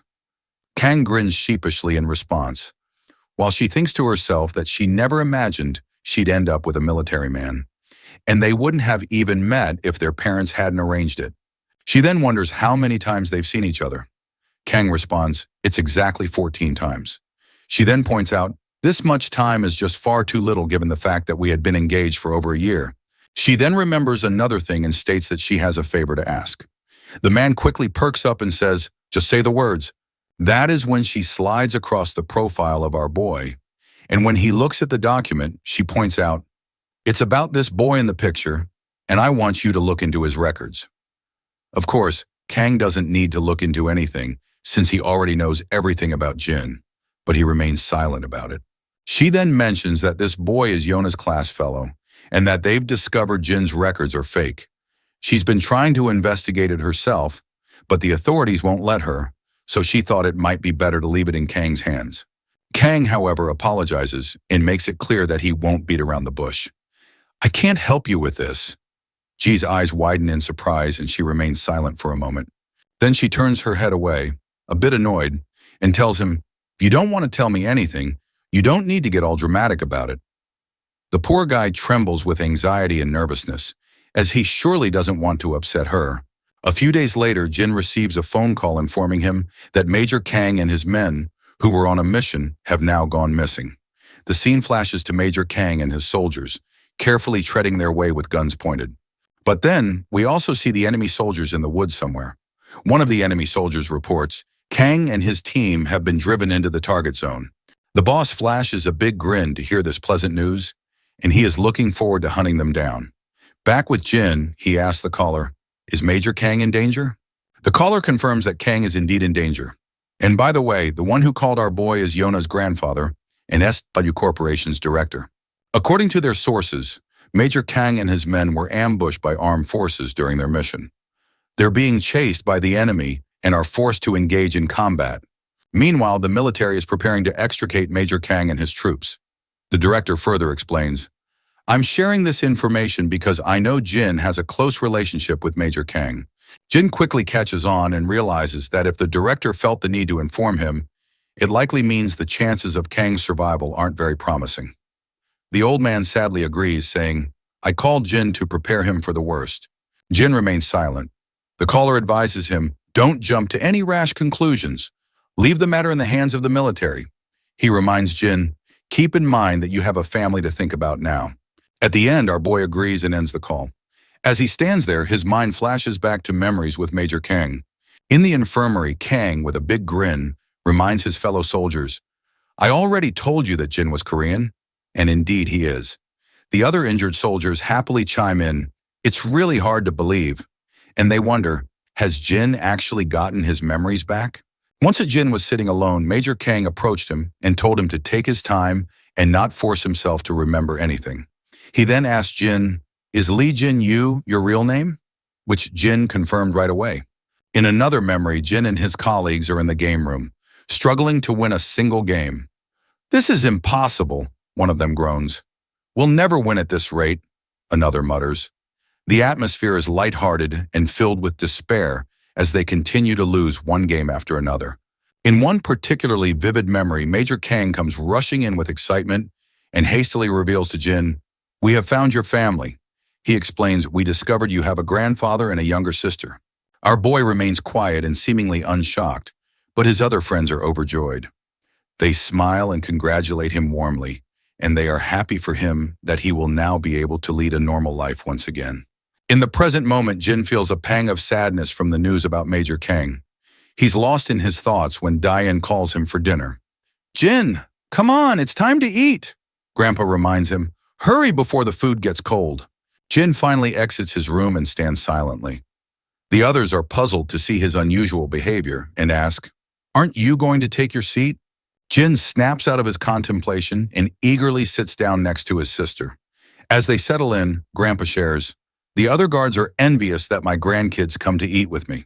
Diane finds it odd that anyone would be jealous about that and assumes all kids visit their grandparents.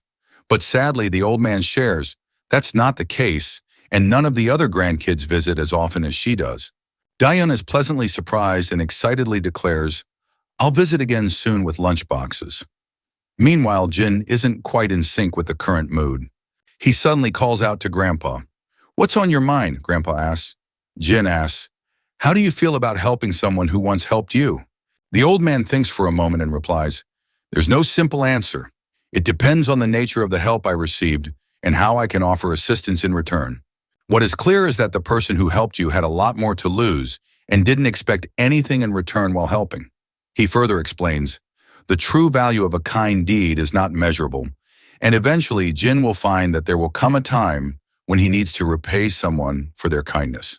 All in all, if you can't help someone entirely, you should at least try your best to return the favor." Grandpa starts feeling a bit embarrassed after his heartfelt words and apologizes. "If I rambled too much, I'm sorry. I'm not the best at putting perspectives into words." Jin simply responds, "I understand everything very well, and I'm genuinely glad to have met someone like Grandpa." The old man looks unsure where all this flattery is coming from, but he thanks his grandson and states, "Hearing your words means a lot to me." Suddenly, Daehyun notices her brother looking at her. Jin also tells her, "I'm glad to have a sister like you." Daehyun goes silent for a moment, then blushes deeply because she is not the type to handle this much flattery all at once. Later, once Jin gets into the room, he talks to his senior and lets him know that he is going to help Major Kang. He appeals to his senior, "Please make any arrangements if you can." Well, it seems like the director isn't too sure about sending our guy into the fight, but it looks like he doesn't really have a choice. The next scene cuts back to the woods, where we see Major Kang completely exhausted, taking deep breaths to catch his breath.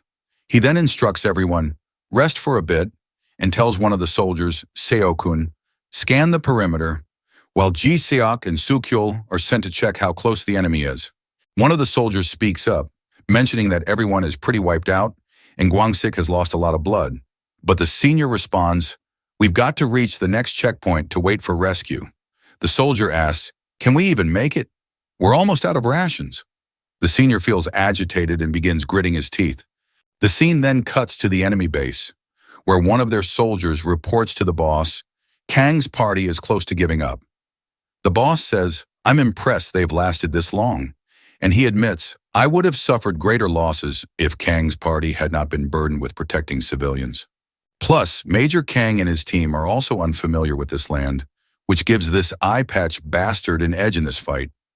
Suddenly, the man's eye begins to throb under his eye patch, and he can't help but feel agitated as the image of our boy flashes through his mind. Looks like our guy is the one who took this bastard's eye. Later, we see a plane zooming through the skies, and inside, our boy sits in his soldier uniform, gun in hand. It's clear he's familiar with the land he's headed to. You see, this region is known as Grian, one of the places where Jin had operated as a mercenary before.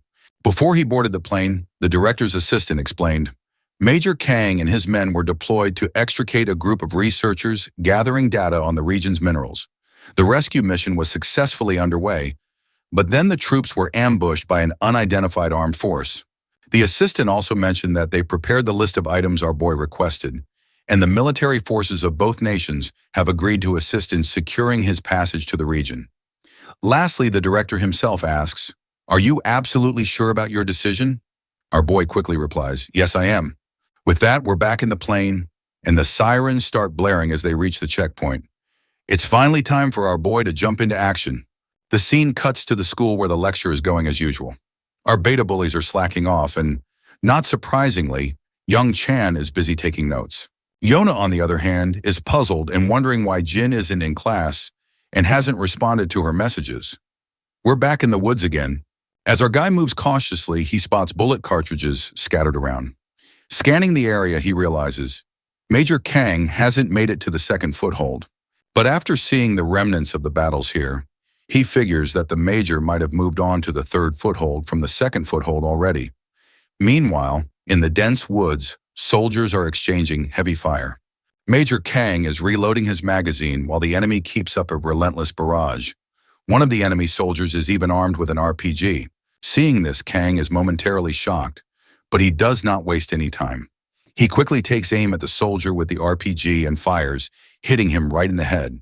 The RPG also detonates for some reason after the soldier is shot in the head, creating a massive explosion and sending debris flying everywhere. Many enemy soldiers are down, and Major Kang and his squad continue their relentless barrage of bullets. Once all the current soldiers are dealt with, those hiding behind hesitate to advance and eventually retreat.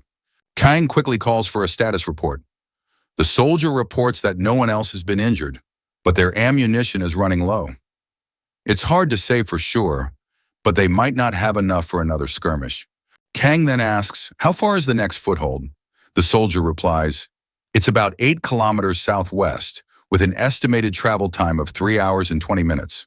Kang isn't thrilled to hear this because covering that distance on foot with civilians and wounded men, especially in such a dense jungle, is far from easy.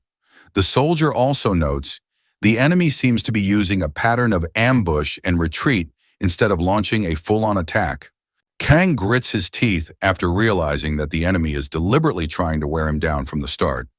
They are even ready to sacrifice as many men as it takes to achieve their objective. He reflects, these men aren't fighting like trained soldiers, but are being strategically deployed by someone skilled in tactics. The attack seemed random at first, but after a few skirmishes, Kang noticed a pattern. The enemy's pursuit forced him to retreat from the first foothold to the second, and now they're driving him back from the second foothold as well.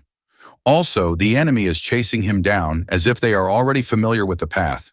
His best option now is to defend the third foothold and hope that the rescue party arrives in time. No matter what it takes, Kang is determined to get his men back home safely. Back at the enemy base camp, a soldier reports to his leader, "The enemy is following the predicted course, and I have already positioned the troops to block their way." The man with the eye patch grins, not surprised by this development. After all, there aren't many routes the enemy could have taken. Suddenly, a mercenary bursts into the tent. "How many more of my men will have to die needlessly?" He questions, "Why won't the eye patch guy just let us charge in full force instead of sacrificing ourselves just to retreat?" The eye patch guy then shoots the mercenary a deathly glare, causing him to tremble and fall silent immediately. The eye patch's aura becomes even more intimidating as he explains, "We are up against a highly experienced special forces unit, and charging at them without a strategic maneuver would have already decimated all our troops, leaving us with no men to fight and no territory to call our own." But then, the eye patch man starts smiling again and returns to his normal behavior. He assures his mercenary friend, "None of them will matter to me from this point onward." With those chilling words, someone shoots the poor man in the head, and he falls to the ground. I guess he really won't have to worry about anything from now on. The leader exits his tent, and we see that other members of the mercenary group have also been captured. He finally gives the green light to hunt down Major Kang and his party, but also orders, "Dispose of these useless fools before you go." A while later, we see Kang's party, all looking exhausted. One of the soldiers comments, "We've covered half the distance and will definitely reach the foothold on time if we keep this pace." Kang decides to stay on guard and slow their pace slightly. You see, the enemy knows this terrain well, but we don't, and they're aware of the exact path our party is taking right now. Back with the eye patch man, he's practically brimming with joy. He's reveling in the hunt and eagerly anticipates the moment he'll capture his prey, just when they think they've escaped. He can barely contain his excitement, imagining how the fools will feel when they realize they've been screwed from the start. He's so thrilled that he orders his soldiers to inform the others that their prey will be arriving soon. Meanwhile, Kang and his party make their way through the terrain and come across the slaughtered bodies of the mercenaries scattered on the ground. Every one of them is dead, Kang says, left bewildered, with no clue about what's happening. It seems like our boy is the one who took all those soldiers down. Back at the enemy base, a soldier delivers some bad news to the leader. Apparently, the Alpha unit was waiting for the ambush, but they've lost contact with them. The boss is jolted in shock, demanding, "How could this possibly be true?" The soldier explains that they've tried multiple times to reach the Alpha unit, but have been unsuccessful. The eye patch man grits his teeth in frustration and angrily asks, "What about the Delta unit? Are they right behind the Alpha unit?" The soldier replies, "The Delta unit is closing in on the target, with almost 2 kilometers left to go." The boss orders his men, "Get in touch with the Delta unit and ensure they catch the prey no matter what." But then he decides to contact them himself. Once the transmission is set up, he tells the Delta unit, "Report back." The man from the Delta unit reports back promptly, saying, "We're under heavy fire." The big boss is absolutely stunned to hear this and demands, "What the hell are you talking about?" In response, the man explains, "They were ambushed while en route to the target." The big boss then asks, "Who are they fighting?" And the reporter responds, "We have no clue about our enemy."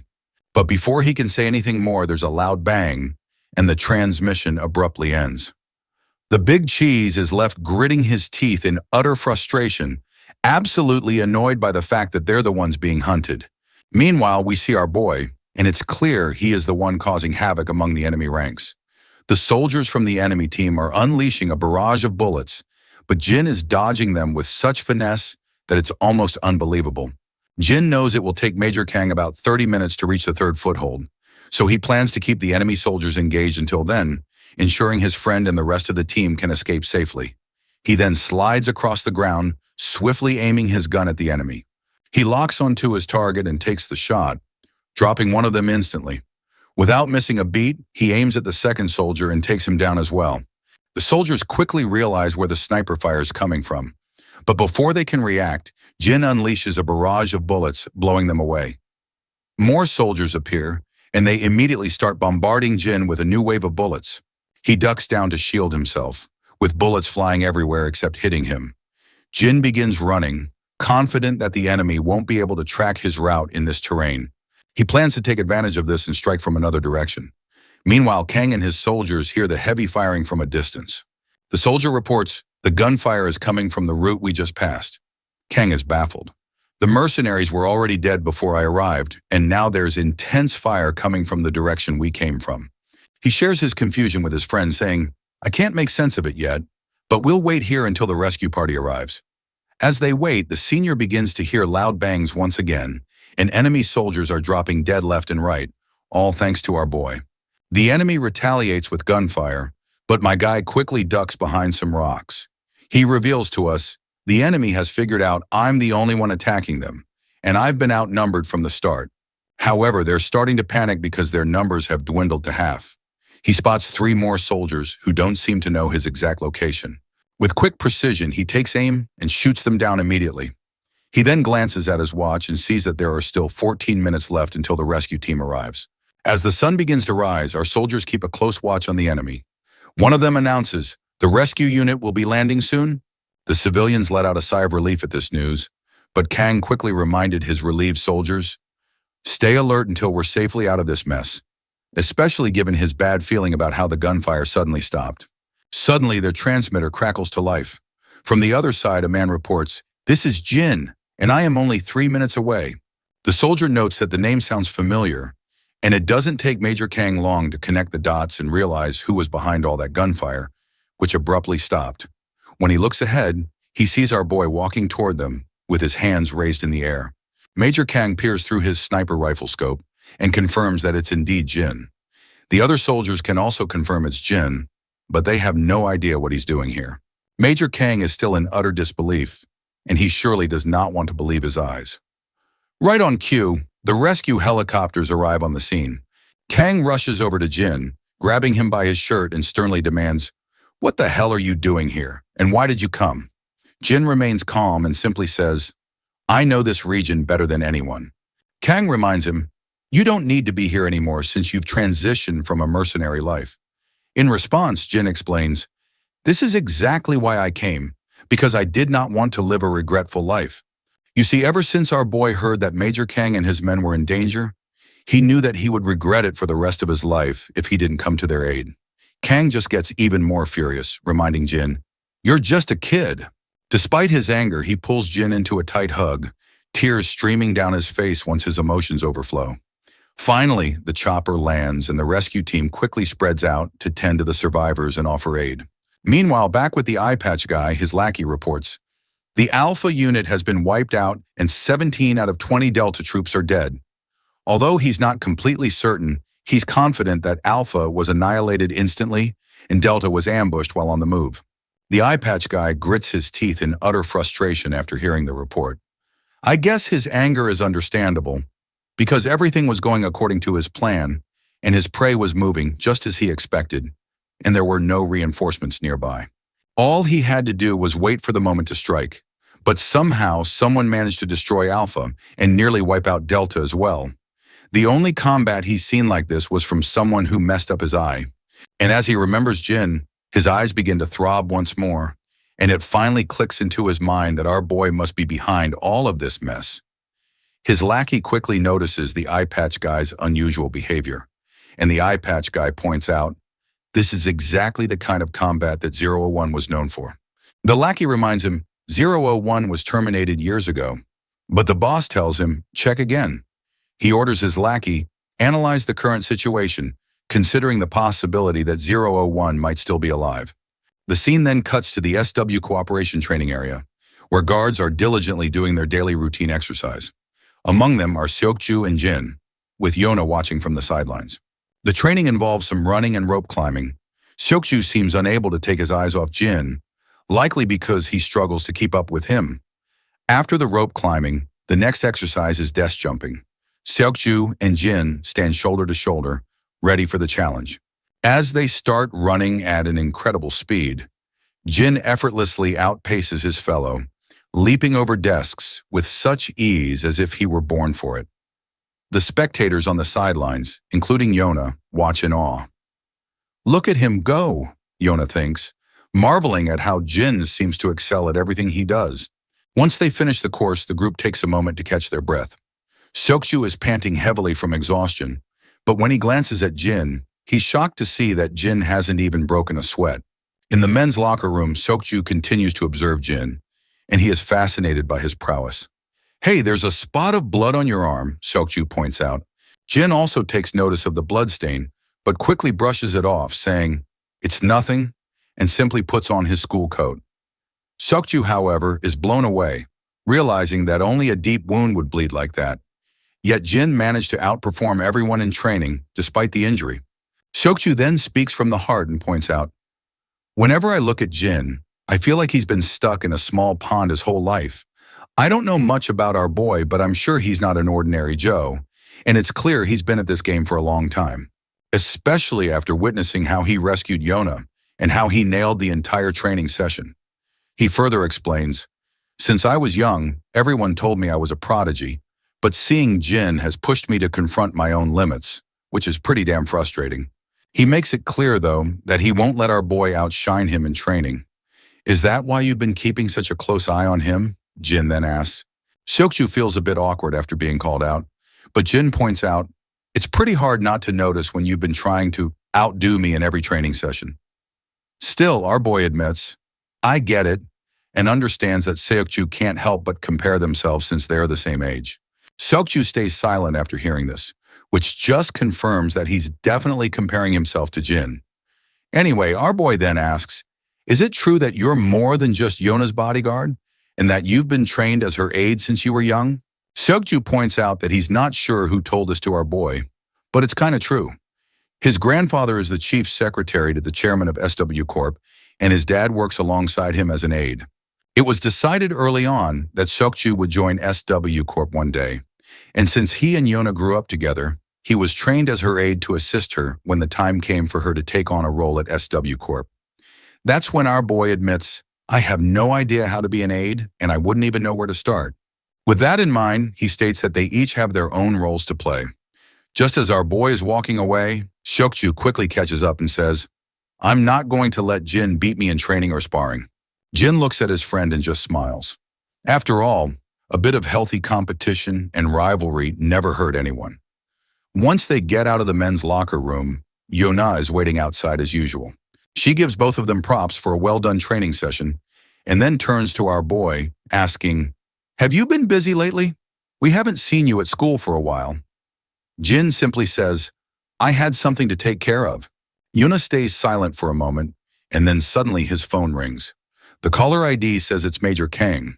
Our boy answers the phone, and Major tells him, "The doctors just reported that Guangsik's operation went smoothly, and there's nothing to worry about." Jin is quite pleased to hear this, and Major further goes on to say, if they hadn't gotten back in time, Guangsik might not have made it. So, he's alive thanks to our boy. Kang thanks him twice, saying, if Jin hadn't been there to save us, the whole unit would have been in danger. The other guys in the group are just as grateful. The others in the background start showering our boy with gratitude, but then Major Kang gets serious and tells him, "I don't want to see you out in the field again."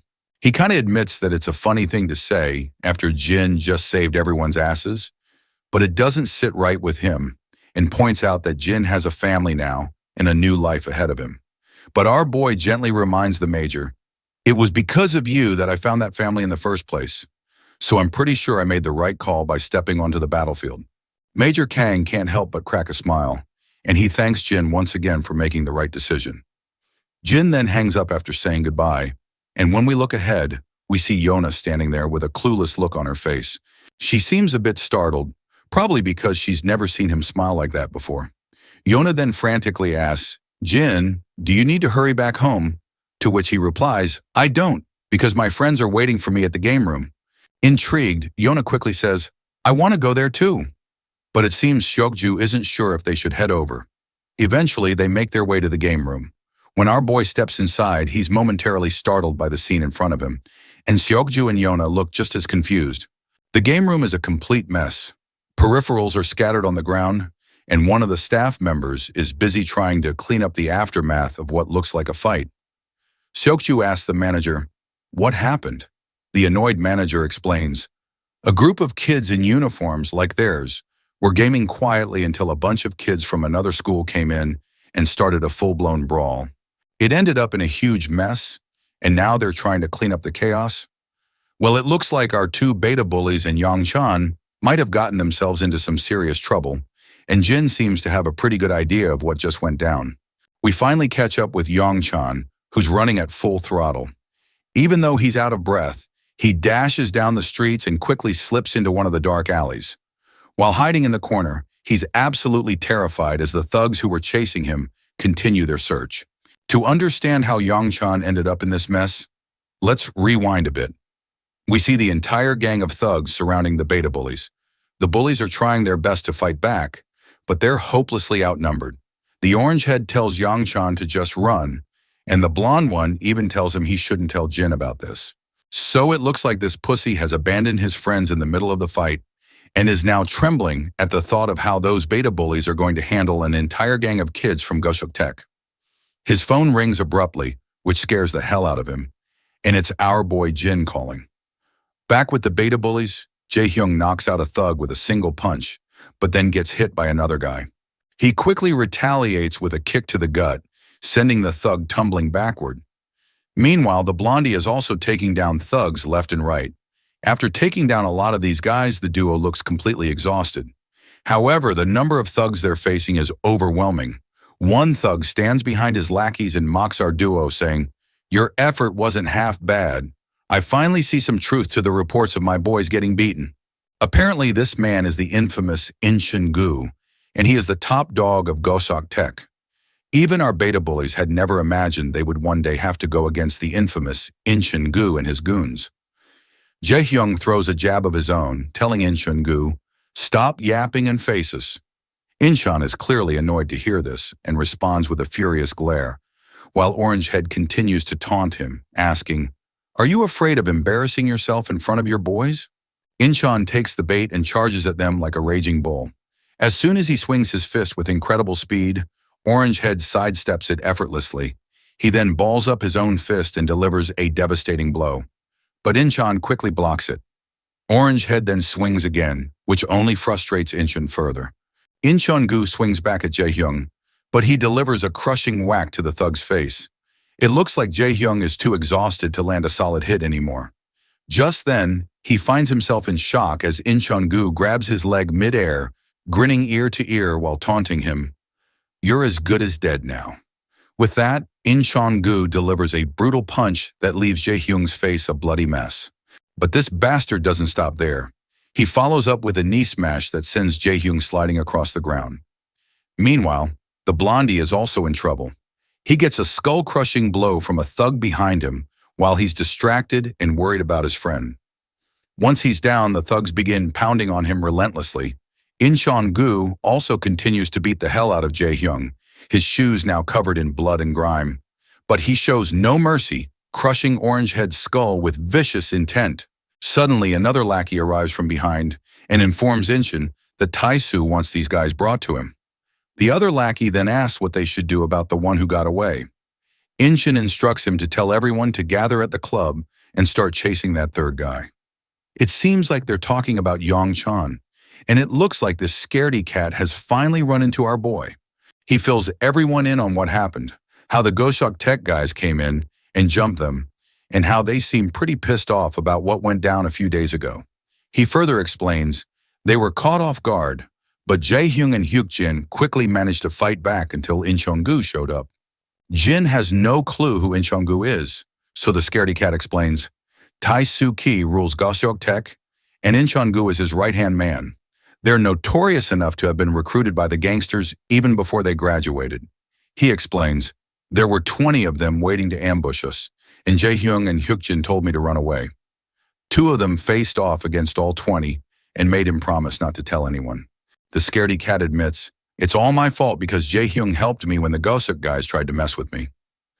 Jin finally asks, where did you last see Jae-hyung and Hyuk-jin?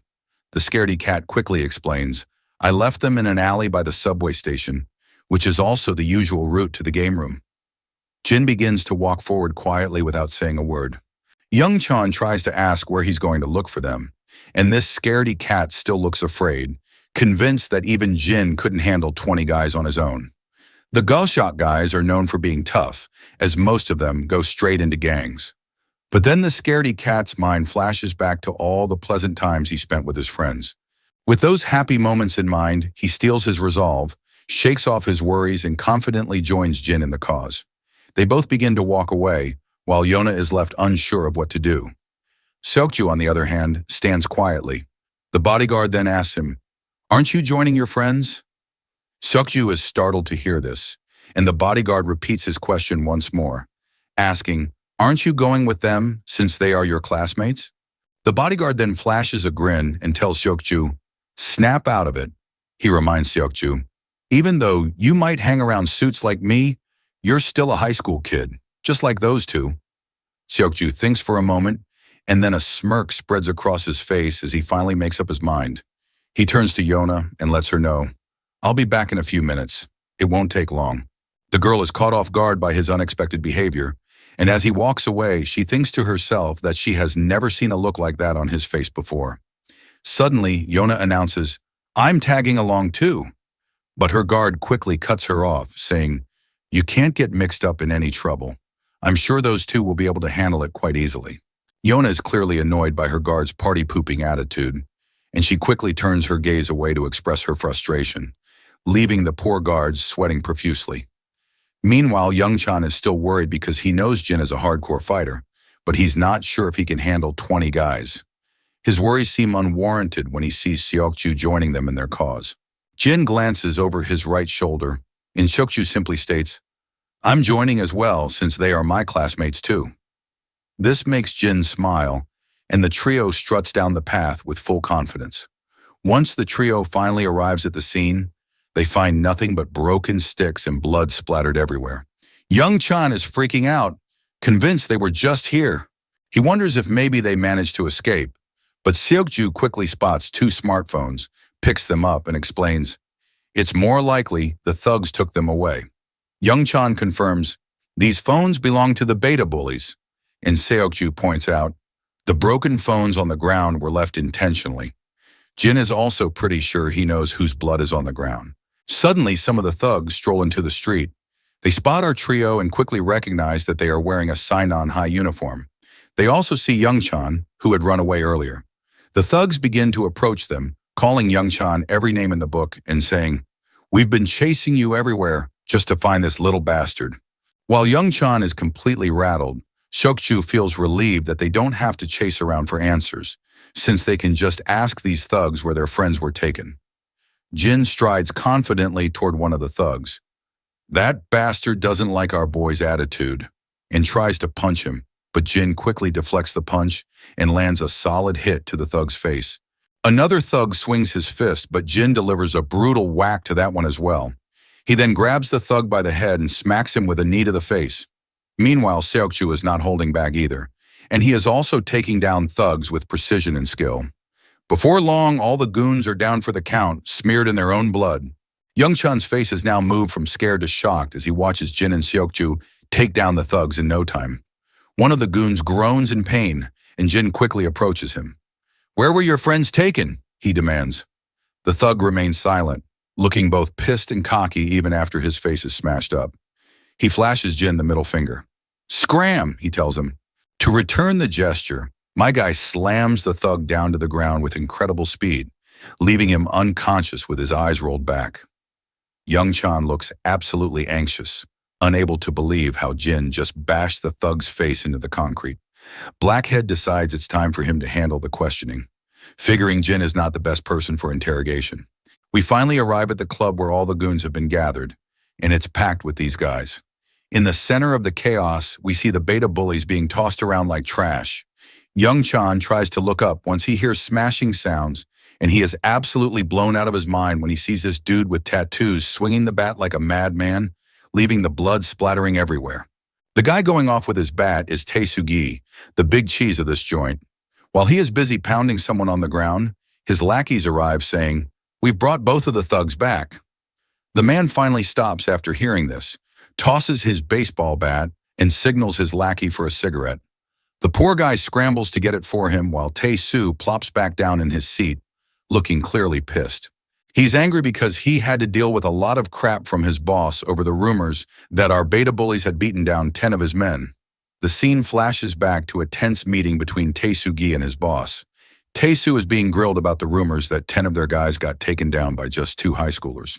The boss is practically fuming and points out that most of their crew is made up of Goshok Tech grads, tough recruits who aren't supposed to be getting beaten by some random high schoolers. He's straight up threatening Tae-Soo, saying, if this is how you handle things, your position might be on the chopping block. In the present, Tae-Soo is still fuming about the mess he's had to deal with because of these 2 beta bullies. He glares at them, asking, are you the ones who gave my guys such a hard time? The lackey nods, but then Tae-Soo asks, where's the third one? Incheon anxiously adds, one of them managed to escape, but I'm sure we'll catch him soon enough. The boss is floored by this, clearly not expecting to hear that they haven't got all their targets yet. His reaction shows just how out of sync this situation is with what he had in mind. Incheon and his lackeys feel anxious, realizing that Tae-Soo is in an unusually bad mood, likely because of what his boss said yesterday. So he decides to keep things smooth and just offers a hasty apology, hoping to defuse the situation. Tae-Soo finally calms down and asks incredulously, how am I supposed to believe that these flimsy little guys managed to take down 10 men? He demands to know, where are your other partners? Jae Hong just tells him, screw off, and gets a solid kick in the face for using foul language. Meanwhile, Tae-Soo is blowing off steam by puffing out smoke, and his lackey keeps beating both of our guys. Tae-Soo then puts out his cigarette and makes an arrangement, stating, The first one to spill all the information gets to walk free, but the other will have to stick around as their pawn for a while. He also gives them a chance to run, but makes it clear, my men will drag you out of your school, and I'm willing to make your lives miserable. That is when our blonde bully snickers, and both of the beta bullies can't help but laugh so hard that it looks like they are about to lose their lungs. While that happens, Taesu is about to blow his lid, and his lackeys know things are about to get real. As expected, the cocky leader quickly starts charging at our boys with a bat in hand, swinging it down so hard that blood splatters everywhere on impact. Even the lackeys are getting concerned, seeing things spiral out of control. On the other hand, the bastard keeps beating the hell out of our beta bullies until he suddenly stops after sensing commotion nearby. When we look outside, the thugs who were loitering around the club are now sprawled on the ground. Inside, everyone falls silent as they hear the door creak open. All eyes turn toward the entrance, and in strolls our trio. Confidently, without a care in the world, they walk in. The boss is fuming at the sight of these high schoolers barging in and demands to know how these morons managed to take down the fools guarding the place outside. On the other hand, Youngchun is absolutely scared out of his mind when he sees both of his friends lying on the ground, covered in their own blood. Incheon quickly points out this is the same guy who got away earlier. The other lackeys in the club start snickering, mocking Seokju and Jin. They're really scared if these two are supposed to be the backup Youngchun ran to get. Meanwhile, Youngchun is about to crap his pants, second-guessing whether infiltrating this place was a good idea after all. The boss drops his bat with a thud and says, I've been in this business way too long, but I never thought I'd see the day when a bunch of scrawny-ass punks would come marching into my club looking for trouble. He then turns to his underling and asks, what do you plan to do with these fools? In response, Incheon quickly rallies his thugs, ordering them, bring our crew down to their knees. The lackeys charge at our boys, bats in hand, ready to finish this once and for all. At the same time, Incheon feels a bit relieved, thinking, at least they'll be able to wrap this mess up today. He doesn't even want to imagine what would have happened if this had dragged on for another day. But little does he know, he and his lackeys are in for one heck of a ride. As expected, Seokju and my guy have already started dropping these bastards left and right. Incheon and his crew go pale, and even the other fools standing around are trembling in fear. Our boys quickly shrug off their bags, and Incheon is absolutely boggled to see they've already taken down 4 of his guys. The rest of the lackeys rush toward them, but Seokju and Jin just take their stances, ready to rumble. They start smashing down these thugs like they're nothing more than trash in their way. My guy leaps into the air like a ninja and delivers a devastating blow right to one thug's face. Seokju isn't holding back either, taking down the filthy thugs with single punches, sending them flying. Youngchan can do nothing but watch in amazement as his friends absolutely wreck the place. They're both taking down these thugs like it's nobody's business. When the cocky leader sees his lackeys getting a thorough beating, his cigarette drops from his wide-open mouth in shock. The beatdown continues, and eventually all the thugs are down for the count. The big boss is in complete disbelief, wondering, is this even possible? He looks at our guys, and it's clear they've barely broken a sweat. Yet they've just taken down 30 of his goons single-handedly. Our boy then starts to worry. Our boy then starts to walk, and Incheon, standing beside him, begins trembling. As Jin quietly walks past him, it seems like he's going to let this one dude slide. Or at least that's what I thought, until Seokju stepped in and delivered a brutal punch, knocking Incheon down for good. The boss, now in a panic, grabbed his bat and took a firm stance. But Jin just keeps walking toward him. Once they're finally face to face, the boss quickly swings his bat, but Jin responds with a smack of his own. Jin then slaps the boss across the throat, grabs his head, and in his usual style smashes the bastard's face into his knee, causing blood to gush from his nose. But this cocky guy isn't ready to go down just yet. He knows if his boss finds out about this, he's getting kicked out of the clan for good. So he decides to play dirty and pulls out a dagger, swinging it at Jin. But Jin just grabs his hand and snaps it, leaving the guy whimpering in pain. To seal the deal, Jin slams the guy into the ground, finally putting the cocky boss down for the count. This time for good. Suddenly, the beta bullies start to wake up. Youngchan quickly runs over, asking his friends if they are okay, but Blondie just points. Do they actually look good, given how their faces were smashed with that baseball bat? Orangehead looks up and notices our boy. Once he catches Jin's attention, Jae Hong flashes a thumbs up and says that in the game of life, he's truly at the challenger rank, even though he's still just a bronze rank in the game. It's a good jab, though Seokju has no clue what the heck he's talking about in this situation. In the next scene, we see both Tai-soo and his underling Inshin getting pummeled by the assistant of their boss, who's absolutely fuming. He reminds them, "I told you to clean up." Their mess, but instead, they just made things worse. The two poor guys keep their heads down, and Tai-soo tries to slide out of it with a simple apology. Tai-soo takes a brutal smack to the face from the assistant, who continues to pummel him like a crazy bastard. He then reminds Tai-soo that there's no room for apologies because they're supposed to be expanding the business while the Go-shang and Seong-soo boys are out of action. But instead, they're dealing with this mess Tai-soo dragged into their family. By the way, Go-shang and Seong-soo are the same guys whom our boy had, defeated when they had attacked Mr. Cha's turf. The lackey watches in horror as his boss gets pummeled like a sack of potatoes. Just then, the big cheese arrives and tells his assistant to stop. Standing before Tai-soo, he reminds him that he made the mistake of thinking he actually had potential. Tai-soo clenches his teeth while lying on the ground. Meanwhile, the boss pulls out a cigarette while asking his assistant if he sent some men over. The assistant confirms that he has, and they've just set out, so it won't be long before they're back with those suckers who plummeted their men.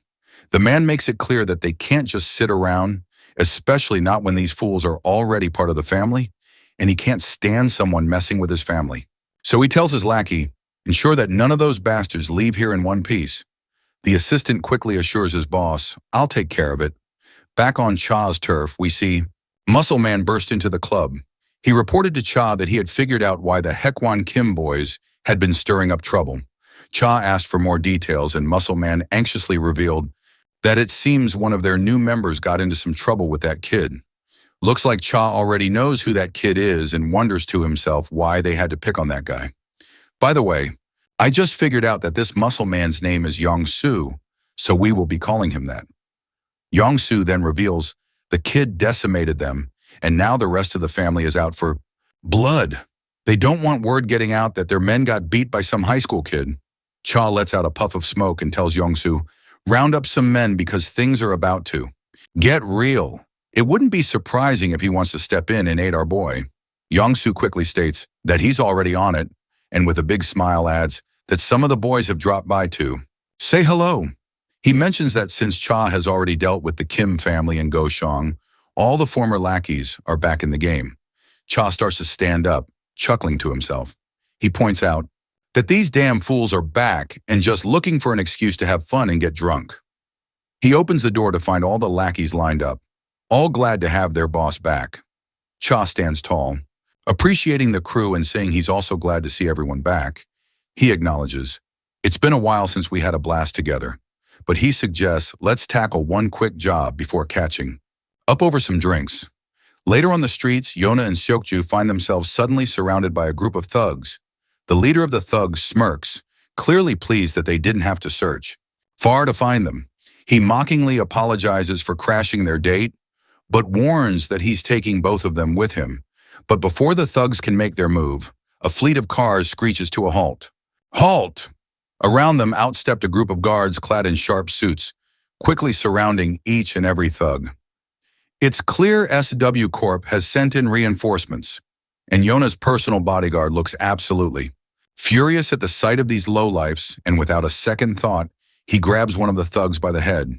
We all know that these thugs are as good as dead. Even Yona can't help but feel a bit sorry for these fools, and they have no idea what they've just walked into. Later, we see a bunch of Cha's lackeys with bats, demolishing everyone around the area. We also see Cha strolling into the familiar club, the same place where our boy and Seoku had taken down those 30 men. The leader of this gang is clearly in shock to see Dushik Cha there. Even the two lackeys standing behind him are absolutely blown away and terrified, realizing they're facing the boss of the Dushik gang, who is the toughest gangster in this part of town. The boss struggles to believe it and asks Cha why he's here, reminding him that they never touched any of Cha's men, so there must be some kind of misunderstanding. Cha calmly reminds him, "You should have just let the kids sort it out among themselves. themselves because he finds it a bit childish for an adult to get involved in such matters. Of course, the boss of this area is shocked to hear this and asks, "What the hell does that even mean?"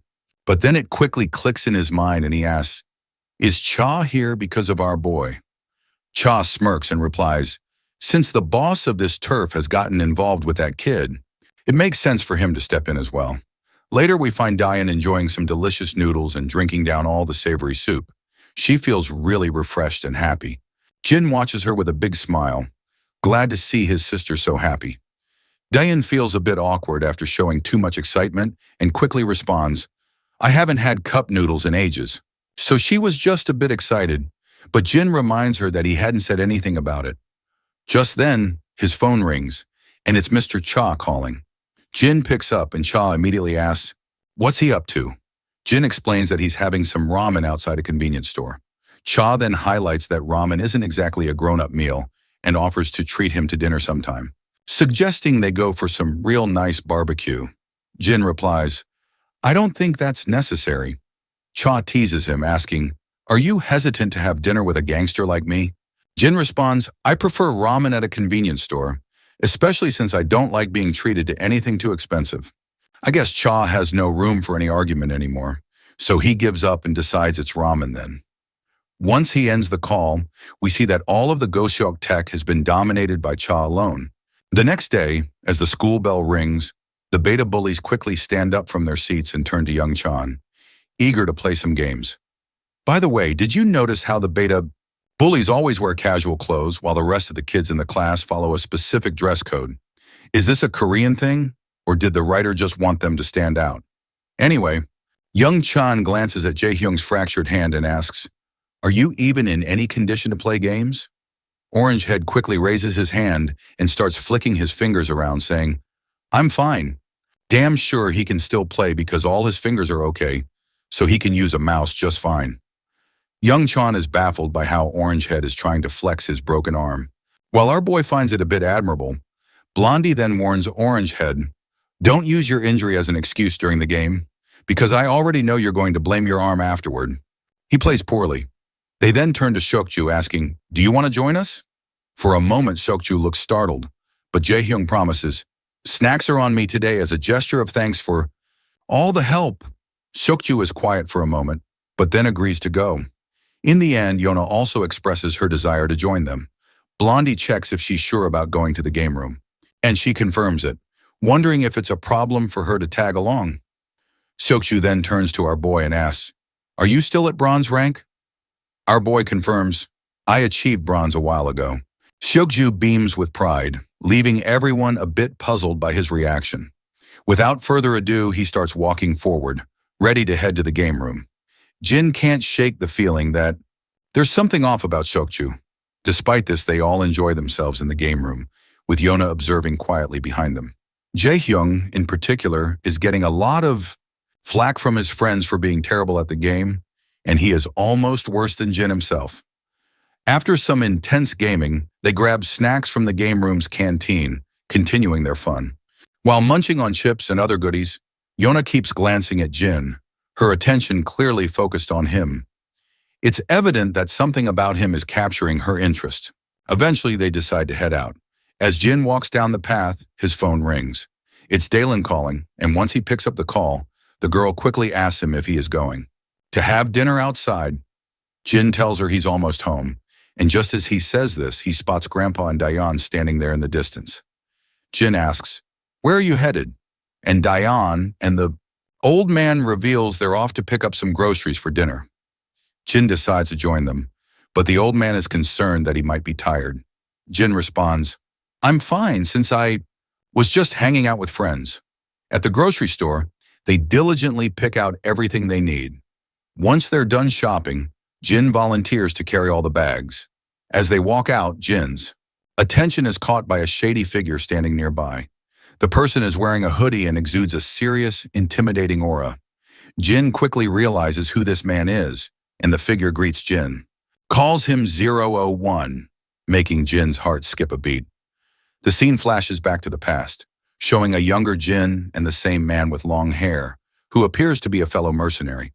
In the present, Jin's reaction to seeing this man is immediate, and he starts walking toward him, leaving Grandpa and Diane puzzled by his behavior. Grandpa then curiously asks, "Is this man is someone Jin knows?" In response, Jin explains, "We were teammates from back when I used to live elsewhere." The old man then tries to make a good impression by introducing himself as Jin's grandpa. The man responds with a pleasant smile, though Diane looks a bit startled and begins to step back. While the two exchange deadly glares, Grandpa points out that the newcomer must be tired from traveling, so he invites him to join them for dinner. However, the man politely declines, saying, "I was just in the neighborhood and thought I'd drop by to see Jin." Grandpa then decides to give Jin and his friends some space, so they begin walking off to let them catch up. Once they are left alone, the man smirks and points out, Jin seems to be doing well for someone who was supposed to be dead. Jin then finally speaks up and addresses this man as 006, asking how he managed to track him down. That is when the long-haired man reveals that their camp has found out that Jin is still alive, and they are now searching for him. He reassures Jin that there is no immediate danger since they haven't discovered where he lives. He further explains that he was in the area on a mission and decided to drop by when he heard about how camp was already looking for him. However, he warns Jin, it won't be long before they catch up. It seems like the camp is preparing to send someone to deal with our boy once they have found out his location, and it's only a matter of time before they put 006 on the job. Jin gets alert to hear the threat, but 006 just smirks and brushes off the tension, telling Jin, "There's no need to get defensive, since I'm only here to catch up with an old friend." Jin stays quiet with a mix of weariness and curiosity flickering across his face. 006, meanwhile, suggests taking a bite to eat because he was so caught up in tracking Jin down that he nearly forgot to eat. After a while, we see the long-haired dude chowing down on that bowl of ramen like it's no big deal, which even leaves our boy Jin a bit uncomfortable watching this guy eat like he hasn't seen food in. Days after that hearty meal, the long-haired one lets out a satisfying burp and can't help but comment on how good it was. Jin agrees, saying, "Not only is it delicious, but it's also convenient and high in calories." The long hair then points out how Jin still seems to pay so much attention to efficiency, even after quitting as a mercenary. Nevertheless, Jin gets serious and asks him, "Friend, how did you find him if the camp hasn't tracked him down yet?" To which Longhair replies, "I already knew Jin was alive because I know him like the back of my hand." He then asks Jin if he's gotten his memories back, and our boy quickly says yes. 006 then mentions that even 032 probably knows Jin is alive too, though he can't predict how he would react since the news of our boy's death hit him pretty hard. Our boy then asks him, "Why have you not informed 032 about this?" The blondie replies, "The fewer people who know, the better, even if it's someone close." Jin then points out that he figured he would eventually realize he was alive, but didn't expect him to keep it secret from the camp. The blonde just snickers and says, he didn't expect this much from himself as well. That's when the scene flashes back to the past, where everything is on fire and soldiers are advancing. The explosions are massive, and we see Jin lying low on the ground with his gun in hand. The blonde guy walks over to him, crouches down, and rubs the ground, noticing blood on the grass, which is a clear sign that someone just cleared through the area, but eventually he just goes back, leaving our boy there, hiding and crawling down over the grass. In the present, the blonde admits he has no clue why he did not take our boy back to the camp when he found him back then, but he's kind of proud of his decision. He explains that they were trained like dogs, forced to obey the camp's commands, but he felt a strong camaraderie with Jin. But then the blonde gets pretty annoyed, crushing the can he's holding, and demands to know why Jin didn't stay hidden for good. Jin responds, "Because I couldn't." He had no choice. The blonde then wonders, has getting my memory back changed me?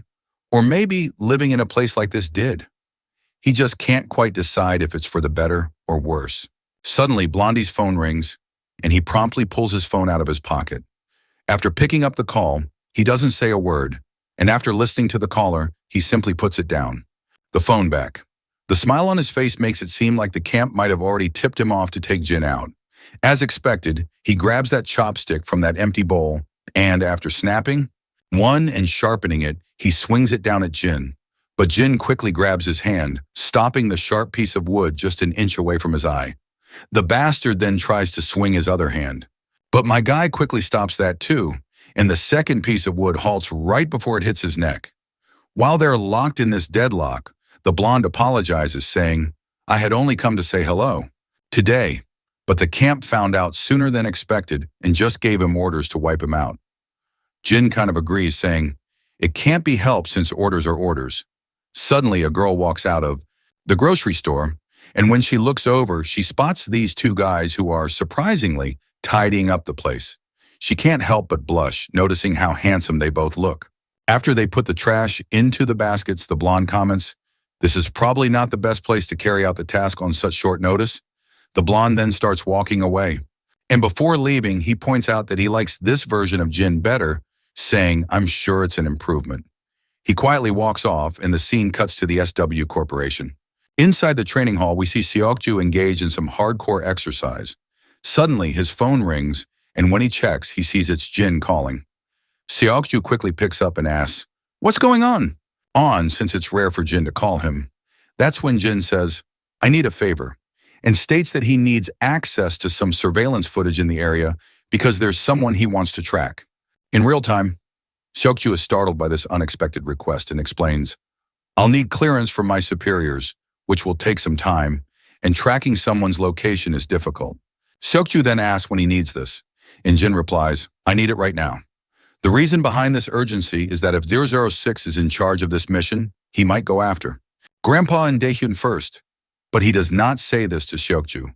Seokju is utterly bewildered because he has no clue how he's supposed to pull this off. The scene then transitions back to Cha's club, where the first thing we see is Cha's face. His lackey Yong-soo reveals that Jin came by asking to borrow the motorcycle, so he let him take it. Cha's face turns to annoyance when he realizes his only bike had been taken by our boy. His lackey then asks, "Shouldn't you have let Jin borrow it?" To which Cha replies, "It's absolutely fine. Besides, I never even ride it anyway." Yong-soo then anxiously admits, "I was scared shitless when Jin showed up so late at night. And after encountering Jin so many times, all the kids in school uniforms make me jittery these days." We then see Jin zooming down the road on the heavy bike. That is when Seokju reports back saying, "I've just sent the location to Jin and the target hasn't moved for a while, so it should be accurate." Seokju looks absolutely exhausted after scrambling to prepare all the info on such short notice, and he could not help but point out that he is noticing something sketchy about the guy Jin mentioned. He seemed too aware of the surveillance cameras and kept changing directions, which can only mean one thing. He's trying to cover his tracks. He then further asks Jin who this man is and why they're tracking him down. Jin replies, "It's something personal." Well, Seokju isn't surprised by this response because he had already figured as much. Once he hangs up, he thinks to himself that Jin is definitely up to something and needs to be on the move quickly to save time, as Jin asked for the halfway point of the man's route. Seokju also reveals that he tried to gather more info on this newcomer, but couldn't find anything more about the foreigner on his own. Once Jin reaches the location, he stops and looks around, thinking that Six must have arrived just recently because if he had more time, he would have already attacked his family. And just as he thinks about this, the images of Daehyun and his grandfather flash through his mind, and he's determined not to drag this out since he has people he needs to protect. Meanwhile, we finally see 006 preparing his guns and loading his magazine. Suddenly, his phone rings with an unknown caller. He picks up and the caller reveals they've just found out when R1 is alive and in Korea. Before the caller can say more, 006 quickly cuts him off, saying he has been with Jin since their early training years and knows everything about him. He further explains, "I just finished a job in the region and came to check if the news about Jin's survival was true." He makes it clear that he can't sit back knowing a traitor is alive and doing well. The caller then tells him, "You'll have to do whatever it takes to take Jin out," pointing out that there's no one better for the job than him. It turns out the caller is the same eye patch guy we've seen before. He warned 006 to be extremely careful, as Jin was called 001 for a reason. Blondie then mentions that a long time has passed since their early days, and the eye patch guy agrees, saying, "Jin is bound to be rusty after hiding in the shadows for so long." With that, he ends the call saying, Hill, wait for good news. As soon as the call ends, Blondie glances at his phone screen, and his eyes widen as he notices Jin approaching him from behind. He scrambles to pick up his gun, but before he can do anything, Jin grabs him by the waist and slams him to the ground, leaving the gun out of reach. Both quickly get back on their feet. 006 feels clearly annoyed and mutters, "That wasn't supposed to happen." He made sure no one was following him and wondered if it was those damn cameras that gave him away. As they face off, Blondie admits, "I knew Jin would come looking for me, but wants to know why he didn't waste any time, considering it hasn't been that long since they last said their goodbyes." Jin remains silent, and 006 assumes that the new version of 01 doesn't talk much either. Both then quickly dash at each other, exchanging blows with such speed that it's barely possible to see them landing. Jin finally deflects an incoming punch and throws one of his own. But Blondie sidesteps it effortlessly. However, Jin follows up with a powerful shoulder smash that sends Blondie staggering backward. Just as Jin attempts to kick him, Blondie grabs Jin's leg and slashes it down with a dagger, which is a pretty scummy move, not gonna lie. Blondie grins ear to ear, commenting, "Jin's skills have actually improved even more since their last training." As Jin tends to his injured leg, Blondie lunges at him again. Jin quickly steps back, narrowly avoiding the dagger as it zooms past his throat. They engage in an intense dance of hack and slash, with Blondie doing his best to tag Jin with the blade. Eventually, Jin manages to take the dagger right into his shoulder, but before Blondie can attack again, Jin ducks down, grabs Blondie's hand and gives it a satisfying twist, sending the dagger flying into the air. Blondie then kicks Jin in the chest, causing him to stumble. He quickly reaches for the gun, and once he has it in hand, he tries to take aim. However, he soon gets stabbed by his own blade, which jabs into his shoulder. Blondie continues to fire a barrage of bullets, even as Jin dodges, and runs around. The pistol eventually runs dry, and Blondie grits his teeth in frustration. He quickly throws the empty gun away, grabs his suitcase, and starts running. Jin is wide-eyed to see this bastard running, because if this man escapes, his family will be in danger. He pushes through despite his injured leg and chases after him. As he dashes out of the shelter, he sees Blondie trying to flee on Jin's own bike. Jin feels hopeless when he sees his enemy getting away on his Hayabusa. His mind then flashes to the image of his beloved sister and grandpa, who are smeared in blood. However, it looks like his worries are just unwarranted, because just as Blondie seems to be getting away, someone slams the bike with their car, sending Blondie rolling over the car's roof and crashing onto the asphalt road. The car quickly comes to a stop and Seokju steps out, asking, "Should I have not intervened?" Jin, however, replies that he did a fantastic job. Seokju gets back into his car, and as he drives away, he can't shake the feeling that something big is going on. We then flash back to the moment Seokju crashed into the bike. Once he stepped out of the car, he checked on Jin, asking, "Are you all right?" Jin assured him he was fine, despite the injuries to his shoulder and neck. Seokju, however, is concerned, noting that Jin definitely doesn't look okay. Seokju then looks at Blondie, who's sprawled out on the ground, bloodied and seemingly down for the count. Poor Seokju begins to worry that he might have hit him too hard. Jin then tells his friend, "Just go away." Seokju is initially bewildered by this request, but the serious look in Jin's eyes convinces him to comply. As he drives away, he can't shake the feeling that the man Jin is chasing seems like a typical tourist in SW Corp's database. But he doubts that's the whole story. He then suddenly remembers the wrecked car and starts to worry about how he's going to explain the damage. We return to the shelter, where 006 is tied to a chair, bloodied and looking disheveled. Jin stands over him, calm and collected, and tells him, "You can look up now because I know you're awake." 006 starts to laugh, saying, "I never expected our boy to be working with a partner, and should have known when he tracked him down so quickly." He admits he made a mistake in assuming he would never work with someone else. Our boy stays silent, and 006 then asks, "What do you want to?" "No." Jin responds by asking, "Who else received the order to execute him?" In response, 006 says, he can't be sure, but he probably is the only one because he was the closest to the region. And the timing was right. 006 further explains, "The camp can't accept the reality of Jin being alive. They don't want anyone to know his death was faked, so they'll try to eliminate him. As quietly as possible, he adds.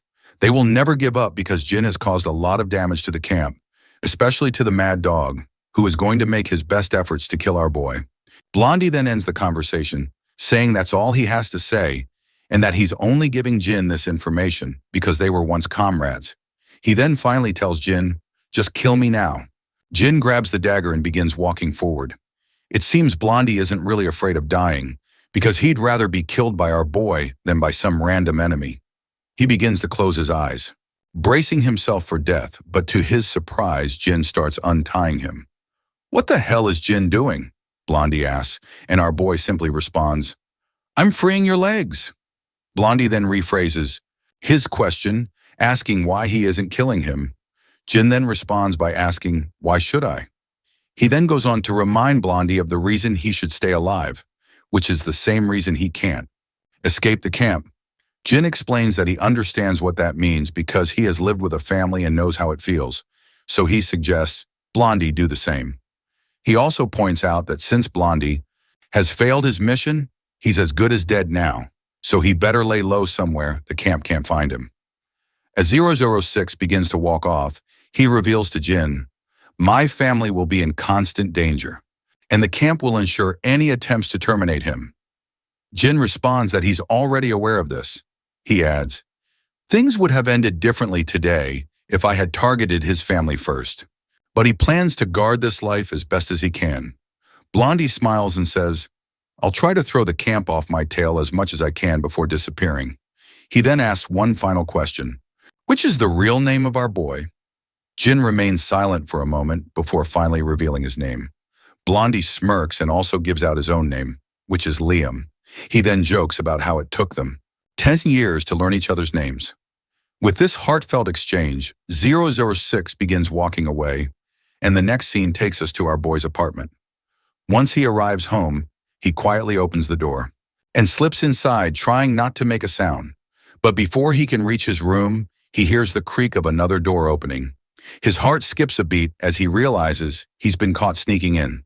It's his grandpa standing there with a surprised look on his face, seeing Jin return at such a late hour.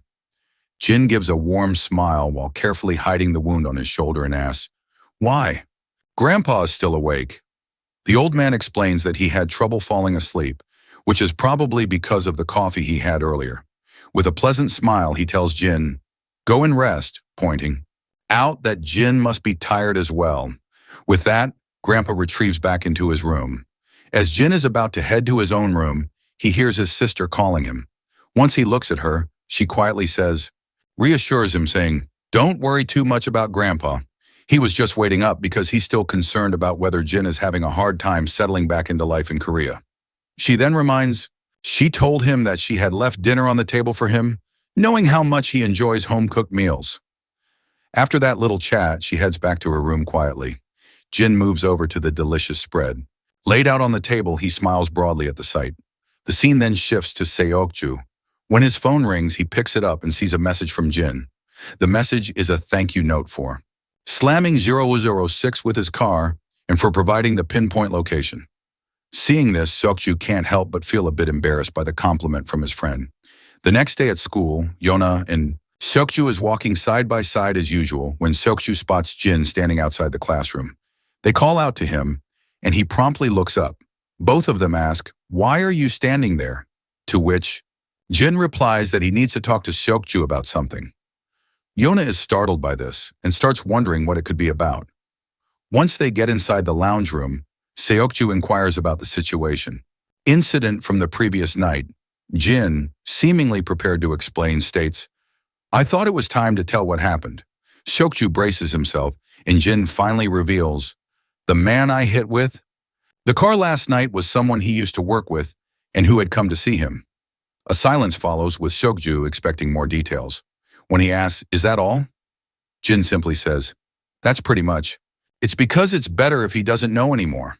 Seokju feels a bit bummed out, not expecting Jin to keep things so low-key.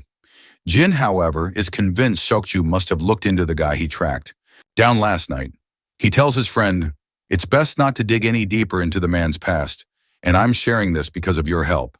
Seokju feels proud after being acknowledged by Our boy tells him that he doesn't want to dig any further either, especially since this guy is tied to Jin's past. After their little chat, the two boys head back to class. Yona then curiously asks Seokju what they talked about. When Seokju doesn't answer right away, she tries to guilt trip him, asking, "Can't you even share that much?" Seokju, caught off guard, quickly improvises and says he was just asking Jin how to level up in a game. Yona lights up, thinking this means Jin is really into video games. But then she remembers Yong-chan is way more into gaming, and Hyuk-jin and Jae-hyung are also much better players. She wonders why Jin would ask Seokju for advice when those guys are pros, or maybe Jin just wanted to chat with someone on his own level. Well, this little banter really hits the poor guy right in the gut, while our boy seems to be busy minding his own business. Once school ends, we see Yona outside. She's making notes about their groceries and wondering if she should buy some fruit since it's been a while since Grandpa had any. Suddenly, someone calls her name. When she looks up, she notices a boy standing in front of her who says, "Doesn't look like anyone from their school." Once he has her attention, he asks, "Do you go to Seinan High School?" Yona quickly confirms that she does, and the boy then says, "I was kind of wondering if he could get her number." Not surprisingly, this startles Yona, who has no clue how to react. She starts to panic while the boy reassures her, "Don't be scared or feel pressured. She wanted to get to know her. Eventually, Yona turned him down as politely as she could, and it seemed like the boy took it in stride, though he did look a bit disappointed. A big guy from behind came up and mocks the boy for getting rejected so quickly. That's when the boy shows his true colors, getting all cocky and sternly reminding her, "All I asked for was your phone number." Before he can harass Yona any further, he gets a brutal slap across the face. The one who delivered that stinging slap is none other than Jae-hyung, who is accompanied by two other friends. The boy turns around, demanding to know who slapped him, but he just gets another slap from Jae-hyung for acting so tough. After feeling the sting of the slaps, this lowlife realizes that dealing with these guys is terrible. Idea. Meanwhile, Hook-jin is giving the other goon chills with just his glares, and the two bullies decide to leave, trying to salvage whatever dignity they have left. Orangehead lets out a sigh of disappointment seeing these bullies, then happily turns to Diane, asking if she's all right. The girl says yes and starts bowing her head frantically, but Jae-hyung feels embarrassed and quickly tells her that there's no need to say thank you. At the other block of the street, we see people freaking out as they spot a group of thugs strolling down the streets. And surprise, surprise, it's Tai-soo. Gi, along with his underling Inshun and the rest of his lackeys, are casually strolling down the area. And wouldn't you know it, the same guy who tried to harass Diane is with them, clearly bringing in Tai-soo as backup to get revenge on our beta bullies. By the way, this harasser's name is Tai-shong, and he apparently is the brother of Tai-soo Gi. Meanwhile, Tai-soo is feeling absolutely annoyed, grumbling about how every wannabe tough guy in town seems to think they can mess with them these days. His lackey reminds him that word of their defeat by the bunch of high schoolers is getting around, and they might need to do some damage control. So they decide to start spreading their terror by taking out the thugs who dared to mess with Tai-shong. A smile spreads across Tai-soo's face as he agrees with his lackey, saying, "We're going to show these guys what Goshok Tech is really made of." Suddenly, his little brother points his finger at Dion, states, "That is the girl who got me smacked by a bunch of guys." Well, it looks like these punks are in for one hell of a ride again, because our boy is strolling down the street with his sister. The harasser quickly points out, "The guy walking beside her isn't the one who slapped me earlier." Tai-soo, on the other hand, feels like he's seen this person before. When he takes a closer look at our boy, he's absolutely devastated to recognize who it is. His lackeys also start trembling as they remember that this is the same guy who beat them up after infiltrating their turf. While Tai-soo is trembling in fear, his little brother asks, "What's the matter?" Tai-soo asks, "Is the girl next to that guy over there the one you were trying to hit on?" His little brother, nodding, only to receive a devastating slap across the face. Tai-soo angrily asks his brother, "Are you trying to get us all killed?" The poor kid is in absolute tears, clueless about why his brother is coming down so hard on him, but he ends up getting even more of a beating. Later, we find ourselves back at the apartment, and Dayon is really amazed at how good Jin is at peeling fruits. The brother smiles and asks if she thinks so. She nods, saying, I could never get them this smooth and round, no matter how hard I try. Suddenly, the phone rings and the sound echoes through the living room. The voice seems to be coming from Jin's room, so he heads over and finds his phone on the table. When he checks it, he notices it's an unknown caller, but he answers anyway, and it turns out to be 06 on the line. 06 reveals that he has left a trail for the camp to follow, as far away from Jin as possible, and that's where he'll be for the next few days. Once he's out of the country, he plans to leave more traces in other countries to throw them off, which should be quite helpful in confusing them. Jin agrees and adds, I'll set up a separate trail as well. Blondie then strikes a banter, pointing out how Jin was supposed to be a dead man, and now they are trading places. He doubts that they will ever be able to cross paths, so he wishes him the best future before. Ending the call, our boy wishes him well, and with that sweet note, their call ends. The next day at school, Jin hears about his sister getting harassed after school yesterday, but his friends quickly reassure him that Jae-hyung handled it, with Orangehead confirming he knocked the guy in the head a couple of times and sent him on his way. Suddenly, Seokju pops into the scene and quickly asks what the harasser looked like. Youngchan explains that he was in a Goseok Tech uniform. As soon as they hear this, Seokju perks up and Jin points out, it's the same school. They had trouble with that a while back. My guy then gets absolutely furious, realizing that someone harassing his sister from Goseok seems way too coincidental. Seokju agrees, saying they can't just overlook this. Meanwhile, the beta bullies, who are usually eager to pick fights, are feeling unusually anxious about the situation. Even they think that jumping to conclusions might be premature. Right on cue, Yona jumps into the scene and breaks up the tension. She asks, what are they talking about?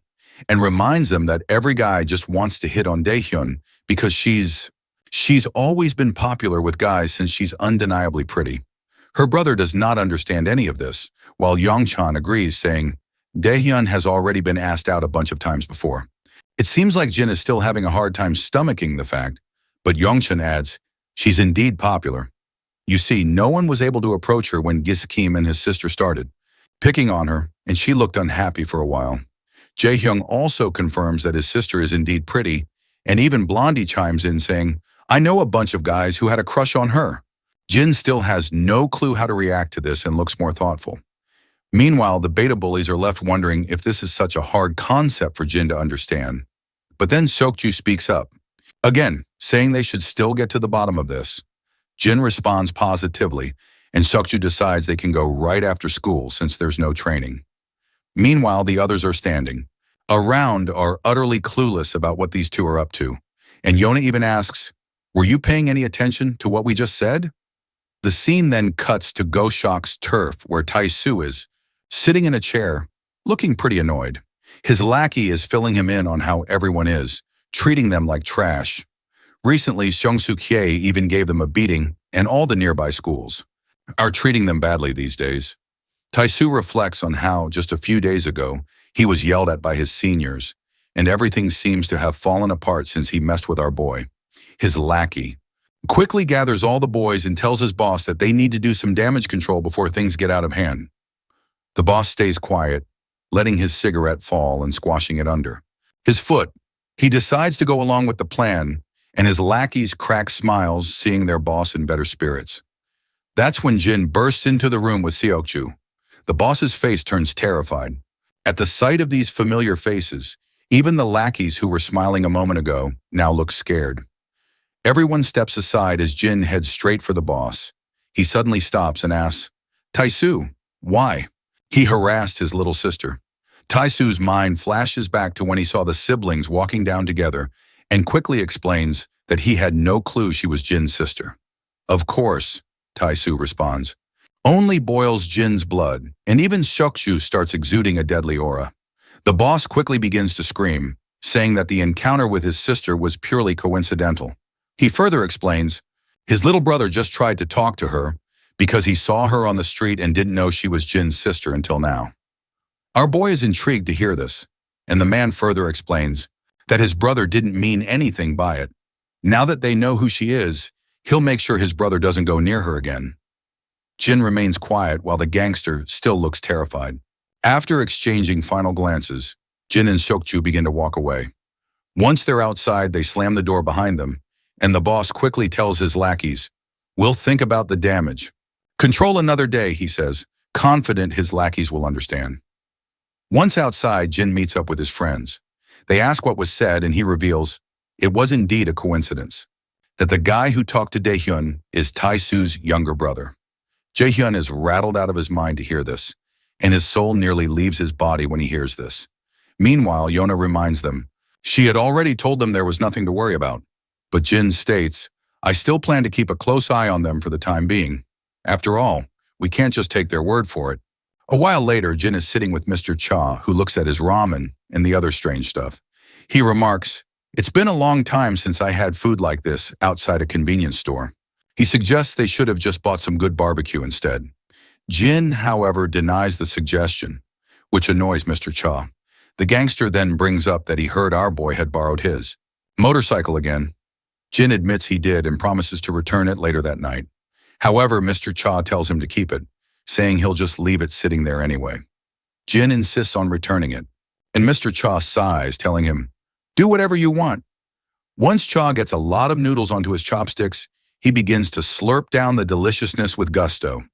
On the other hand, Jin is politely enjoying his triangle food, while Mr. Cha can't help but notice how Jin looks like an average teenager. But on the other hand, the same kid totally destroyed the Kim family, single-handedly, and also dealt with the SW Corporation like a pro. Suddenly, Mr. Cha calls out to Jin, asking what exactly he does every day. Jin simply replies, "I go to school, just like any normal kid." Of course, Mr. Cha had expected this kind of response, but it's not what he wanted to hear. The scene then transitions to SW Corp, where the chairman is standing and peeking through the window. It's always funny to see that classic Manhwa scene where the rich boss stares out of the glass window from their office. Meanwhile, the director's assistant reveals that many have voiced concerns about SW Corp being a bit too aggressive in its expansion. The director just shrugs and says, "Things get a bit chaotic when people start looking out for their own interests. They're taking all the necessary precautions with their expansion, but they can't avoid making a few enemies along the way." The assistant also agrees and points out that their aggressive tactics are causing SOW Corp some trouble with some pretty shady organizations, said one advisor. And the SW Corp advisors have also noticed some suspicious activity from other companies lately.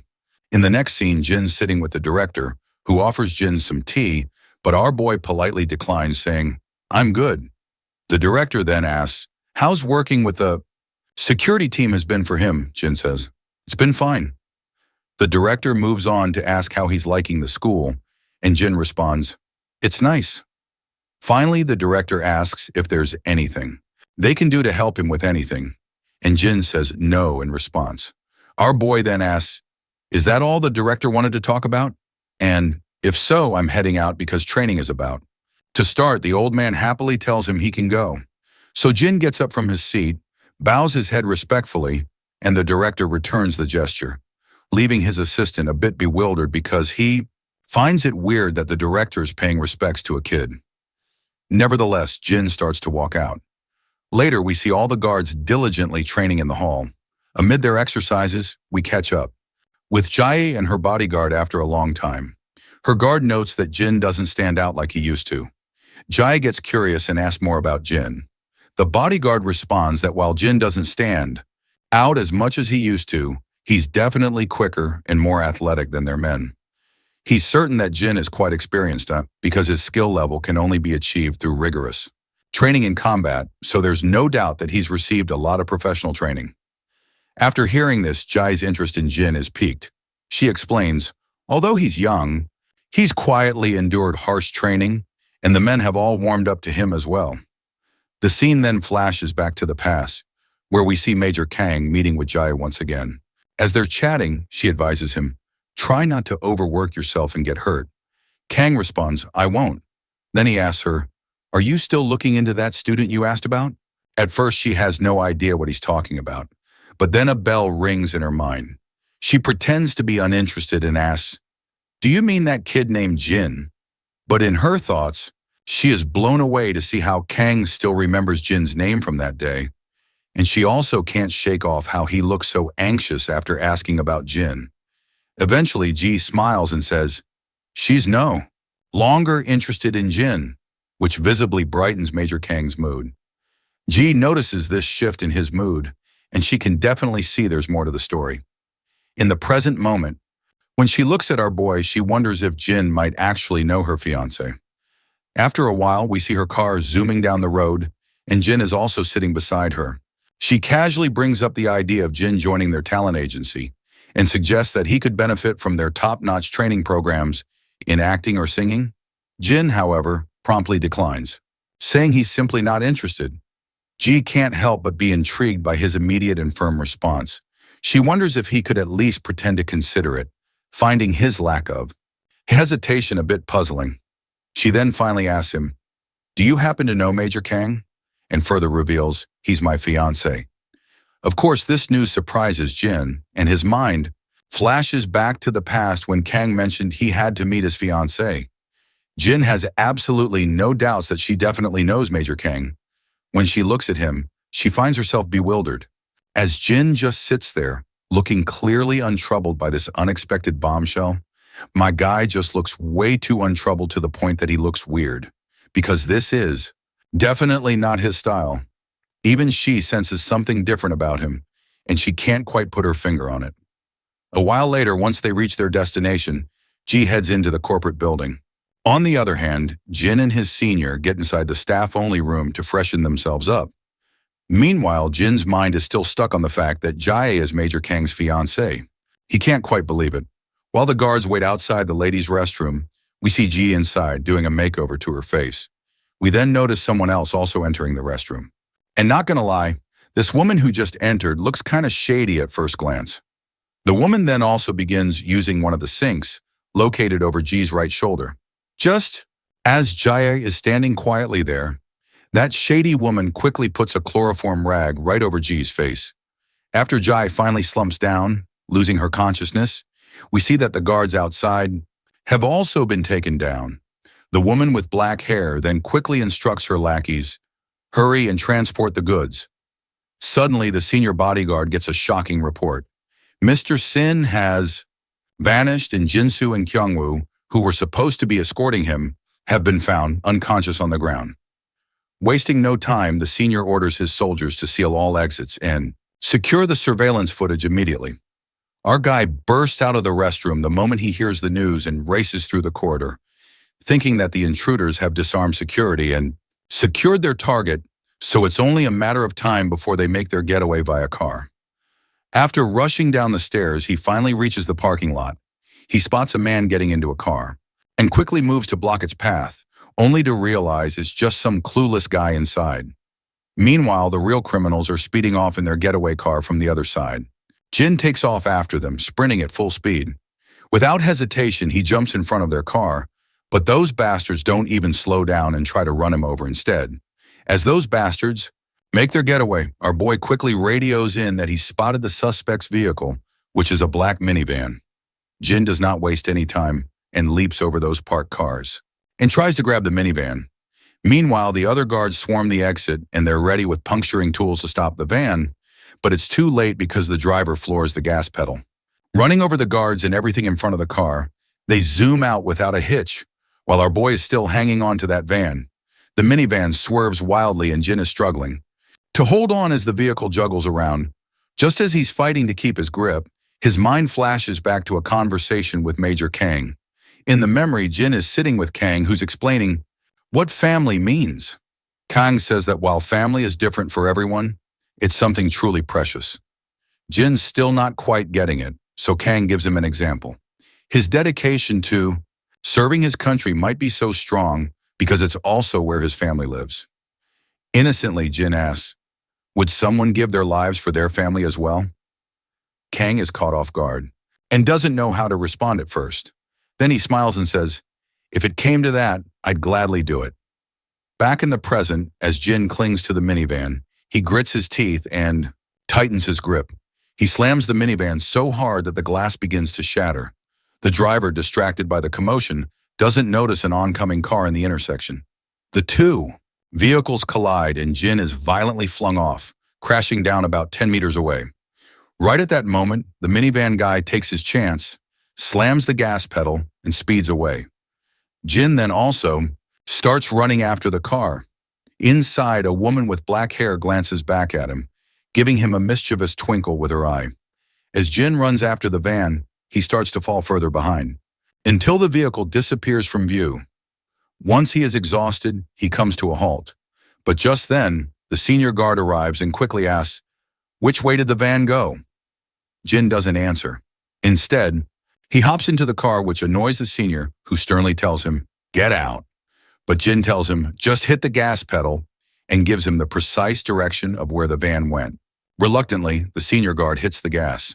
He then also reports to his subordinates, "The kidnappers took a side road to the right," and instructs them to coordinate with the police. Dispatch their units. He then also reminds Jin, "You should just drop off on the way home since you're just a kid and not part of the security team." He adds that his involvement in this mess wasn't his responsibility.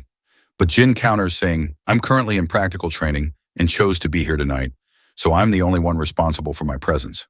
He also reports that he saw one male and one female in the vehicle, both of whom were Asian, but he didn't notice any other accomplices with them. As the senior guard looks at Jin, ready to berate him, further he notices Jin's injured face and hands. Concerned, he quickly asks, "Are you all right?" Jin replies, "I'm fine." The senior is struggling to come to terms with the fact that Jin was reported to be hanging onto the vehicle and was the first to track down the kidnappers. He also managed to hang on as long as he could, identified their route, and even saved Miss Yona. Once the senior realizes that Jin has proven himself in this situation, and he can't think of anyone more reliable right now. Meanwhile, Yona receives news that Madame Ga has been kidnapped. Her guard explains, they've left the security to a minimum and sent out all units to find her. Yona perks up at the mention of Jin, and the bodyguard further explains, Jin had been on duty with us when the incident happened. A while later, Jin and his senior guard make their way to a rundown factory, because this is the last place kidnappers have been spotted.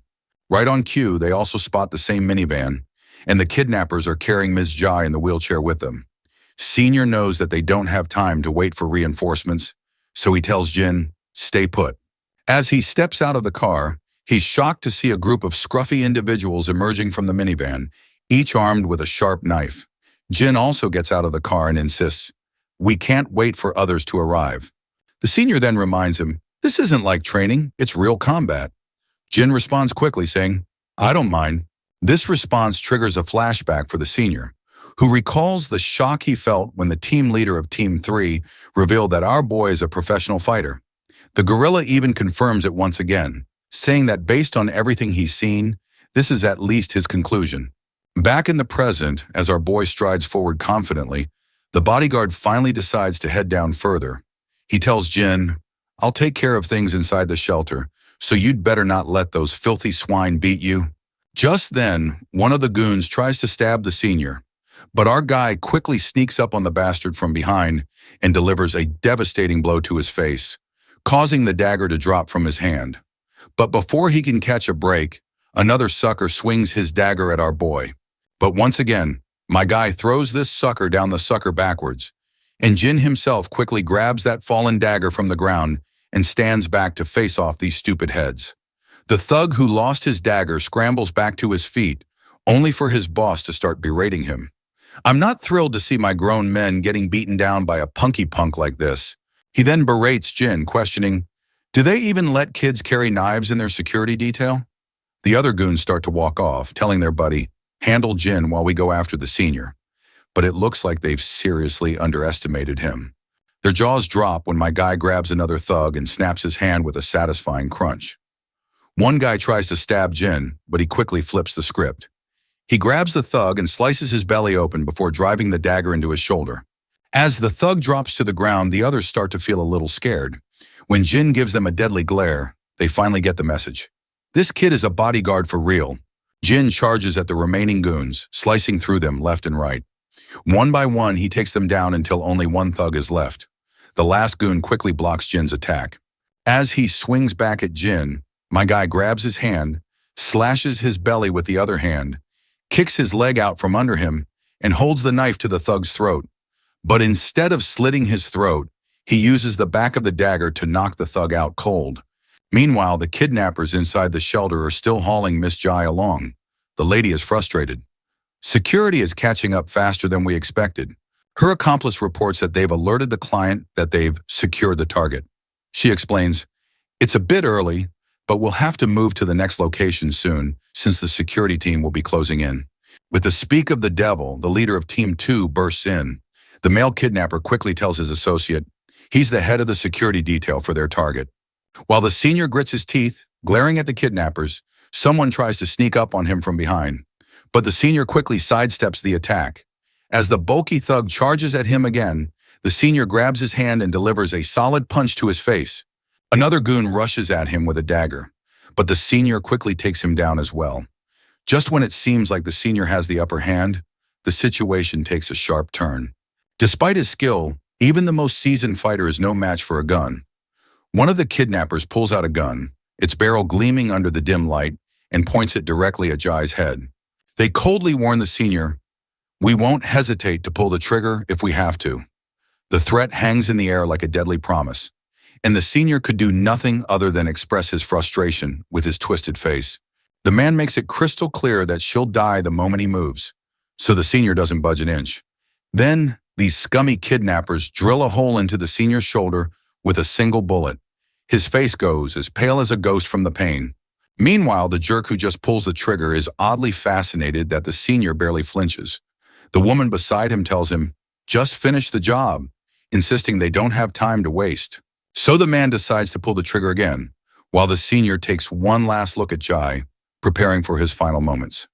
Just as the monster is about to pull the trigger, the senior asks, "Jai, forgive me." But before he can die in this dramatic scene, two daggers come flying out of nowhere, piercing the man right in the hand.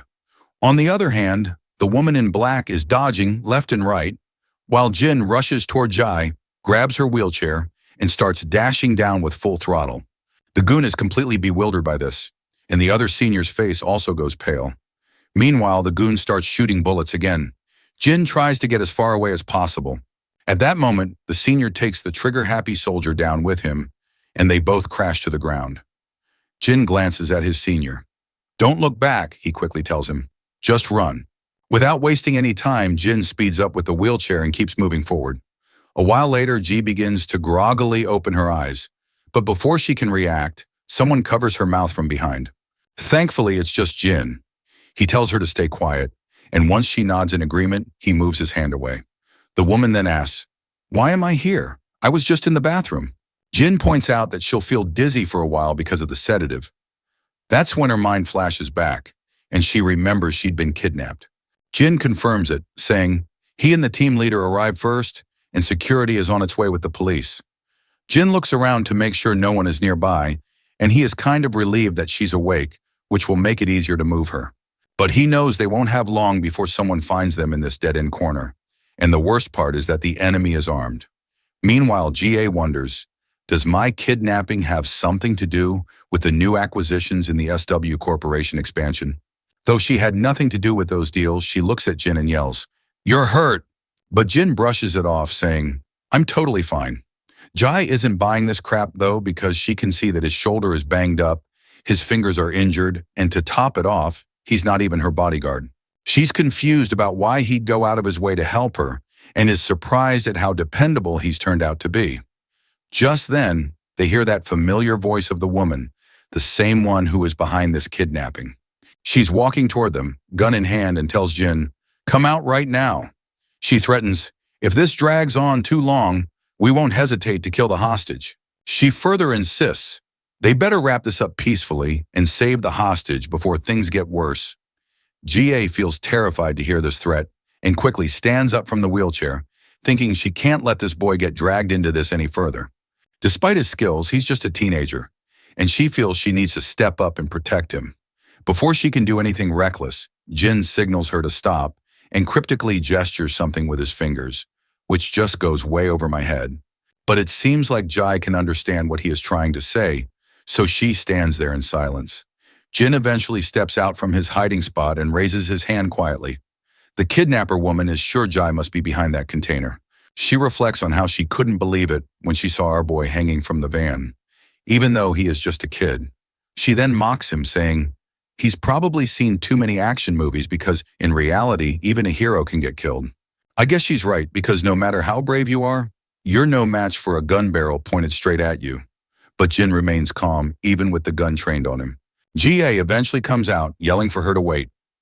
As soon as the kidnapper woman looks in GA's direction, Jin takes his chance. He throws the blade at her hand, injuring it badly. Before she can catch her breath, another dagger zips past her. At that moment, Jin jumps over her, and they both fall to the ground. Her gun also slips from her hand. She quickly grabs one of the daggers tucked near her thigh and tries to swing it at Jin, but he backs away just in time. They both put some distance between each other. The woman then launches herself at Jin, and their deadly dance of hack and slash begins. After a fierce exchange, she takes a brutal hit to her gut and goes tumbling backward, her gun falling to the ground. "I've got you now," she thinks, quickly spotting her gun. She grabs it and aims it at Jin with a smirk, thinking she finally has the upper hand. But Jin moves fast, grabs the gun, twists it out of her grip, and now the gun is pointed right back at her. The woman is sweating. How did this just happen? She thinks, utterly confused. Meanwhile, GA is blown away by Jin's moves, while our boy just stands there, cool as a cucumber. The woman smirks again and says, "He must have watched a lot of movies." She then pokes fun at him, pointing out, "You might be able to fight, but do you really have the guts to fire a gun?" She admits that bodyguards might practice target shooting, but adds, shooting a living person is a whole different ballgame. But well, she's dead wrong about that. Jin doesn't hesitate for a second before putting a bullet right into her thigh, causing blood to spatter out. The woman is absolutely stunned, unable to believe he didn't think twice before pulling the trigger. What baffles her even more is that his eyes remain dead still after firing the gun, as if he's grown used to it. She has yet to figure out how a boy from such a peaceful country could know how to fight like this. But when she looks at him closely, she recognizes those eyes and feels a chill run down her spine as she realizes that he's code 011. Before she can say anything further, Jin slaps her across the face with the gun, knocking her out cold and letting her fall to the ground. GA is completely blown away by how effortlessly Jin takes her down, as if it's no big deal. Meanwhile, back with the senior, he seems to have finished dealing with his adversary as well, though he looks severely injured, with blood dripping from his shoulder. Sadly, the senior finds himself surrounded by a bunch of goons. The bastard from before gets back on his feet, puts his hat back on, and retrieves his gun from the ground. A bulky guy swings a punch at the senior, but the senior quickly deflects it and lands a punch of his own. Suddenly, the bastard aims his gun at the senior and admits, "I underestimated the head of security for the SW Association." He acknowledges, "They wouldn't have been able to kidnap her if they hadn't waited until the end of my shift." On the other hand, it looks like the senior is on the brink of giving up. He fought here solely to buy GA and Jin time to escape, but he can't be sure if they got away since that woman went after Jin. For some reason, though, the senior has a gut feeling that Jin will handle it, and he feels surprisingly confident about that. He's so confident that even the dude standing over there can't help but notice the smile spreading across the senior's face. "Why are you smiling?" the dude finally asks. The bodyguard doesn't say a word, just keeps that smile on his face. The cap guy warns, if the senior thinks Jin is safe just because a woman went after him, then he is underestimating that woman gravely. He claims, no man here can defeat that woman, and now that she's angry, Jin will soon be begging for her to put him out of his misery. The senior's smile finally fades, and he grits his teeth out of frustration. The kidnappers also state, "I did not send any men after Jin because she'll be done with him before they even get there." The cap guy then starts to squeeze the trigger of his gun, telling the senior, "Focus on saving yourself because you're about to die." Suddenly, a bullet drills a hole into the cap guy's hand, and blood splatters everywhere. He staggers backward, and his gun falls to the ground. The senior quickly turns in the direction to see where the shot came from, and is shocked to find Jin standing there, gun in hand. The cap guy is sweating profusely, his blood pouring out, and he's furious. What the hell is Jin doing here? He's thinking. He's also panicked, wondering what might have happened to his friend Priscilla, who went after Jin earlier. I guess he was just way too confident about her. On the other hand, Jin shoots another bullet and puts it into the cap guy's thigh, then turns and aims the gun at the senior. For a moment, the senior's heart skips a beat, but before he can react, Jin starts firing. But to the senior's surprise, the bullets whiz past him, taking out the lackeys surrounding him from all directions. Once Jin's gun runs dry, the senior looks around, only to find every man down on the ground, groaning in pain. What fascinates the senior the most is that Jin didn't even hesitate while drilling holes into those bastards, and he disarmed them with just a bullet for each man. In the background, GA stands with her ears covered, and once the shooting stops, she looks up. Meanwhile, the senior bodyguard's mind flashes back to what the leader of Team 3 said. Jin is definitely a professional. Right on cue, reinforcements arrive and cover the entire area. The police quickly start their work, handcuffing all the goons. Meanwhile, a few soldiers walk over to GA. "Are you all right?" they ask. In response, the lady quickly assures them, "I'm absolutely fine." She then notices our boy talking to the officers. Once Jin confirms he's with the security team leader, the soldiers quickly start tending to his injuries. GA walks over to him. "Are you all right?" she asks. He replies, "I'm fine." But GA questions, "How can you call yourself fine in your condition?" Our boy simply says that he has no problem with mobility so far, so he's mostly okay. He further adds, "A few bruises from saving a VIP from kidnapping is a favorable outcome." Then Jin says, "I have a favor to ask." GA looks startled and quickly asks, "What is it?" Jin reveals, "I don't want to worry my family until my injuries are treated, so I need to tell them that I'll be attending a security team workshop." GA is a bit confused, wondering if this is all he wanted to talk about. She then simply walks away, telling him, "Go get those wounds treated." But before leaving, she doesn't forget to thank Jin for his help. "Thanks for your help," she says. Shortly after, the senior also arrives and places a hand on Jin's shoulder. He flashes a warm smile and tells Jin, "We'll see each other next time." With that, GA and her bodyguard walk off. The scene then cuts to an unknown location, where a mysterious man sits behind a desk in a dimly lit office. An unknown lackey stands behind him, delivering the sad news. "Our attempt to kidnap GA has failed." The boss smiles to hear this and explains, "Success in kidnapping her was never the real objective. It was merely a way to deliver a message to SW Corporation." He elaborates that they will start to watch their steps more carefully once they realize the trouble their expansion can cause. And that's all he's after. The scene then cuts to a chamber where that same woman from the kidnapping is sitting. She appears annoyed while saying, "I never expected a beast like Jin to be on our payroll." And she's talking about the mercenary who's really a force to be reckoned with. The man just stays quiet, so the woman goes on saying, "If I'd known you were working with SW Corporation, I would have handled things a lot differently. In fact, I probably wouldn't have taken the gig at all."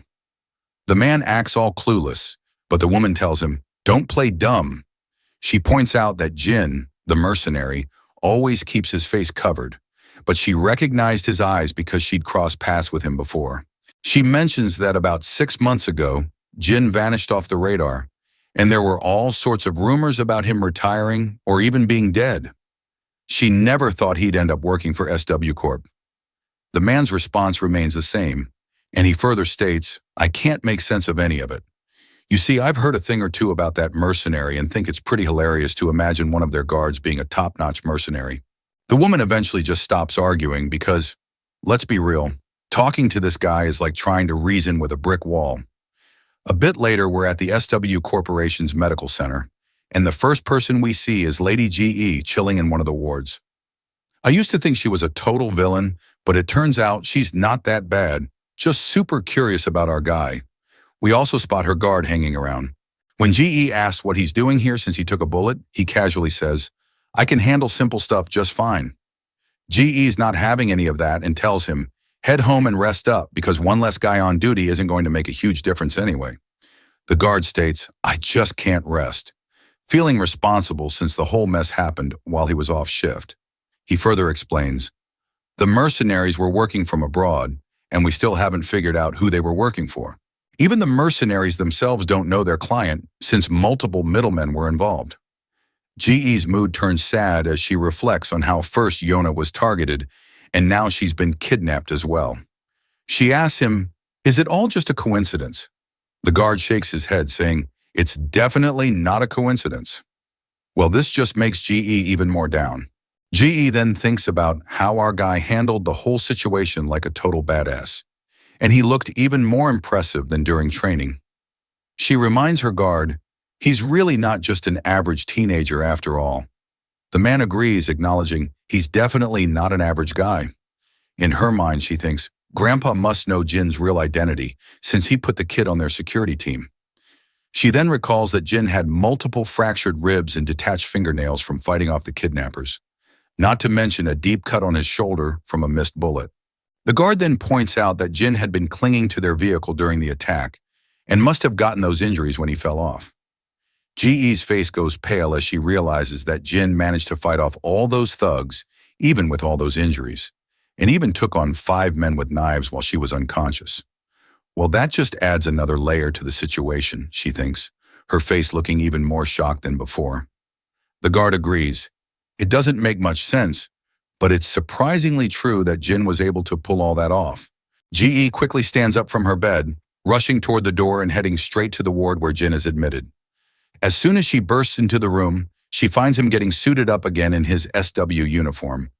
When Jin looks around, he spots GE and her guard. The lady doesn't waste any time and immediately asks, what the heck are you doing getting dressed? Jin explains, I'm going home. I haven't been there for 2 days. GE reminds him, you have serious injuries. You can't leave until they're done treating you. Jin explains that he'd rather rest and heal at home. GE starts shouting, telling him, don't be ridiculous, and asking, who gave you permission to do something so rash? In response, our boy simply says, it was the doctor who told me. Despite all of GE's protests, Jin simply packs his bag, and the lady further asks, how do you plan to explain this to your family? Jin, in response, points out, the bruises on my face can easily be explained by saying I got hurt during training. GE is annoyed to see how this guy has an answer for everything.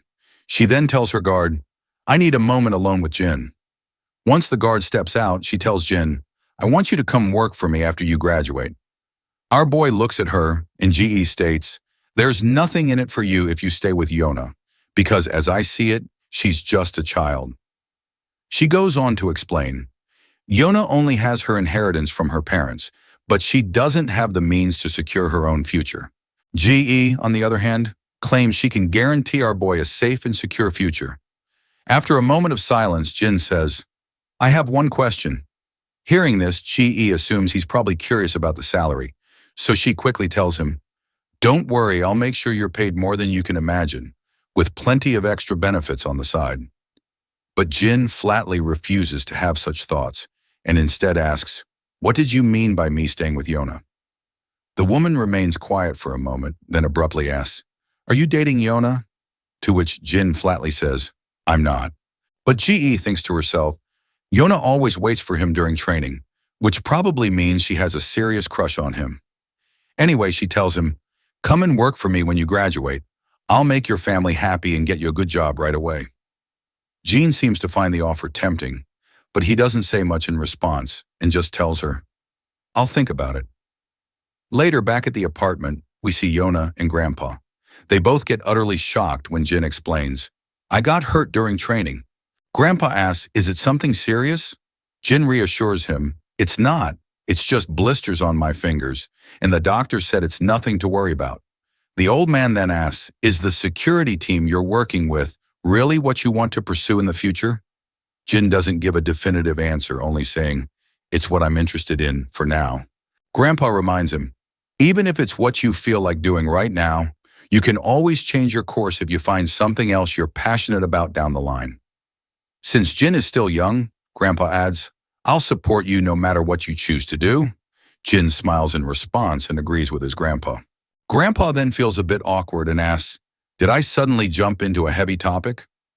He mentions that high school seniors are often worried about their future careers and wonders, did I bust my chops? Yona snickers at this and reassures Grandpa, you didn't say anything wrong. Jin, meanwhile, has no idea what busting chops even means. The scene then transitions to a familiar camp, where we see that same eye patch guy. His lackey reports, 032 went off course without notifying anyone and suspects it might be because he heard the news about 011 being targeted for elimination. The eye patch guy just scoffs, calling 032 a fool. No one should let their emotions dictate their actions when one of their brothers gets killed, he says, which is precisely why I believe that having a family is absolutely useless. Meanwhile, we catch a glimpse of a mysterious man who might very well be 032. It wouldn't be surprising if he came to Korea to meet our boy. The scene then cuts back to Jin, who is stretching his fingers to make sure they're working properly. His mind flashes back to a memory of the kidnapper woman who seemed to recognize him as someone familiar. He has no clue who she is, but if she knows him by his mercenary name, maybe she isn't related to the camp. Suddenly his phone rings, and when he looks at the screen, he sees that it's Yona calling. A while later, Jin finds himself outside a convenience store. Not surprisingly, Yona is there too, and they have heaps of triangle kimbap spread out on their table. "Hey, Jin," Yona greets, smiling. "Hey," Jin responds, glancing at the kimbaps. "You really like these, huh?" "Yeah, they're simple but perfect for a quick snack," she says, picking one up. The girl then quickly points out, "I didn't have dinner, and I'm craving triangle kimbap." Seokju still thinks to himself that this much food seems like a lot. Nonetheless, she also invites him, "Come on, dig into the meal. I'm sure you didn't have dinner either." She quickly opens one of the kimbaps while mentioning that she heard he got hurt pretty badly and asks, "Are you okay now?" He replies, "I am." She then explains, "I went to see you at the hospital, but they said you couldn't have visitors and wouldn't let me in. Ji also told me not to visit you right now." She admits she was really worried since he was absent from school yesterday. Jin explains, "Grandpa told me to take the day off." Yona finds it touching how he really listens to his grandpa. But then she gets a bit dejected while mentioning he had to rescue Ji single-handedly from the life-threatening danger. In response, Jin says, "That's not entirely true," and clarifies that the leader of Security Team 2 was the one who did everything. Team 2's leader tracked them down, acted as a liaison with the police and SAW security team, and even created a diversion when he was shot so that Jin could escape. The leader stayed behind until the very end to ensure Jin could get to safety. "Without his support," our boy admits, "I wouldn't have been able to do anything for Ji." Yona looks a bit awkward hearing the truth, probably because she wasn't expecting our boy to explain everything thoroughly. Seokju agrees that if what Jin says is true, then the team leader was indeed the one who carried out the rescue. Jin quickly agrees with his friend, but Seokju points out the team leader wouldn't have been able to pull this rescue mission off alone, and the report clearly shows how much Jin contributed to rescuing Ji. Our boy then highlights, "We're essentially a team, and the goal is to ensure the VIP's safety, not to figure out who made the greatest contribution." Seokju nods, saying, "That's absolutely right." Yona feels a bit out of place, probably because this isn't the kind of talk she's used to. Just then, Jin's phone rings, and when he checks it, Yona asks, "What's up? Is something wrong?" Jin sheepishly admits that they need him at the game room, because Jae-hyun just texted him that they need an extra person and that he should hurry over. But Yona reminds him that he's still injured and questions, "How are you going to play with your hand like that?" Jin clarifies that it doesn't really matter because he's pretty awful anyway. Yona is once again a bit unsettled by his bluntness. The scene then transitions to Dae-hyun walking down the footpath, thinking about getting something to eat for Jin. Her thoughts drift back to a past memory where a bunch of girls surrounded Yona asking, "Why hasn't Jin been in school for the past few days?" Yona explained he's away on a trip and injured his hands a bit. The girls were startled and asked, "Is it anything serious?" Yona reassured them that it wasn't. The girls quickly became cheerful, saying they were glad it wasn't anything serious and that it wasn't his face that got injured because they couldn't let a face like his get scarred. Yona quietly agreed while thinking about how it seemed like Jin had become more and more popular lately. Suddenly, Dae-hyun hears some voices nearby. When she looks in the direction of the commotion, she sees a group of thugs. She begins to panic when she realizes there's no one around to ask for help. But when she takes a closer look, she recognizes one of the thugs as the same guy who tried to ask her for her number earlier. Her mind flashes back to that encounter, and she remembers that he didn't seem like a mean person, so he might listen to her. So she musters up the courage, approaches the group, and nervously stutters out, "I just need to grab your attention." At first, the harasser responds sharply and cockily, asking, "Who the hell is this?" However, his face goes pale with anxiety when he realizes it's the same girl he tried to harass. He then frantically starts explaining to her, "This isn't what it looks like," and claims, "This dude had a run-in with us first while we were just passing by, and this dude just started demanding some food." Daehyun apologizes on this dude's behalf and asks, "Can you let him go?" The harasser clearly isn't thrilled about doing what she's demanding, but eventually they start to walk away. She then turns to the hoodie guy, asking, "Are you all right?" The hoodie guy is startled at first, but then quickly asks, "Could you buy me some food?" Shortly after, they're sitting outside, and it's clear the man has devoured a lot of triangle kimbap like a hungry hound. He can still be seen chomping down the last remaining ones. After that, he gulps down a bottle of water. Once his belly is full, he feels as if he is swimming over the clouds. Daehyun watches him with curiosity, while the guy quickly apologizes. "I didn't mean to bother you," he explains. "I was just so hungry that I couldn't resist asking for some food."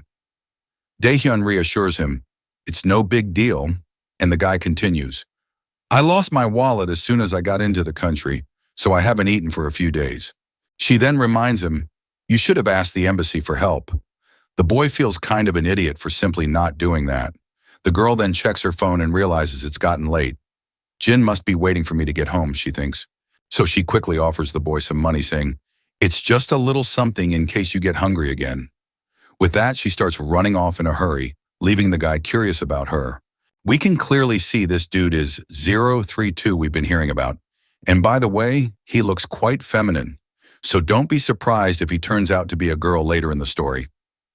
The scene then shifts back to the past, where we see Jin bursting into one of the rooms with his gun in hand.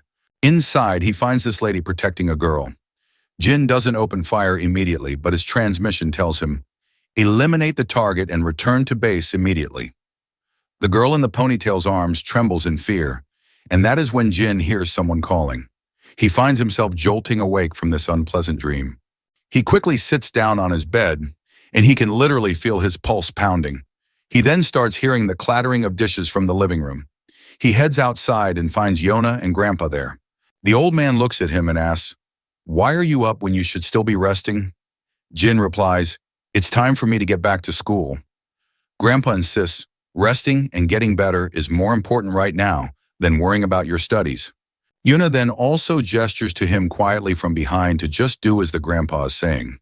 And without a doubt, Jin agrees with his old man with a pleasant smile. Before heading out, the old man mentions, "I'll be home late tonight because my colleague Mr. Lee isn't feeling well, so I'm covering his shift." Jin then asks Daehyun, "Why are you leaving so early?" She replies, "I got up early and plan to study a bit before school starts." As usual, she reminds him, "Breakfast is on the table, so you'd better eat up." Jin gives her a quick smile, and she quietly heads out, leaving behind a delicious spread of food for him. Later, we find ourselves outside. As Jin strolls down the street, his phone rings with a notification. It's Jae-hyung texting, urging him to make his comeback to the team as soon as possible. Just then, Yona also joins the chat and tells Jae-hyung, "Count me in as well." But Jae-hyung brutally turns her down, saying, "You should start practicing with bots first." Just as Jin smiles at the lively banter between his friends, we see Wuro 32 walking down the other side of the road. Our boy's smile fades when he spots him, and he is sure that something about the figure seems familiar. He quickly dashes toward the guy, but 032 slips into a back alley. Jin picks up his pace and dives into the alley after him. Once inside, he can't spot the guy in his sight. He follows the path further and ends up at a construction site. After climbing up one of the buildings, he scans the area and soon spots his old friend, who's now holding a gun and aiming right at him. Femboy doesn't hesitate and opens fire, sending a barrage of bullets toward him.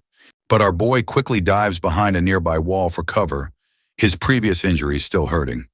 Femboy starts walking toward our boy, and he can't help but remark, "It's been so long since we last met." Earlier, he admits that he was a bit startled to see someone trailing him, but he's even more surprised when he finds out that it was our boy. That is when it finally hits Jin. This dude is 032. The hoodie guy keeps walking forward and points out, "I already know 006's habits, so it's no surprise to me that our boy is still alive. He finds it fascinating that he did not have to look around to find our boy. Jin then asks, "Did the camp send you to eliminate me?"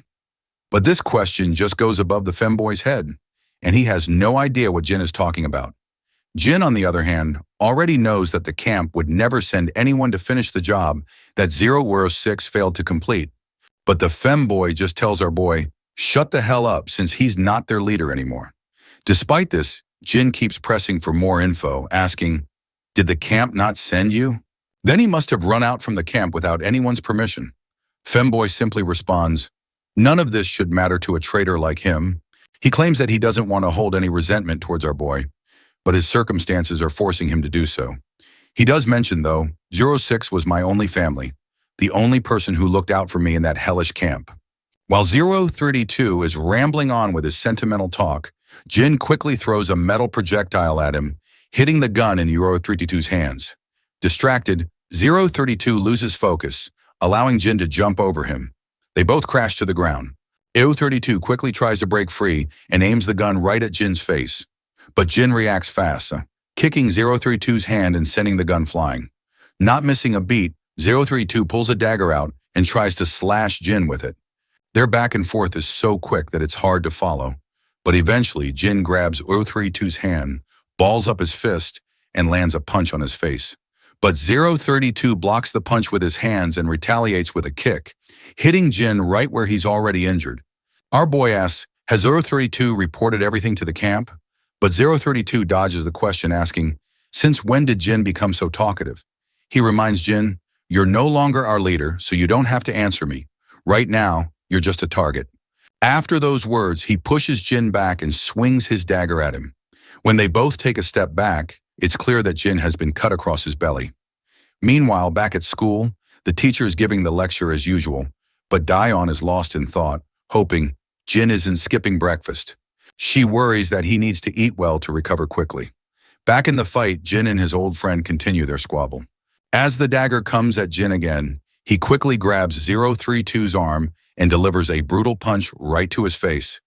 The hoodie guy slides backward after swinging his blade, and he is absolutely huffing and puffing. Jin's side hurts from the cut as he asks 032 one more time, "Are you reporting everything to the camp?" Once again, the femboy dodges the direct question and wonders why Jin is suddenly talking so much. He then makes it clear, "I won't tell anything to a traitor who killed my friend 006. Afterwards, he swings his blade again, but Jin quickly jumps over him, landing a brutal punch to his face. Jin follows up with a series of powerful swings, eventually landing a devastating blow to 032's belly, sending him staggering backward. On the other hand, 032 notices the gun over his left shoulder.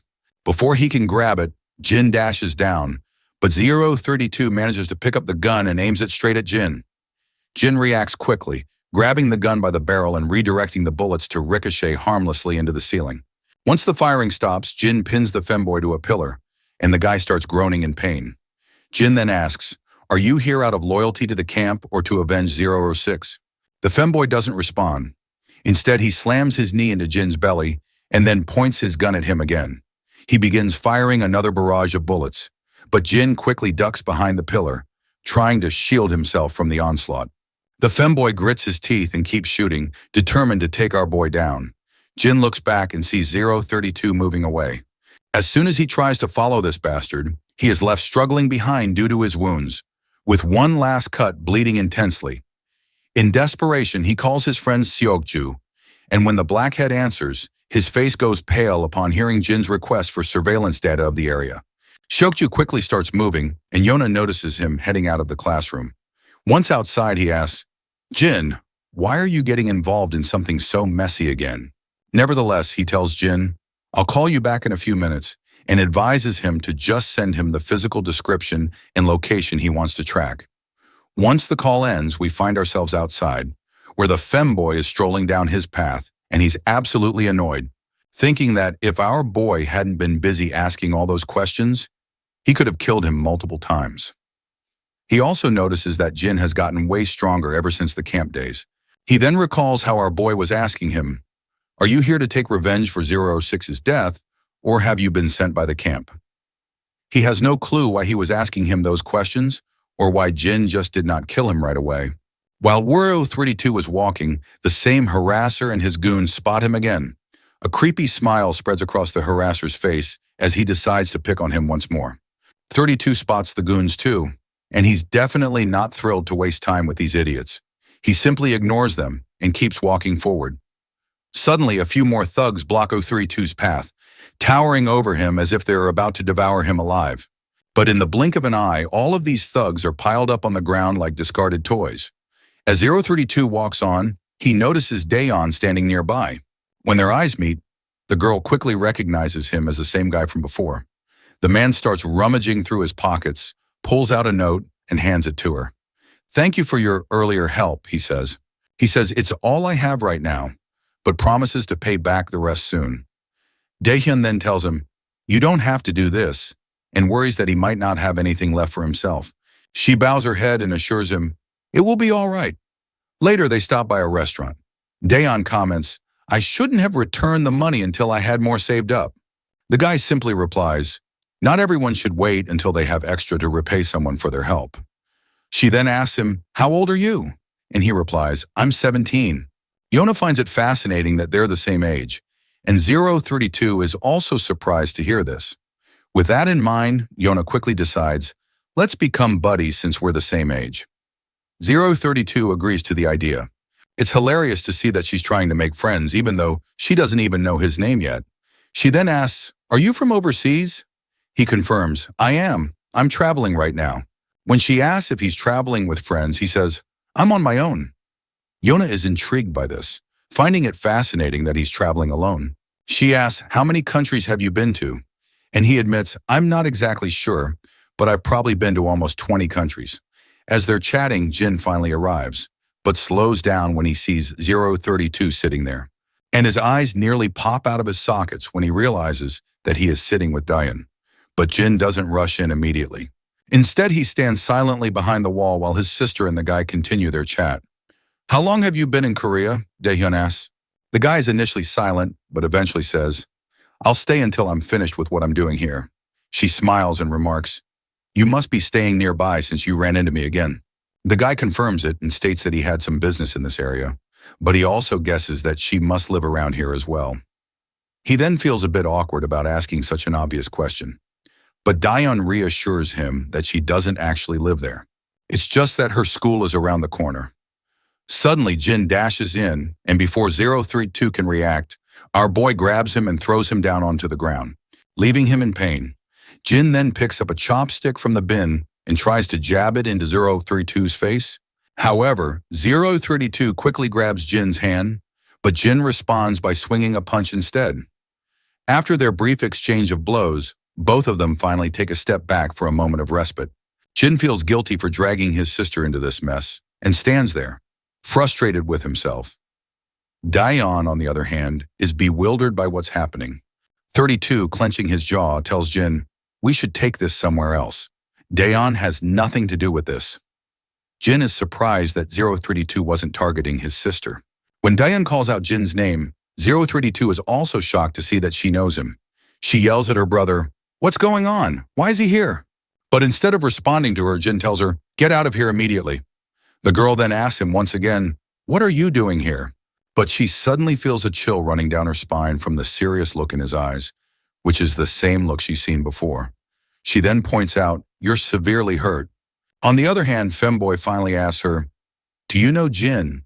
She responds, "He's my brother. My older brother, in fact." She also apologizes for Jin's behavior, explaining that he's not usually like this. The guy is initially shocked, but then smiles, seeing how big of a coincidence this is. Jin tells his sister, "Give us a moment," and Daehyun quickly agrees. As 032 and Jin face each other, 032 comments, "I didn't think Jin was actually her brother," and questions, "Why are you suddenly using this disguise?" Jin makes it clear that he'll only answer if 032 answers him first. With that said, our boy asks him, "Did the camp send you here, or do you just want to take revenge out of loyalty because I betrayed the camp?" 32 is clearly frustrated by Jin's relentless questioning and eventually snaps at him. "Why do you keep asking the same useless questions? What good does it do now?" But when he looks into our boy's eyes, he eventually reveals, I left the camp as soon as I heard Jin had killed my friend, Hero 6. He further admits that he's not here because of the camp, but because he wanted to avenge Ur-06's death, as he was the only family he had. Jin reminds him, you and 006 weren't even close, so why do you feel such a great urge to avenge him? The femboy kind of agrees and points out, we never spent time together outside of training or missions. He's not even sure if revenge is what he's really after. Now he's not even sure why he just ran away from the camp. After a moment of silence, Jin reveals, my friend 006 is actually not dead. Not surprisingly, this revelation nearly makes the femboy's eyes pop out of his sockets. Jin further drops truth bombs, saying that 006 faked his death and disappeared to avoid being found by anyone. He doesn't even want his friends to find him. The guy's officially shocked. He asks once again, is 006 really alive? Jin confirms it without a shred of doubt. The realization hits the femboy hard, and he starts feeling pangs of guilt when he understands why Jin had been asking him the same questions repeatedly. Jin explains, I needed to know your true intentions before revealing anything. If femboy had been working with the camp, he would have immediately reported everything back to camp. So Jin just did not want to reveal anything without confirming if femboy was working with the camp or not. After getting overwhelmed by the news, the hoodie guy slumped into a chair and started to snicker. He then asked Jin, why the hell are you here? Jin, unsure how to respond, simply says, I just came back home. The guy is shocked and asks, are you saying that the girl is really your sister? Because as far as I know, our boy had lost all of his memories. Jin replies that his memories have come back recently, though they're still a bit hazy. 032 asks, did you betray the camp just because you got your memories back? Jin shakes his head and says, it was because I couldn't follow their orders anymore. Then Jin remembers Dion and gives 32 a serious look, demanding, how did you meet her? 032, clearly freaked out by Jin's intense stare, is pretty sure that if he doesn't spill the beans, Jin might actually kill him. He nervously admits, Dion helped me out a while back. Jin expects more details, but 032 just turns away and says, that's all there is to it. Jin finally chills out, and 032 is relieved to see him calm down, though he's still a bit rattled by how Jin looks, way more deadly than he looked while fighting. Despite everything, Jin starts cleaning up the mess, and his friend also lends a hand in cleaning the area. While they're cleaning, femboy asks, is 006 okay? This question triggers a flashback for Jin, and he remembers the brutal hit 00X took from the car and how he was tossed around afterward. Keeping that in mind, he doesn't go into details and just says his friend is kind of okay. Femboy shrugs and says, it doesn't matter as long as his friend is still alive. After all, he did try to kill Jin, so it's expected that he might be hurt. Jin then turns to him asking, how can you trust someone like our boy, especially since he is a traitor to the camp? Femboy replies, it's because Jin has never lied to any of us. Even though he betrayed the camp, 032 believes Jin wouldn't betray his friends. He mentions that 006 had the same opinion about our boy as well. Upon hearing this, Jin then says, I understand everything. His friend gets curious to hear this vague line, so he asks, what do you mean by that? Jin reminds him that on the day the entire camp was mobilized to track him down, 006 intentionally let him run away from the camp. Otherwise, he wouldn't have made it out alive. Femboy smirks at this and points out, they probably hated the camp even more than I did. Jin smirks in return, and then his friend asks, is there any way to reach 06? Jin says, no, not until 006 makes contact first. Jin then reassures him, I will tell 006 to reach out to Femboy when he does get in touch. He then starts berating himself for lashing out at Jin for no reason and almost getting himself killed in the process. He also highlights how 006 had gone into hiding just to protect his friend. Jin then also reveals an interesting tidbit and explains, if the camp had known that 006 has a close relationship with 032, they would have used this to their advantage. So, 006 did not tell anyone before vanishing. Femboy gets sad, thinking about how his friend is sacrificing himself to keep his friend safe. That is when the hoodie guy also reveals some interesting news, which is that the camp is making sure that no one finds out that our boy is still alive. Jin asks, are they actually covering this up? His friend confirms it, saying, it's true. He adds that only a few high-ranking officials know that Jin is still alive, which is why the camp can't conduct a full-scale search for him. It's strange, our hoodie guy notes, that Jin, being the top soldier, is being kept hidden like this. Jin then asks him, "How did you find out that 006 had been supposedly killed by my hands if this information was kept secret?" His friend in response explains, "It's because of Dog, the guy with the eye patch."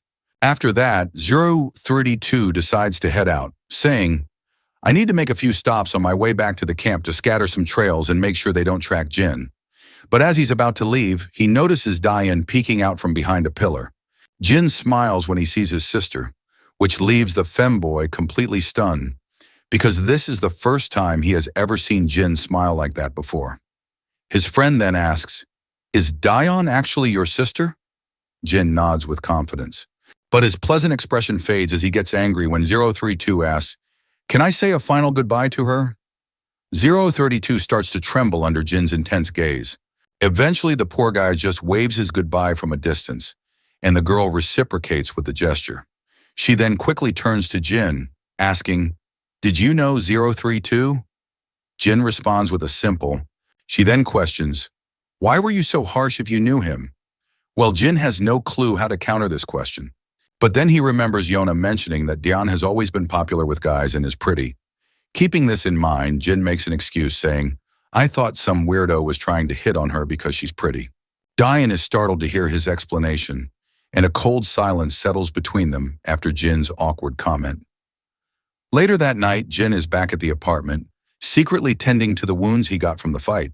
Once he's patched up, he sits quietly, reflecting on how the camp is covering up the fact that he's still alive and wondering what their next move might be. We are back with our femboy once again, he thinks, still preoccupied with thoughts of Daeon, trying to figure out if she really is Jin's sister. Suddenly, he notices something in his apartment and quickly pulls out his gun, aiming at the front.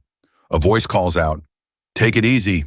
Once this mysterious man appears from the shadows, the femboy sees a bald guy standing there, which leaves him momentarily stunned. The bald guy tells him, "Put the gun down before we talk." Femboy finally relaxes his muscles while the bald man looks around and asks, "Is this where you are living right now?"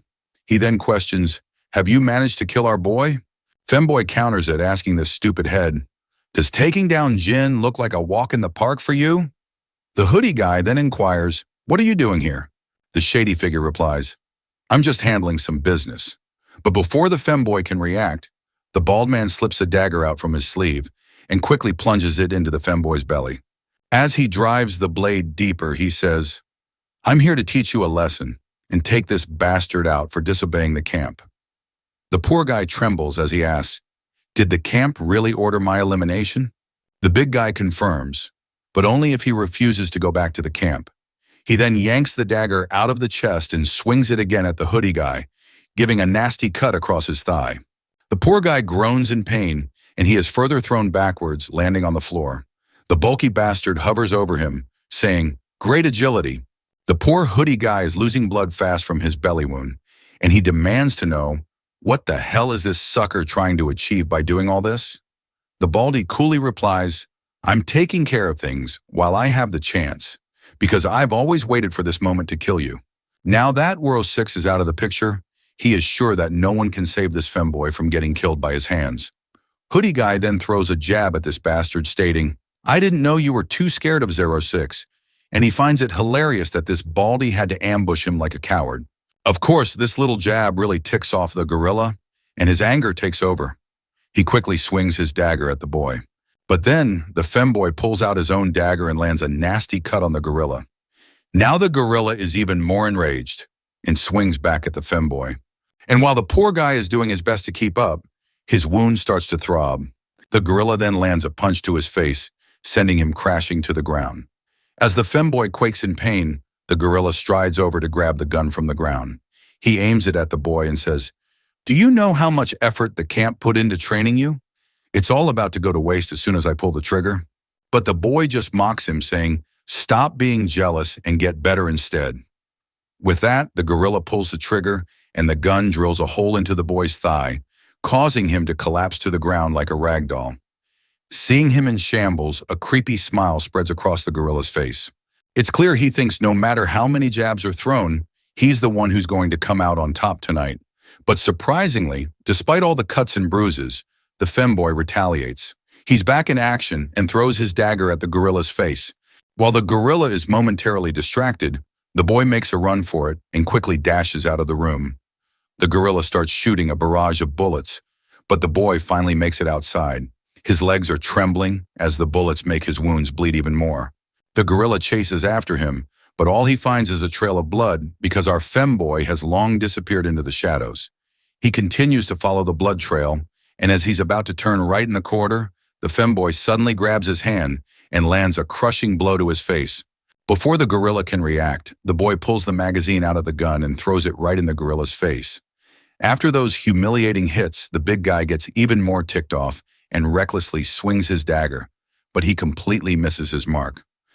As surprising as it is, the blows this bastard took weren't from the femboy, but rather they were from our boy, who just gave this bastard a run for his money. The gorilla's face goes pale when he realizes it's our boy. Without wasting a moment, Jin charges at him and delivers a devastating, crunching blow to his face, leaving it all bloodied.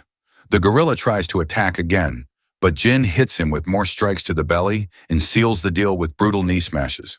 But he doesn't stop there. He slams the gorilla's face into the concrete wall, and with his face all bloody, the wall is smeared with blood as well. Finally, the cocky gorilla drops to the ground. Once the fight is over, we see the femboy sitting on the ground with his injuries asking, "Why the hell are you even here?" Hearing the voice, our boy turns around, looks at his friend, and then starts to walk away.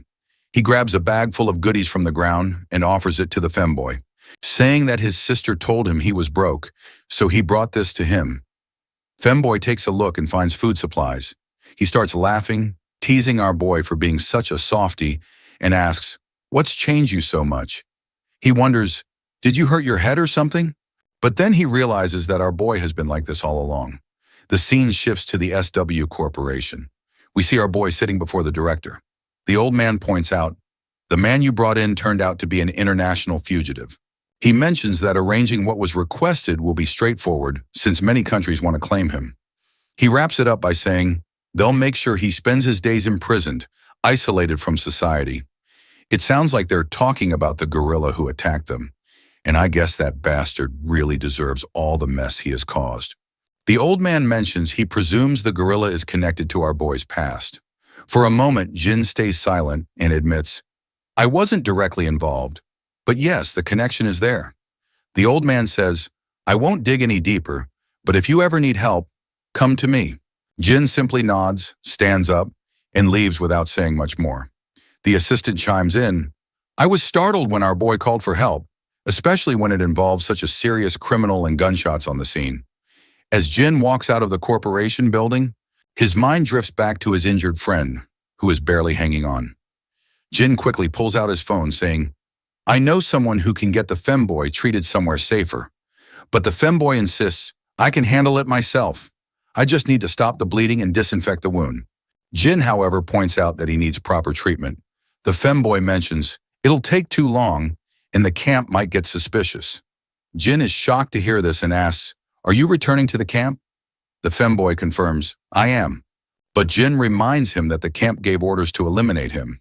In response, femboy explains, "The gorilla did mention that he was tasked to bring me back, but since this gorilla doesn't like 006 or any of the numbered guys, he just went ahead and tried to assassinate me." Jin quickly points out that going back to camp is still risky. The femboy just snickers, saying, "Since the camp believes 006 is dead, it doesn't make sense for them to kill him just because he went off looking for Jin." Besides, the femboy says, "I see no other way either, because they will come after him if he goes into hiding, and that could risk exposing 006 as well." Femboy further adds, "If my plan works, I'll make sure they can't track Jin down. It's the least I can do after Jin saved my life." With all the traces 006 left behind, it should keep the camp busy for a long time. He tells Jin, "I hope you'll make it and manage to protect your real life." Suddenly, Jin is jolted awake from his flashback when Lady Jai calls out to him. She asks, "What brings you here?" And he responds, "I was just running an errand." She then asks, "Is it really okay for you to be out like this, since you still haven't recovered from your injuries?" As soon as she mentions his injuries, Jin's mind flashes back to the past, where he remembers getting kicked and beaten by a femboy, which only made his previous injuries worse. But instead of admitting that, he smiles and says, "I'm doing great." The girl smiles back and asks, "Are you free now?" suggesting they grab something to eat. It seems like she's taken a liking to him, and even though she has a meeting to attend, she'd rather have dinner with Jin. But unfortunately for her, Jin turns her down, saying, "I have to head straight home since I already have dinner plans with my family." It seems like she wasn't ready to be turned down by a kid, and she's clearly feeling the heat of the situation. To save face, she quickly comes up with an excuse, saying, "I remember I have some work to do as well." Meanwhile, the guard behind her looks completely pale after hearing her blunt lies. After all, the meeting was the only reason they were here. Suddenly, the girl asks, "Would you be interested in taking a part-time job? I guarantee the money will be worth it." Once again, Jin turns her down, saying, "I'm not interested." She sighs and finally asks, "Do you want to ride home?" Jin replies with a simple, "No." As Jin starts to head out, Lady G's guard tells him, "Get well soon so we can train together again," mentioning that the other boys have been asking about him. On the other hand, Lady G secretly smirks, thinking Jin is fitting in better with the guys than she expected. And even her picky bodyguard seems to like him. Once our boy's out of the picture, the guard asks, "Does Lady G plan to put him in Seo Hye-cha's security detail?" She says, "Yes," pointing out that the recent stalker incident happened with Seo Hye-cha, and noting that it wouldn't be too dangerous since he'd just be escorting her. She asks what he thinks about it, and he replies, "It should be fine." While Jin's heading down the street, he notices his grandpa standing nearby. He calls out to him, asking, "What are you doing here?" Grandpa just says, "I'm out for some fresh air." The old man then reveals that Daehyun's birthday is coming up in a few days, and Jin looks quite surprised. The old man admits, "I don't know much about Gen Z preferences these days since I'm a boomer myself." He asks Jin, "Can you suggest what kids your age might like as a gift? And what her hobbies might be?" It turns out Jin is just as clueless as his boomer grandpa, and there's an awkward silence as they both realize they've fallen into the boomer category. Suddenly, G's phone rings while she is sitting in her office. When she checks it, a creepy smile spreads across her face. She picks up the call, clearly surprised that it's Jin himself returning her call, which is quite a big deal in itself. Our boy then asks her about the offer she had made earlier, and wonders if that is still valid. The girl smiles, thinking Jin must be calling about the dinner offer, so she acts all nonchalant, saying, "I'm pretty busy, but I'll check my calendar." However, her pleasant smile fades when Jin tells her, "I'm actually calling about the part-time job you offered me." She looks annoyed when she hears Jin is actually calling about the part-time job, not the dinner. Our boy then asks again, "Is the offer still valid?" The girl asks, "Are you interested?" Jin confirms, "I am." She tells him, "Come to my studio tomorrow at 4 p.m. The scene cuts to the game room, where Jin and the other boys are lounging around, having fun while gaming and chatting. Jae-hyung, who's been reading an article on Seo Ha-cha, tells his other friends about it. The other boys perk up and start staring at his monitor. Jae-hyung explains she's starring in a new TV series based on a webtoon, and will be the lead in the Mercenary teenager series. The blondie then adds, "I've seen her in person, and she looks smoking hot." His orange-haired friend nearly chokes on his drink hearing this, while Blondie continues, "I saw her while working part-time at my cousin's ad company. I saw where they were shooting a commercial with her." Jae-hyung is blown away by this news, as he's been a hardcore fan of Seo Ha-cha ever since her first show, which has been almost 8 years of following and loving her work. Yongchan asks Blondie, "How is she in real life?" Blondie responds, "She's pretty in person," and admits, "I've never seen someone so beautiful." The other guys can't help but blush and call Blondie a lucky bastard. Jae-hyung even asks, "Blondie, let us know if your cousin's company needs anyone again." The scene cuts to the ad shoot set, where everyone is preparing for the next advertisement. They're eagerly waiting for Seo Ha-cha to come out of her room. Inside, Seo Ha-cha hears the news that a bodyguard is coming to escort her. One of the crew confirms it, but Seo Ha-cha replies, "We already have someone from the agency handling it." But the guy reminds Seo Ha-cha, "The guard coming this time is from SW Corporation." He mentions that he had already told the corporation that there is nothing to worry about, but they were still worried because of the stalking by some stalkers. It's just one guy who will be tagging along with you, he assures her, so it won't be much of a hassle. The gorilla-like guard standing nearby then confirms that the new guy is just a trainee. Of course, this doesn't sit well with the actress. She wonders, why would they send a trainee for something like this? As everything gets ready for the shoot, everyone's attention is suddenly caught by the crisp sound of shoes thudding on the floor. When they turn around, they're blown away by the elegance this man exudes. Even though we don't get the chance to see this elegant man, I can confidently state it's our boy crashing the party here. Back in Seo Ha-cha's dressing room, the gorilla-like guard mentions, SW sent the trainee to get some experience, and he assures her, I will keep an eye on him to make sure he stays out of your way. Seo Ha's assistant thanks the guard for his help and apologizes for the extra trouble, saying this whole situation is way above his paycheck. The guard reassures them, saying, there's nothing to worry about. He adds, it's SW's fault for sending a rookie, and he personally finds it rather humiliating to work with someone below his level. Suddenly, there's a knock on the door. When the guard cracks it open, he finds Jin standing there. 0-11-24, 180. Our absolute handsome boy in his suit looks totally lady killer, and he quickly states, I'm from SW. The assistant is totally bewildered, wondering if he's really a bodyguard or just trying to pull a fast one on them. Jin formally introduces himself and confirms, I'm indeed the guard sent by SW. The man finally acknowledges it, though he almost thought Jin was some kind of celebrity in disguise, because he just looks too hot to be some random bodyguard.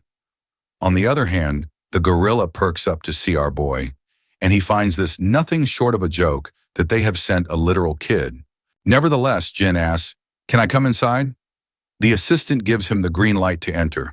Once Jin is inside, Seo Ha-cha takes one look at him and is absolutely blown away, finding it ridiculous that this handsome kid is a bodyguard. Jin introduces himself personally and tells her, I'll be your bodyguard from now on. Seo Ha quickly reciprocates with a gesture and says, it's nice to meet you. Jin starts looking around, trying to get a feel for things, while Seo Ha-cha is still wondering if this guy is really a trainee bodyguard. He looks more like a boy band trainee that SW is trying to debut, she says, and she suspects they probably sent him here to get some exposure. Meanwhile, our boy wants to confirm, is this your first day on set? The assistant confirms this, and once the formalities are out of the way, 12:45:40. Our boy quickly points out the elephant in the room and asks, did the stalking begin 2 weeks ago with letters? The woman clarifies, it's been going on for longer than that. She explains, the stalker somehow knows my address and keeps leaving strange letters in my mailbox. It's gotten worse recently, but it's been happening for a while now. She adds that this is common in this line of work, so SW shouldn't worry too much about it. After that, the actress begins to ask, how old are you? And that is when our boy's mind flashes back to a time when his senior told him that revealing his age would only make people doubt his abilities. So in the present moment, he simply replies, it's a secret.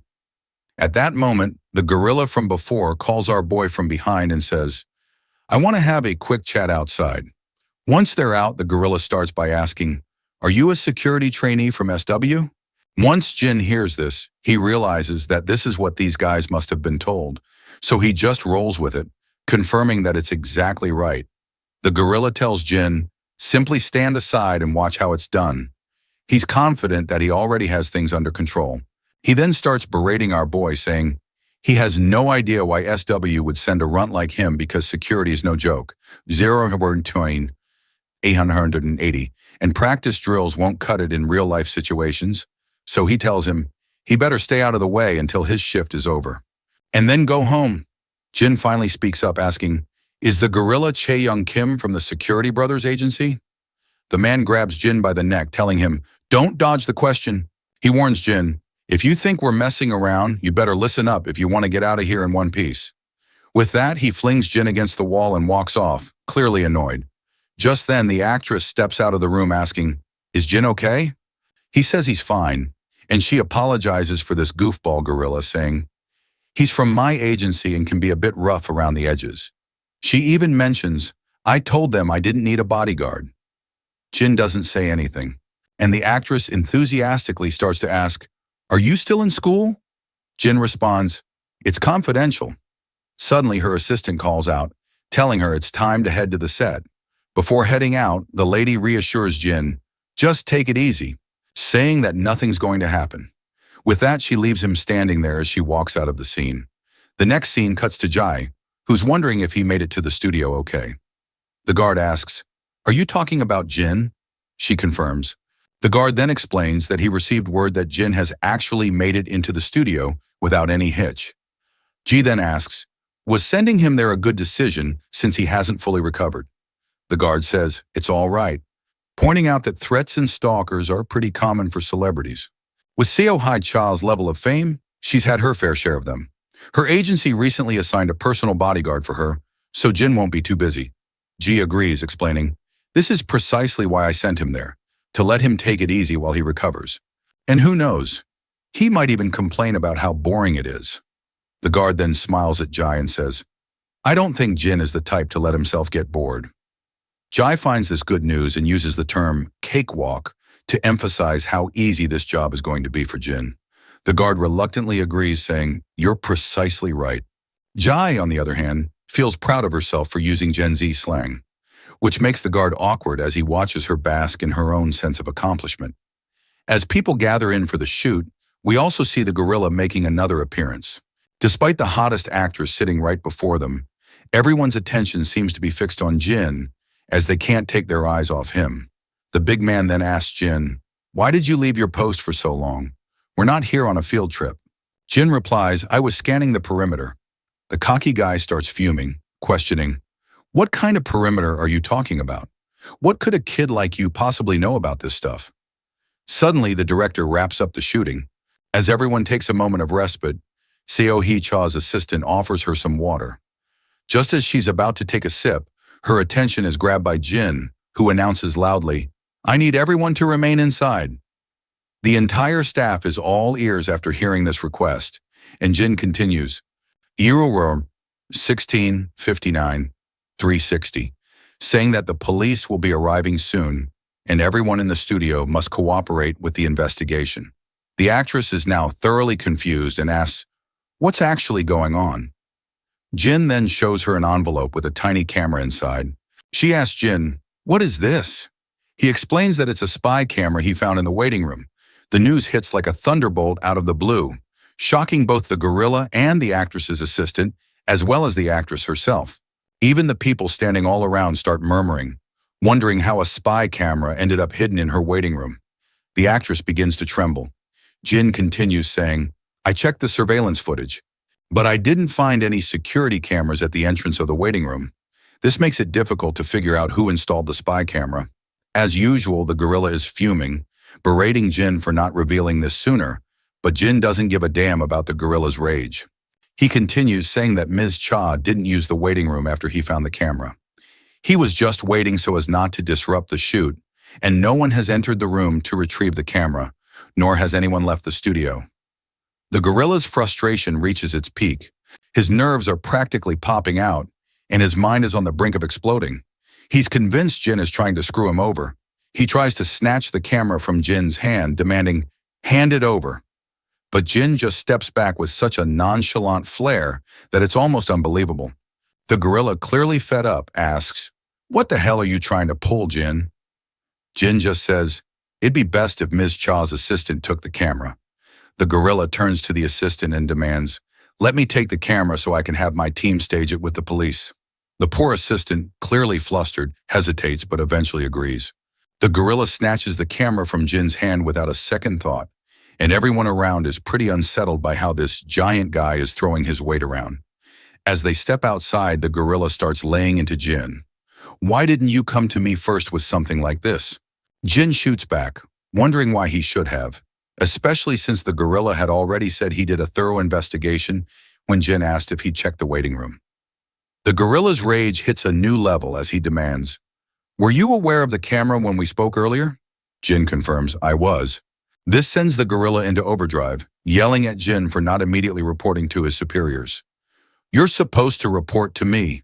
Jin makes it crystal clear that the gorilla is not his superior. You're not my boss, he says, and that's the last straw. The gorilla tries to slap Jin around, but Jin's not the kind of kid to just take that.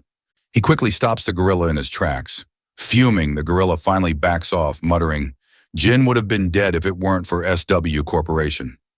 Later, we see the van speeding down the highway. Inside, the lady and her assistant are having a chat. How long is it going to take to figure out who planted that camera? She asks. The assistant replies, the forensic team is on it and should have some answers soon. But the lady isn't so sure. She mentions that they seem to think she was overreacting about something as little as this camera. The big man, ever the reassuring presence, tells her not to worry. He insists he will run his own investigation into the matter. While the actress looks sad and all, Jin glances at her but doesn't say anything. When they arrive at her home, she gets out of the car and Jin follows. But the assistant tells him, stay in the car, I'll drop you off at the nearest station. Jin, however, replies, I'll head back on my own. With a final exchange of goodbyes, the assistant drives off, leaving Jin standing there. Once the car is out of sight, Jin walks around the actress's house. That's when we see her sneaking out of her own house, wearing a mask and a cap. As soon as she steps out, she finds herself startled by the presence behind her and looks around, finding him standing by her side. She quickly asks, how are you still here? Jin simply responds, I was just scanning the area. She gets a bit embarrassed and tells Jin, you can go home. I'm just heading to the convenience store around the corner, and asks, am I not allowed to do that? Jin responds, you're free to do whatever you wish, and that's exactly why I'm here. The girl lights up at this, and later we see her enjoying some delicious noodles outside the convenience store. She tells Jin, don't just sit there, dig in too. She mentions that she was going to take the noodles home, but decided to eat them outside since he's here. She looks down and admits, when I'm really stressed, she likes to unwind and stroll around the neighborhood.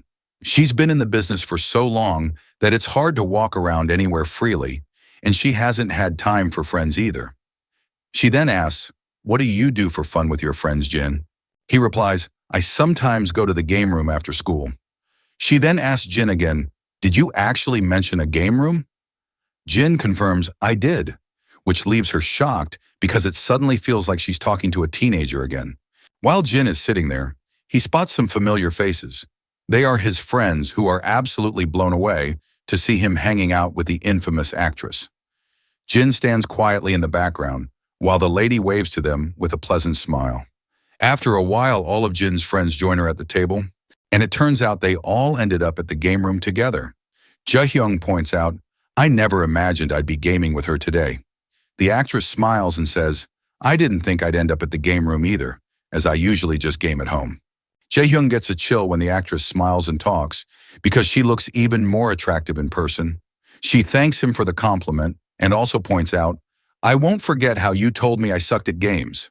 Young-chan, with a deadpan expression, confirms this, saying, there's no doubt she actually sucked. Surprisingly, as much as Jae-hyung likes her, he adds, there's no mercy for noobs. Blondie agrees, and he looks totally worn out, exhausted from playing with noobs like Jin and Seo-ha. Jae-hyung tells her, don't take it personally, but advises her, don't tell people you're a gamer, as it will be just insulting in itself. The actress erupts in a smile and a cheerful laugh after their little banter. Eventually, they decide to part ways. After a final wave, Jin and Seo-ha head off together, while the boys stand behind, still unable to take their eyes off her. Young-chan even remarks, I can't believe I grilled Seo-ha-cha about her gaming skills. Jae-hyung agrees, saying, it feels like it's all just one big dream. As they walk out, they carry the sweet autographs of Seo-ha-cha signed over their uniforms. Later, we see a Mini Cooper zooming down the road. Inside, Seo-ha is still in disbelief that her bodyguard is actually a high school student. Jin feels a bit awkward, seeing her so chatty and enthusiastic, while Seo-ha continues to gush about how much fun she had with him. Admitting she never thought she'd be hanging out at a game room like that, she usually just plays games alone at home. Jin suggests if you find gaming in public difficult, you could invite your friends over to play. Seoha explains that she's been a trainee since middle school, so she honestly doesn't have any friends. Once she debuted, she was too busy with work to make any real connections. She sometimes hangs out with people she meets through work, but she wouldn't really call them friends. Seoha then asks him about his life because she is curious why he's working as a bodyguard while still in school. Jin explains, "I'm doing it to buy my little sister a birthday present." Seoha is startled and touched by his reason, finding him to be a really sweet brother. "You must be pretty close to your sister," she comments, "but I can't really relate, to be honest, since I'm an only child." She then offers to drop him off, but Jin states, "It's unnecessary. I'll get home myself after I escort you." By the way, throughout their conversation, Jin has kept a formal tone, addressing her as Miss Cha, but she tells him, "Just call me Seoha." When they finally reach their destination, Jin gets out of the car. As he turns around, he spots another figure approaching. This man looks furious. Seoha quickly reassures Jin, "It's okay, I know him." The man cryptically hints to her, "The person you know would like to see you, sitting in the car right now." But Seoha stays silent. As the man moves toward them, Seoha also walks forward, but Jin quickly steps in front of the new guy. The dude in glasses, however, immediately tells our boy, "Just step aside." Seoha then tells Jin, "You can go home. I'll be home after this." But Jin insists on waiting, and Seoha is momentarily silent as she looks at his calm face. Eventually, she smiles and says, "Go home and get some rest." As she walks away, she looks a bit sad, thinking to herself that she can't drag him into this. Once Seoha is inside the car, the man starts berating her, asking, "Why didn't you pick up my calls?" He scolds her for not calling back, even if she was busy. Seoha responds bluntly, questioning, "Why should I even take your calls?" The guy in the shadows seems baffled by her response and then smirks, warning her not to push him too far or she might regret it. He reminds her, "I have my limits as well," and tries to justify his behavior by saying, "The dates I went on with other girls were all for business and should not be held against me." Seoha tells him, "I don't care about who you meet since we broke up a month ago," which means he needs to stop contacting her and showing up like this. She firmly says, "I would prefer if you didn't call or drop by anymore." She starts to open the car door, but this jerk lunges at her, grabbing her hand and saying, "I'm going to teach you a lesson about your place." He makes it clear that just because she's got a little fame doesn't mean she's some hotshot starlet now. Then he goes on about ruining a little actress like her and threatens to expose who her parents are. He then questions, is she really getting a reality check in the state she's in? But before he can say any more crap, my guy smashes his luxury car window. Glass shatters everywhere as our boy grabs the rich dude by the collar, yanks him out of his comfy seat and throws him onto the asphalt, leaving him scraped up pretty badly. The girl is completely stunned by the scene, and our guy quickly tells her, "You can get out now." Once she's out of the car, he checks if she's okay. She says she's fine, but she seems more worried about the rich guy he just threw out. Meanwhile, the rich man is shouting at the top of his lungs, demanding to know who the hell he is. The rich man is absolutely losing it. With a cool demeanor, Jinja says, "I'm her bodyguard." Struggling to come to terms with the fact that he was tossed aside by some lowly bodyguard, the rich man can't believe it. He suddenly looks at his own bodyguard, who's groaning in pain on the ground. As his bodyguard tries to get up and apologize, the rich man tears into him with every insult imaginable. He then turns back to Seoha, reminding her, "This isn't over yet." With that little threat made, he and his bodyguard scramble to their car and speed off. Seoha, still in shock, asks, "What on earth did you do that for? And do you even know who that man was?" It turns out he has no clue who the rich guy was. She then asks him, "What were you thinking?" And he just says, "I was doing my job." He tells her it's time to go, and he will head out once he has safely escorted her to her home. Seeing his calm demeanor, she starts to smile again and thanks him for his help before agreeing to go with him. The next day, we're back at the ad agency, and once again, this gorilla of a guard is glaring at our guy. He's fuming, saying, "I've heard about the little fiasco from yesterday." Jin stays silent as the guard rants, asking, "Do you even know who you've just messed with?" With his usual cool swagger, Jin responds, "I don't care who it was. I was just doing my job." The guard has absolutely no idea how to deal with this lunatic, and he struggles to find a way to argue with this puny punk. He then jabs his finger at our guy and explains, "The man he attacked last night is the third son of the head of KP Group, and he's the head of marketing at Seoha's agency. You see, KP Group recently became a major investor in Seoha Cha's agency. Not only did he screw over Seoha, but now her entire agency is at risk because of him. He demands to know if he can see the consequences of his actions." He then further tells Jin, "Forget about whatever fantasy you have about being a big shot," and advises him to quit before he ruins someone else's life. The gorilla and his two lackeys walk off. Later, we see the same bespectacled guy standing outside, while the rich dude, who got taken down last night by Jin, is sitting inside. It looks like the head of the agency is telling Seoha to apologize to Mr. Kai for speaking out of turn. Seoha is visibly irritated by this and reminds the fat man, "I have a shoot today and have been dragged in early for this nonsense." Besides, she insists she's not the one who should be apologizing. The agency director nearly chokes on his breath at her bold stance in front of Mr. Kai. The fat man looks pale and asks, "What's gotten into you, Seoha?" She remains silent while the director apologizes to Mr. Kai. He's terribly sorry, and that Seoha has been under a lot of stress with the stalker situation. Mr. Kai then pretends to understand her predicament, saying, "She is going through a lot of stress, so he can forgive her." He then throws the contract papers onto the table, 039 and 280, explaining, "The contract was another reason I came here, since I heard you haven't signed it yet." Seoha's frustration is off the charts, and the director reminds her, "You had plenty of time to think it over. 030 to Hassan 600, and I'm sure you will cooperate with the agency, since you have been with them since your trainee days." He also notes that he adjusted the conditions in her favor as well. Seoha quickly realizes that they're trying to corner her again and will team up to force her into signing.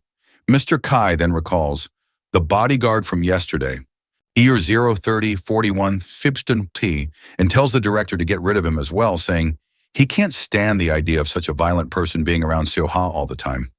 The greedy fatty quickly agrees to send that other guard back, who is our boy, by the way, 1030 200. But as expected, Seoha tries to protest, but the fatty shuts her down and states, "It's not just about what happened with Mr. Kai last night. I've also heard from the head of security that our boy is a problematic person. It seems like that bastard, gorilla-like guard has reported about our boy as well." Anyway, Yowena quickly tries to defend Jin, stating he did nothing wrong, and what happened last night wasn't his fault. But suddenly her words catch in her throat as she realizes she's accidentally mentioned Jin's name. As soon as this rich bastard hears his name out of her mouth, he asks her, "Have you gotten that close to him? And if that's why she was being so rude last night?" Seoha is clearly fed up with his constant suspicion and the way he's always digging into her personal life. She tries to explain, he's got it all wrong. Year 0, 31, 39, 280, saying Jin is just a bodyguard, and she's tired of this arrogant guy hounding her long after their breakup. The jerk smirks again and hints about getting rid of our boy, who is working as a bodyguard for her currently. This twisted question catches the poor girl off guard. On the other hand, he goes on to say, someone who's so violent shouldn't be protecting people at all. Seoha quickly catches on to what this man is trying to imply, and she finds it revolting how he is trying to take his revenge on an innocent boy.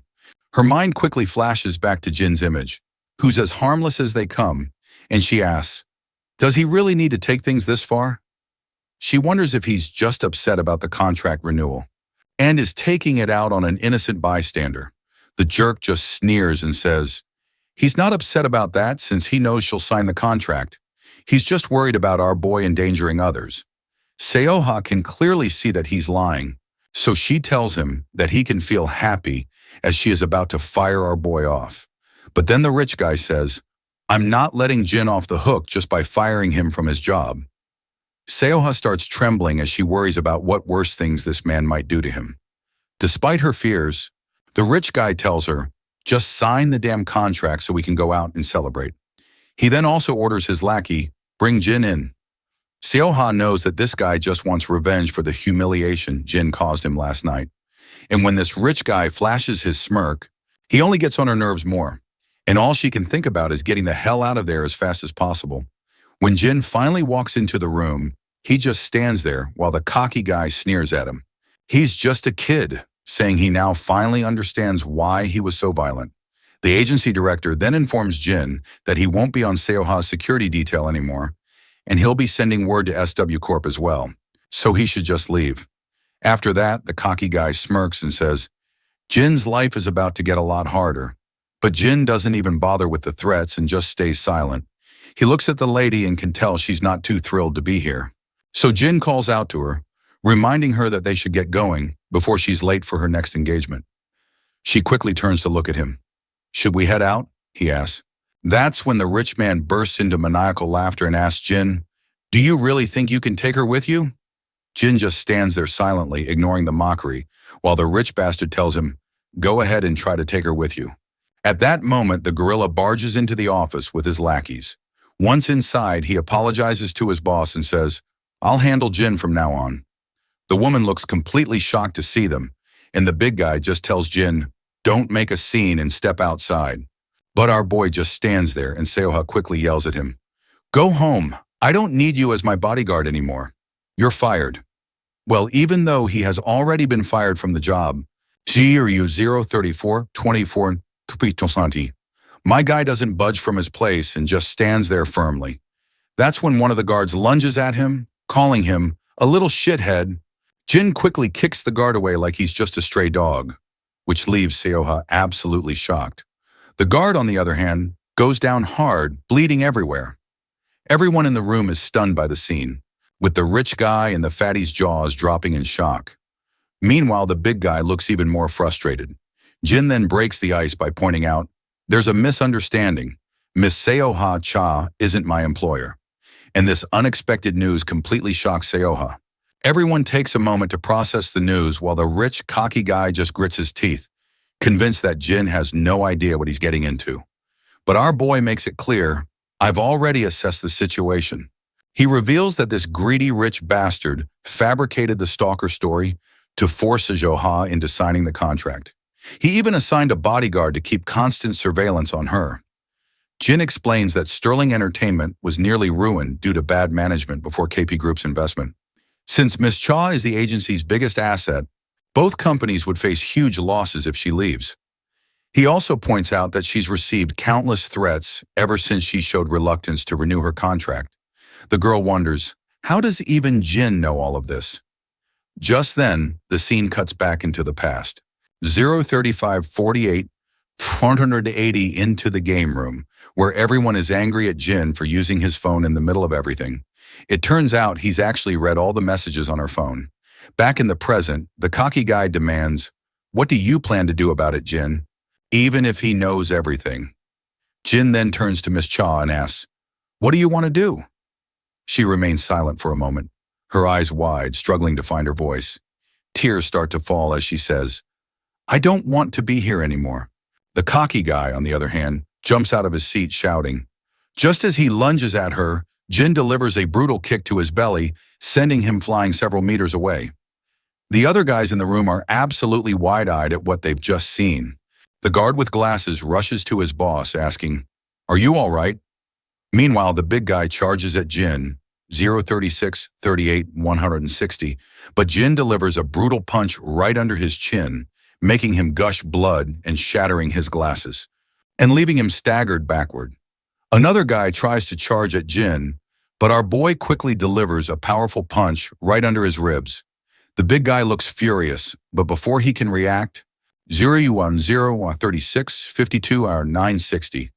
Jin smashes him right under the throat, hitting his face with his knee and leaving him sprawled on the ground. The girl stands there, her mouth wide open, but quickly yells at Jin, watch out! A man on the other side tries to stab Jin with a stick, swinging it wildly left and right. In the end, Jin flicks the stick out of the man's hand, and it falls to the ground. With a swift move, Jin pulls his hand back and delivers a brutal smash right under the guy's chin. He then also makes sure to give a devastating kick, and the impact sends the man flying backward. Crashing into the wall, he lands sprawled on the floor. Jin then turns his attention to the last man standing, the agency director, who is already trembling like a leaf. Meanwhile, the rich guy, still shaking from the hit he took, Jin asks again if he has any idea who he's dealing with. He glares at our boy with a deadly look, making it clear that he'll make sure to wipe him out along with the lady. He vows to do whatever it takes to ruin him, but his words get stuck in his throat when Ji walks into the room with her escort. As she surveys the mess scattered around, she can't help but point out, "I sent our boy here because it was supposed to be a cakewalk." When Miss Cha takes a look at Jai, it does not take her long to realize that she is the brilliant granddaughter of the SW chairman, who took over their entertainment division and all their news ventures. As Ji walks into the room, she tells our boy, "I'll clean things up here, and you can get on with your day." Our boy acknowledges this and says to Miss Cha, "It's time to go." The rich bastard is shocked to see Ji and asks, "What the hell are you doing here?" But Ji doesn't respond. She simply sits down gracefully and mentions, "I've heard you have some unfinished business with my dear friend." Both the director and the rich dude are completely baffled because they've clearly messed with the wrong person. Jai jokes with them, saying, "You can settle that unfinished business with me if you want." And she's totally down to reach some kind of understanding. Both the director and the rich guy are left utterly terrified. Meanwhile, outside, Jin walks forward with Ji following him from behind. As they walk, Ji wonders, "Who is this kid even?" Our boy then turns to her and asks, "Where is your next engagement?" The lady stays quiet for a moment, then starts to snicker under her breath before bursting into laughter. She can barely hold back her tears of laughter. Next scene, we're at Miss Cha's house. She's still lying in bed looking like a complete mess. She somehow managed to sleep for 10 hours straight, which is wild since she usually only gets like 3 hours max because of her sleep disorder. She wonders if maybe all that sleep was because everything she was stressed about is finally gone. The scene then flashes back to the past where we see Jai and Miss Cha sitting together. "I've taken care of the legal mess with my old agency," Jai explains, "and now I'm free to choose whoever I want to work with." Miss Cha points out that the dispute with the agency was only half the problem. Ji then reassures her, "If you're talking about that filthy rich guy, Dongjin Ki, you have nothing to worry about." Ji figured out that he'd been threatening her parents, so she took the necessary steps already. Plus, KP Group has already confirmed that Mr. Kai was acting alone and promised no harm would come to her family. Seo Ha finds it fascinating how Jie just handled everything so smoothly, but she's curious and asks, "Why are you going out of your way to help me?" Jai admits, "Our affiliate has been interested in working with you for a while, but mainly it's because Jin wanted to fulfill his duties as a bodyguard." In the present moment, that last line about our boy is still echoing in Seo Ha's mind. She quickly hops out of bed, and later we see a van parked outside her house. When she steps outside, a bodyguard immediately greets her. 0040, 36, and 800, introducing himself as Soo-hun Kang from SW Corp, saying he'll be on her security detail for the time being. She's both shocked and surprised to see a new man coming instead of Jin, so she asks, "Why didn't our boy come?" And sadly for her, the man explains that Jin has quit. Hearing this, she feels a wave of sadness, but she quickly puts on an awkward smile and greets her new bodyguard. The guard could not help but blush a bit. Later, we find ourselves back at the agency, where Seo Ha is recording a podcast with another lady. Although she's smiling and answering all the host's questions, inside her mind is stuck on why Jin suddenly quit, and she's pretty sad that he didn't even tell her before leaving. The scene cuts back to our boy, who's now in Ji's office. She tells him Seo Ha-cha will be signing with SW's entertainment division, and that her old agency and Donggun Ki have been dealt with. She explains that they've been playing fast and loose with the law for a while, and they've got plenty of dirt on them to keep them quiet. Our boy thanks her, but she reminds him, "You're the one who asked me to handle it since protecting Seo Ha is SW Corp's duty." After that short visit, Jin heads out to leave. And as he walks down the empty corridors, his phone suddenly rings. He checks it and sees it's Daeun texting him. Apparently, she is asking if he was a bodyguard for Seo Ha, because Jae-hyung and Young-chun mentioned this morning that he even went to the game room with her. Jin responds positively in his text message, and he explains that it was part of a field assignment for the security training program. Daeun quickly gets excited and points out, "If I had known this sooner, I would have requested you to get an autograph or something from her." Looks like Jin has finally found out what gift he might get for his sister after all. Anyway, while he's chatting with her, his steps slow to a stop when he sees Seo Ha right in front of him. She quickly plays it off like it's such a huge coincidence that they ran into each other here. Her guard in the background thinks to himself that she literally came out just because she heard Jin was around. Anyway, she mentions that she's here for a meeting and then asks, "Can we chat for a minute once we're outside?" When they step out, she begins the conversation by thanking him for everything, but he quickly replies, "There's no need for thanks. I was just doing my job." She looks a bit down while asking, "Why did you suddenly quit?" He explains that he strained himself and felt some pain around his wound, so he decided he wasn't fit to continue working in those conditions. She's surprised and asks, "Did you get injured while working for me?" But he quietly states, "It's just an old injury from my past." When she inquires, "Is it serious?" he replies, "It's just a broken rib." Then she extends her hand and asks for his phone. Jin looks confused by her sudden request, but she insists until he hands it over. Once she has the phone, she starts saving her personal number, which is something only her parents have, she says. So he'd better consider himself lucky. After saving her number, she hands the phone back and asks, "Is there anything you want?" At first, Jin doesn't get what she's saying, but she quickly clarifies, "I'd be happy to fulfill any request as a gesture of goodwill, since you helped me so much." Jin stays quiet for a moment and then asks, "Are you sure I can ask for anything?" She confidently assures him, "You can." The next scene then picks up at the school. Inside the classroom, everyone's jaws hit the floor at the unexpected sight before them. Meanwhile, Daehyun is packing up her bag, planning to swing by the store later to grab some beef for dinner. Out of nowhere, a bouquet of flowers appears in front of her face. When she looks up, she sees Seoha standing there with a bunch of beautiful blooms. "Here," Seoha says, holding out the flowers to her, looking just as stunning as the flowers. Daehyun is totally stunned, having no idea why Seoha is there. The woman lights up with a smile and excitedly says, "You must be Daehyun," and wishes her a happy birthday while handing over the bouquet. After that, the lady decides to snap a selfie with our girl, and once again, the whole class is in shock when Seoha invites Daehyun out for dinner later that day. The scene then cuts to our boys' class, where everyone is blown away to find out that Seoha is currently in the school. We then also see our three idiots making a beeline to catch up with her. Meanwhile, our boy starts packing up his bag thinking, "I only asked for an autograph, but she's doing so much more." For those who want to see the magic, here's the cute selfie of the two of them in one frame. Later that night, our boy is running down the empty streets carrying a bag. Shortly after, he spots his grandpa standing there with what looks like a birthday cake. After that, we find Daehyun blowing out the candles on her birthday cake with a single breath. Grandpa quickly cheers, shouting, "Happy birthday!" to her.